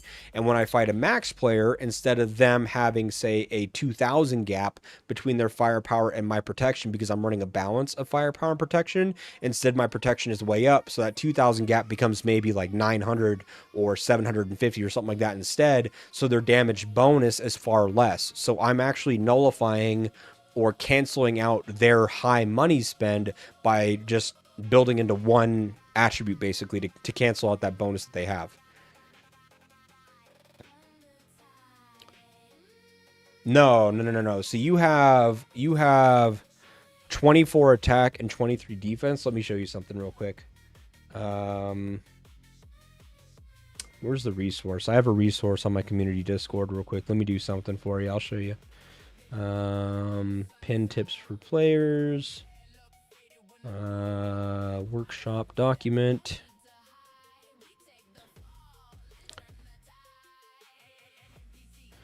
file, make a copy.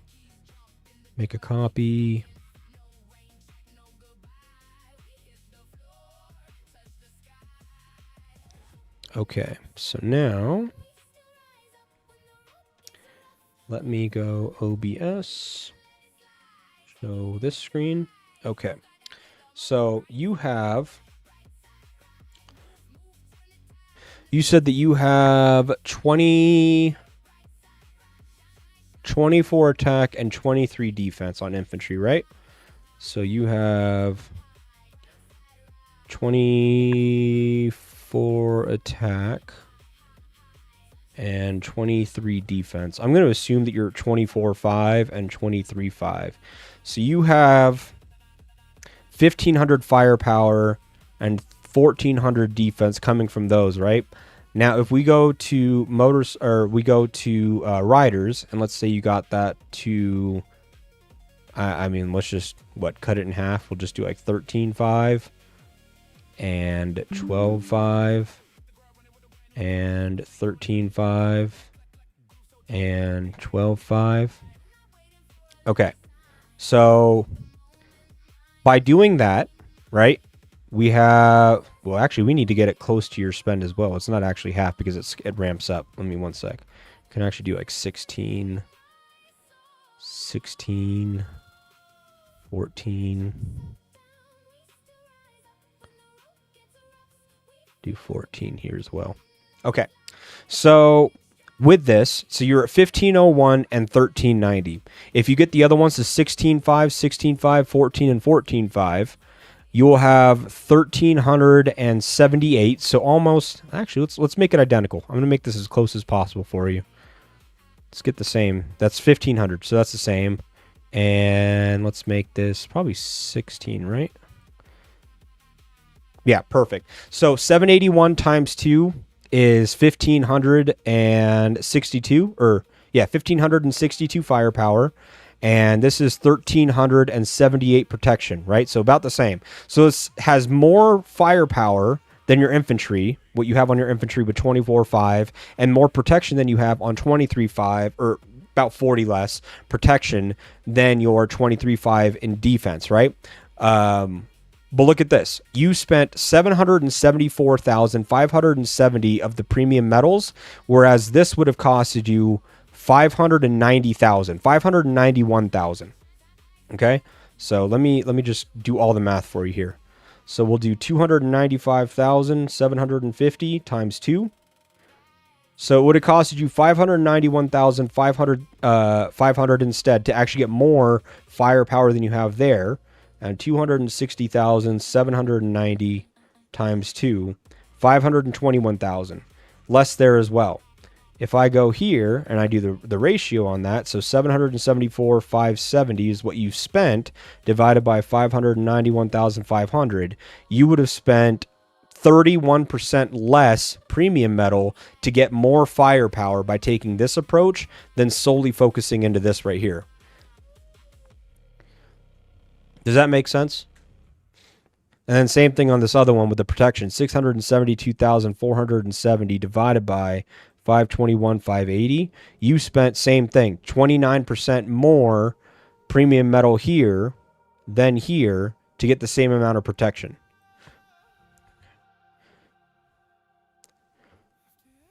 So that's why the approach of balancing it out is better, because this gets astronomically more expensive the higher in levels you go, but you don't get more firepower than being able to take a balanced approach. You will get more out of there. Now, let's say, for example, we wanted to match these values, 774,000. Probably going to be like 19, right? Yeah, it's 19. Let's see here. So what's 385, 730... times 2, 771. Perfect. So this is pretty much the same, 771 to 774. So if you got these to 19.5 and 19.5, you would have spent the exact same amount within a 3,000 margin, half a percentage point, to get the same amount, or to spend the same amount that you did chasing 24.5. But if you look at the firepower gained, you got 1,501 firepower for 774,000, or you got 974, 1,948 firepower for the exact same spend, or 1948 divided by 1,501. You would have gotten the same thing, 30% more firepower for the exact same spend had you taken a balanced approach. So that's why you want to build these ones out instead of just hyper focusing on this. If you max this out, which is 26.1 is maxed, and you're at 24.5, right? 24.5 and 23.5 on this one. So you still have 176,000 to go here and 278,000 to go there.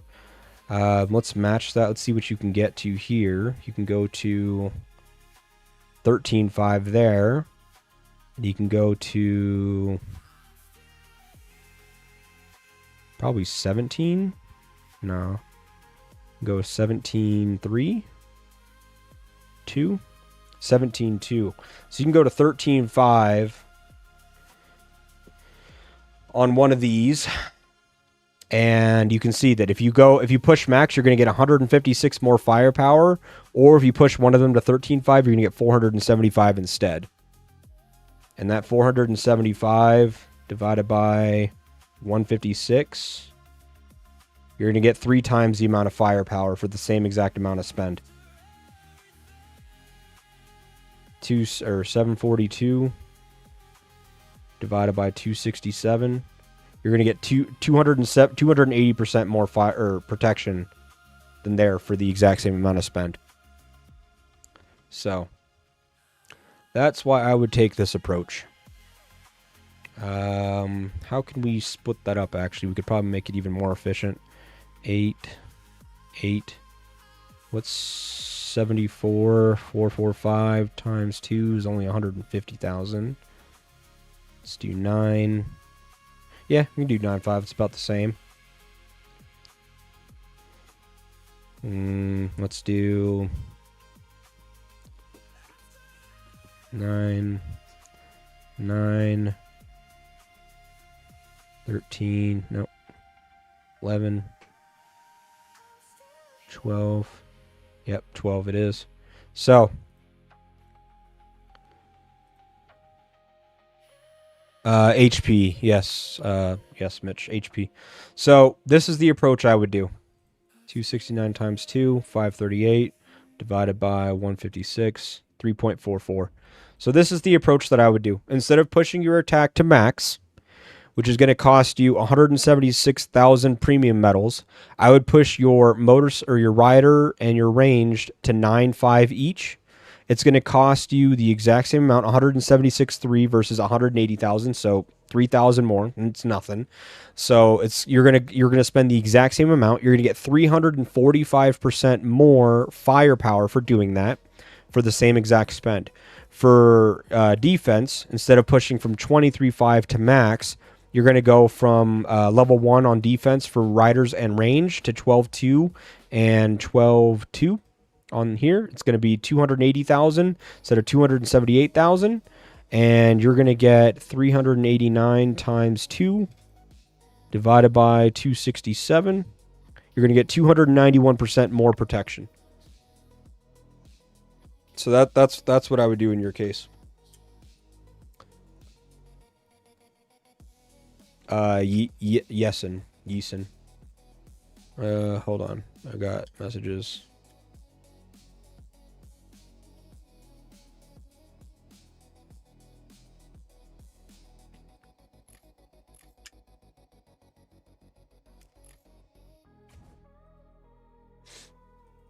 Yeah, Beast is the big killer in that one.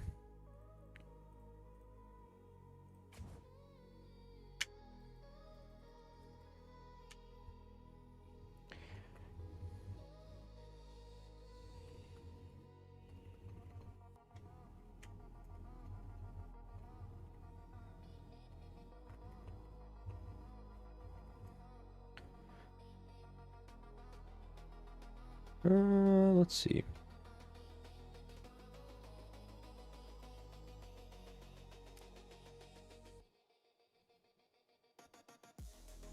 $267.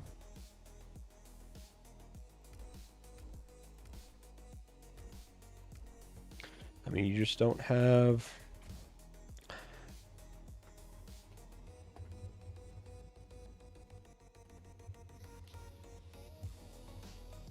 Like cloak or what's the other one? Cloak or comms radar, but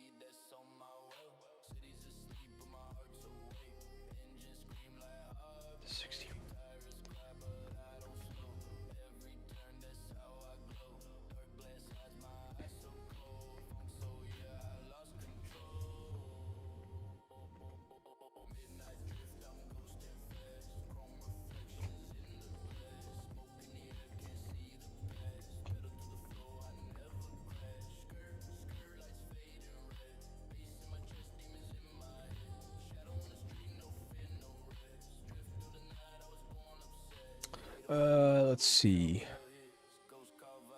Yep, no worries at all, Yesin. What was the highest HP in game? Is it Amides? I don't think Amides chases HP. His rally set has 1300 firepower and his garrison set has 1300 block.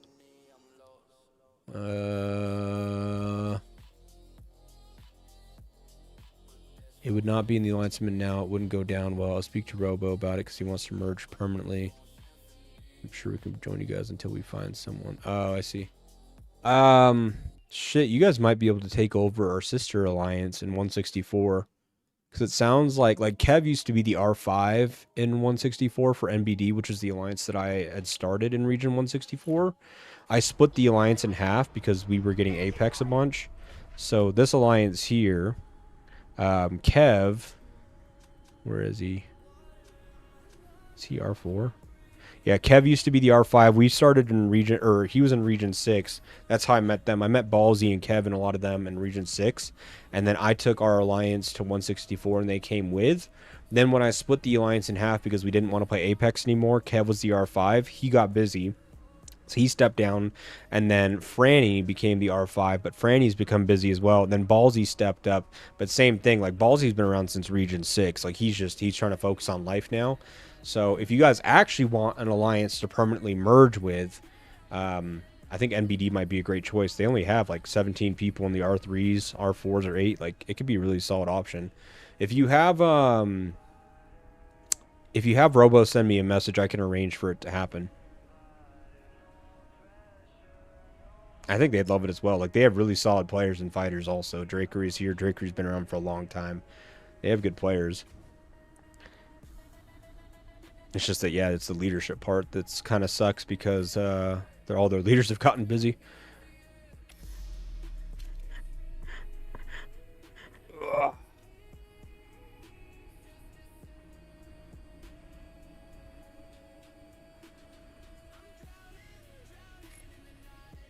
I mean, the territory's all set up. You guys could expand it out even if you wanted to. They have bots in the alliance already. Where are they at? I think they're down in rank 1. Yeah, they have the bots already all set up.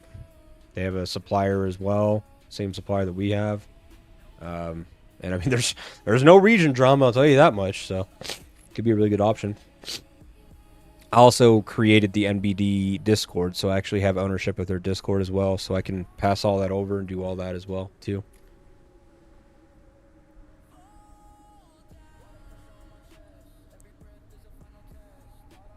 Yeah, that 41%.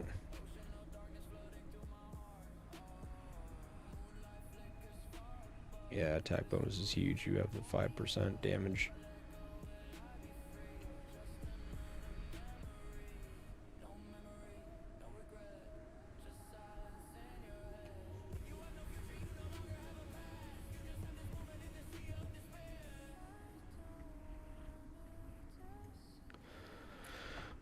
Let's see, what do we got here? It's my first time on your stream. How can I get a review of my account? Sure, no worries at all.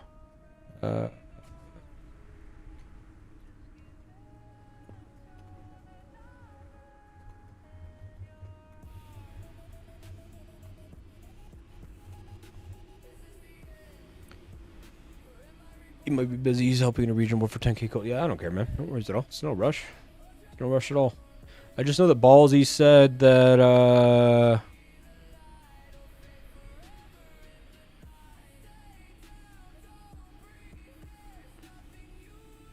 yeah, it's his last month in NBD, so we got time. Got a couple weeks. Yeah, total step down from leadership on overall his health. Getting better sleep. I told him to come here and just take R5 from me, but he doesn't want to do it, so.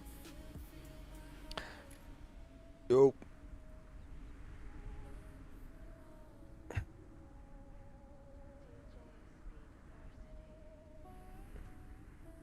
Hello.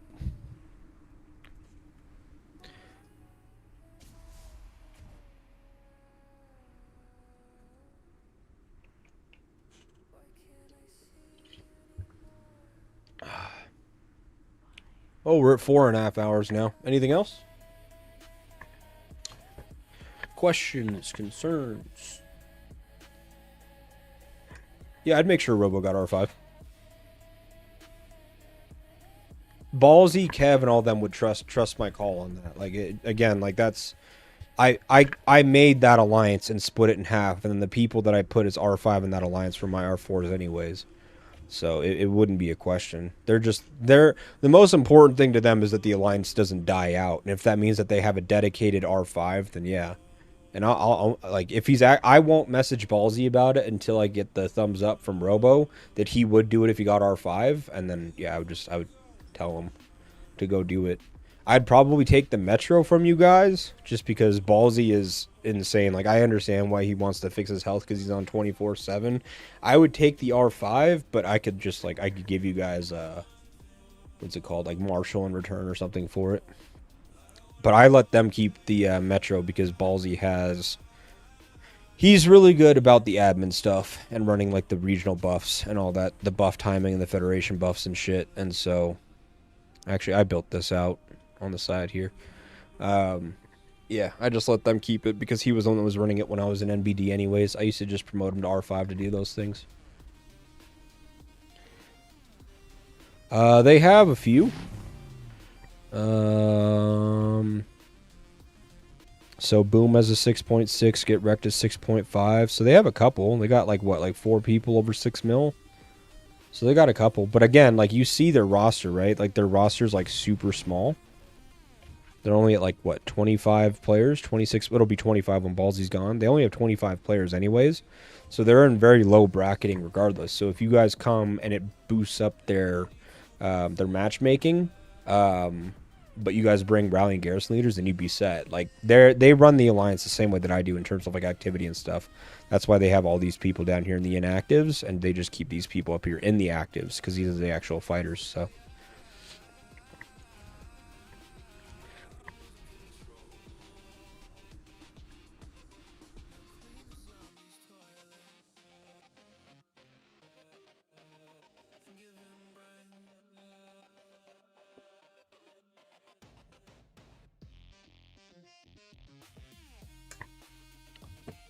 So, anyways.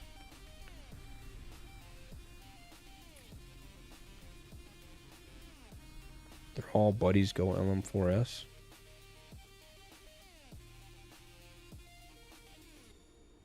What are we talking about?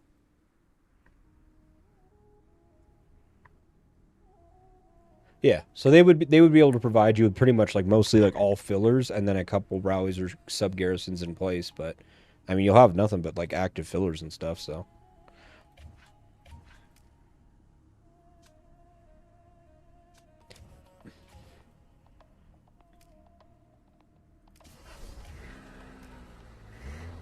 Oh, that's where HB is playing.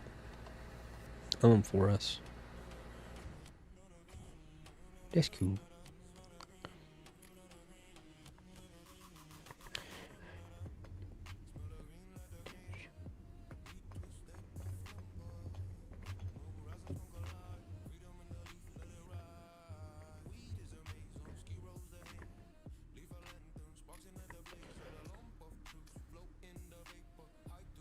Okay, yeah, no worries at all, Alex. I got you.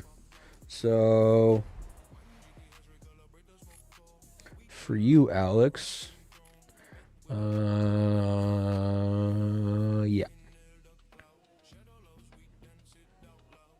How many heroes are you running? So you're running 5 marches.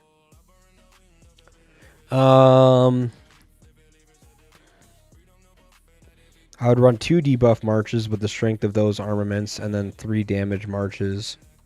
And your Isabella is your semi-strongest. So I would run Eileen Miyamoto with your strongest armament, infantry armament set, the 4.3 mil. That'll be your AoE damage set. I would run.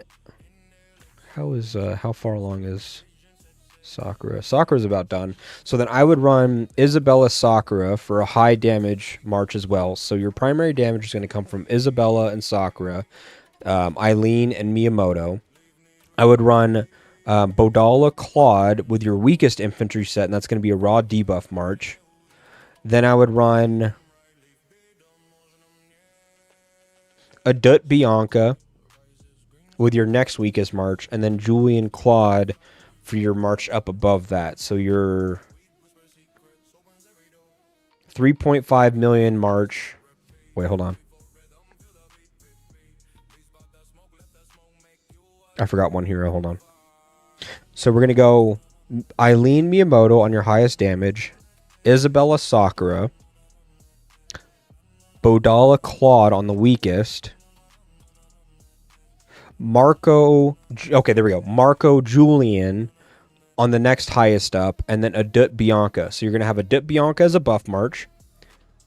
You're going to have Bodala Claude as a debuff, Marco Julian as a debuff, Isabella Sakura as a high damage output March, and Eileen Miyamoto as a high damage output March. You're going to put your 3.5 mil March or set on Marco and Julian. You're going to put your 3 mil armament set onto Adut and Bianca. And then you're going to put your 2.8 mil set on Bodala and Claude. And then, yeah, Isabella Sakura and Eileen Miyamoto for your strongest marches. I don't know what it is. It's the color scheme of Miyamoto and Marco Baguette. I always I see one and it just blends with the other. It's like the red, white, and gold. They just like merge into like one hero in my vision. It's weird. I would definitely work on your infantry parts. I would have gotten your infantry parts to white first, but that's fine since you already have it done. I can appreciate the defense and the damage reduction if you garrison. If you don't garrison primarily, I would actually swap these for damage and attacks, which is kind of tough because you actually have gold across the boards on these, so these are actually pretty nice. But if you are strictly a field player, which I believe you said that you are... Oh, you didn't even say. If you are strictly a field player, then I would go damage and attack on all these pieces. If you're not, then I would go damage reduction and defense, yes. This looks good. You're leveling up this balance. You're at 12, 12, 12, yeah, across the board. You can get the infantry ones to 20. I would get both of these to 20 and then get these to 16 and then continue forward with the infantry side past 20. So again, 20, 20, 16, 16, 16, 16, and then push past 20 on these ones. Your beasts... Crit, crit, crit, crit, crit, crit, crit, crit. I mean, you're crit across the board, so all good on those ones. I'd probably lose the combo set here. Who do you have combo on there? Yeah, I would put the combo chips onto your Kong because he actually benefits from combo, and then take Kong's crit chips and move those down to Saber. But other than that, everything else looks good, Alex. I don't have battle radar. For another IE.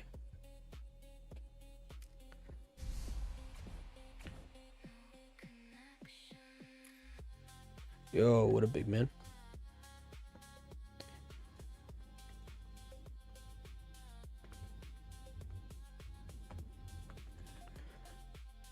Okay.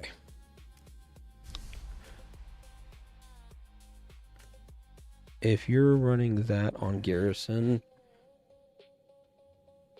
if this is Garrison, I'd swap EM for War Drone.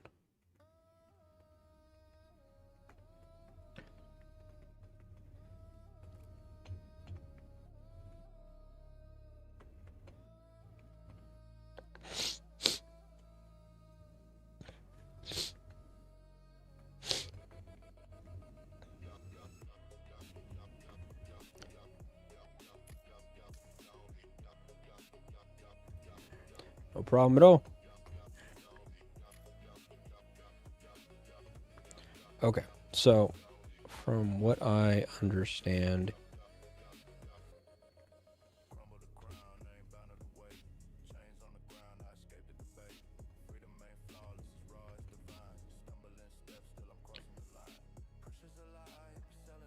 no, you're good. You're good, Mitch. I just didn't want to. I didn't want to repeat myself, or like repeat something that you may have already said. While at the same time, I also didn't want to assume that he just knew what I was talking about. What's the use of EM shitty turret? EM is for rallies.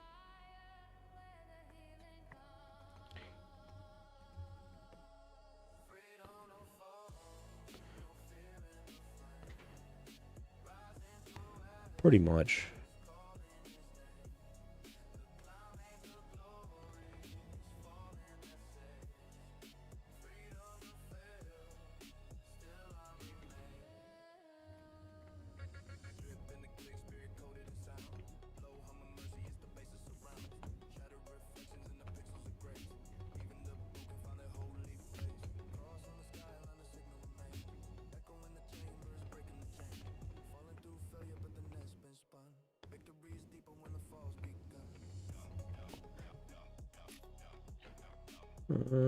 It's 13 minutes past 11, so trying to get ready for bed. Nah, man, no worries at all. No worries.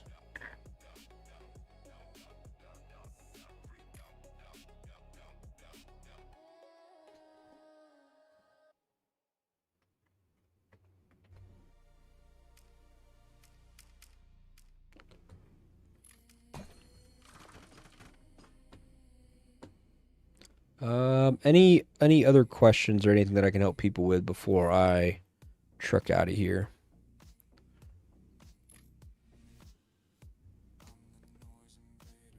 I could take care of this robo thing offline. Give you guys a like 90-second or 60-second chance here for any other questions. Again, I appreciate you guys all hanging out in the stream with me today. I'm not one to ask, but if you wouldn't mind hitting the like button on the stream, I'd appreciate you guys. I already appreciate you guys anyways, but you know what I mean. Be kind of cool if you did. Be kind of cool if you did.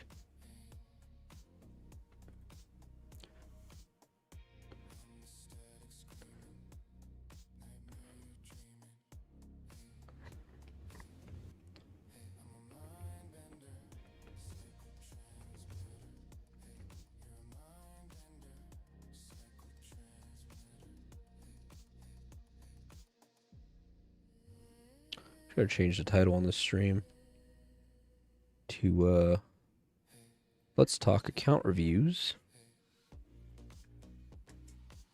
and game strategies, because it's all we've done today. No, if it's just about the conversation, I'll just clue you in after we're done. I'm gonna head out of here though. I really want to go play some fucking PoE and Rainbow Six. Plus I got some buddies that are already in the Discord that I want to queue up with, so I'm gonna unmute myself and go play some Rainbow Six. Yeah, we're looking for a merge, but to our region, looking to find another like-minded team to merge our best and most active fighters together. Working on the refinery. What should the focus be? Oh, you're running Rider.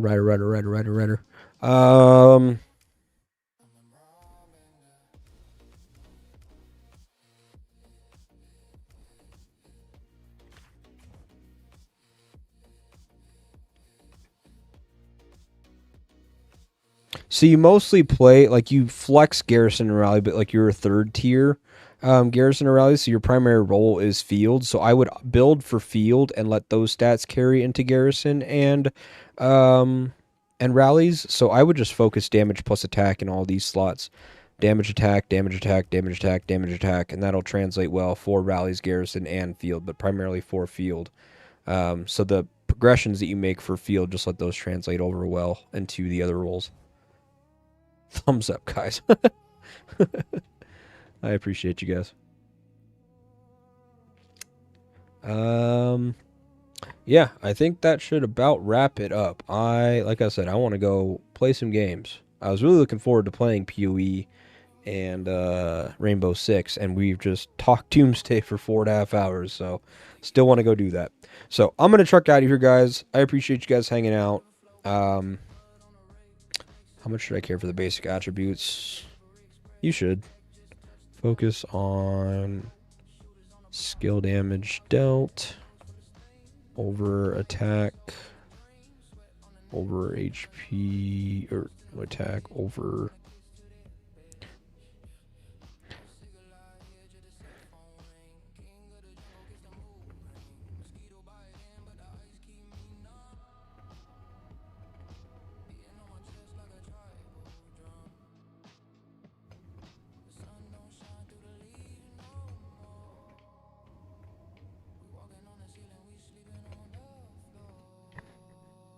Yep.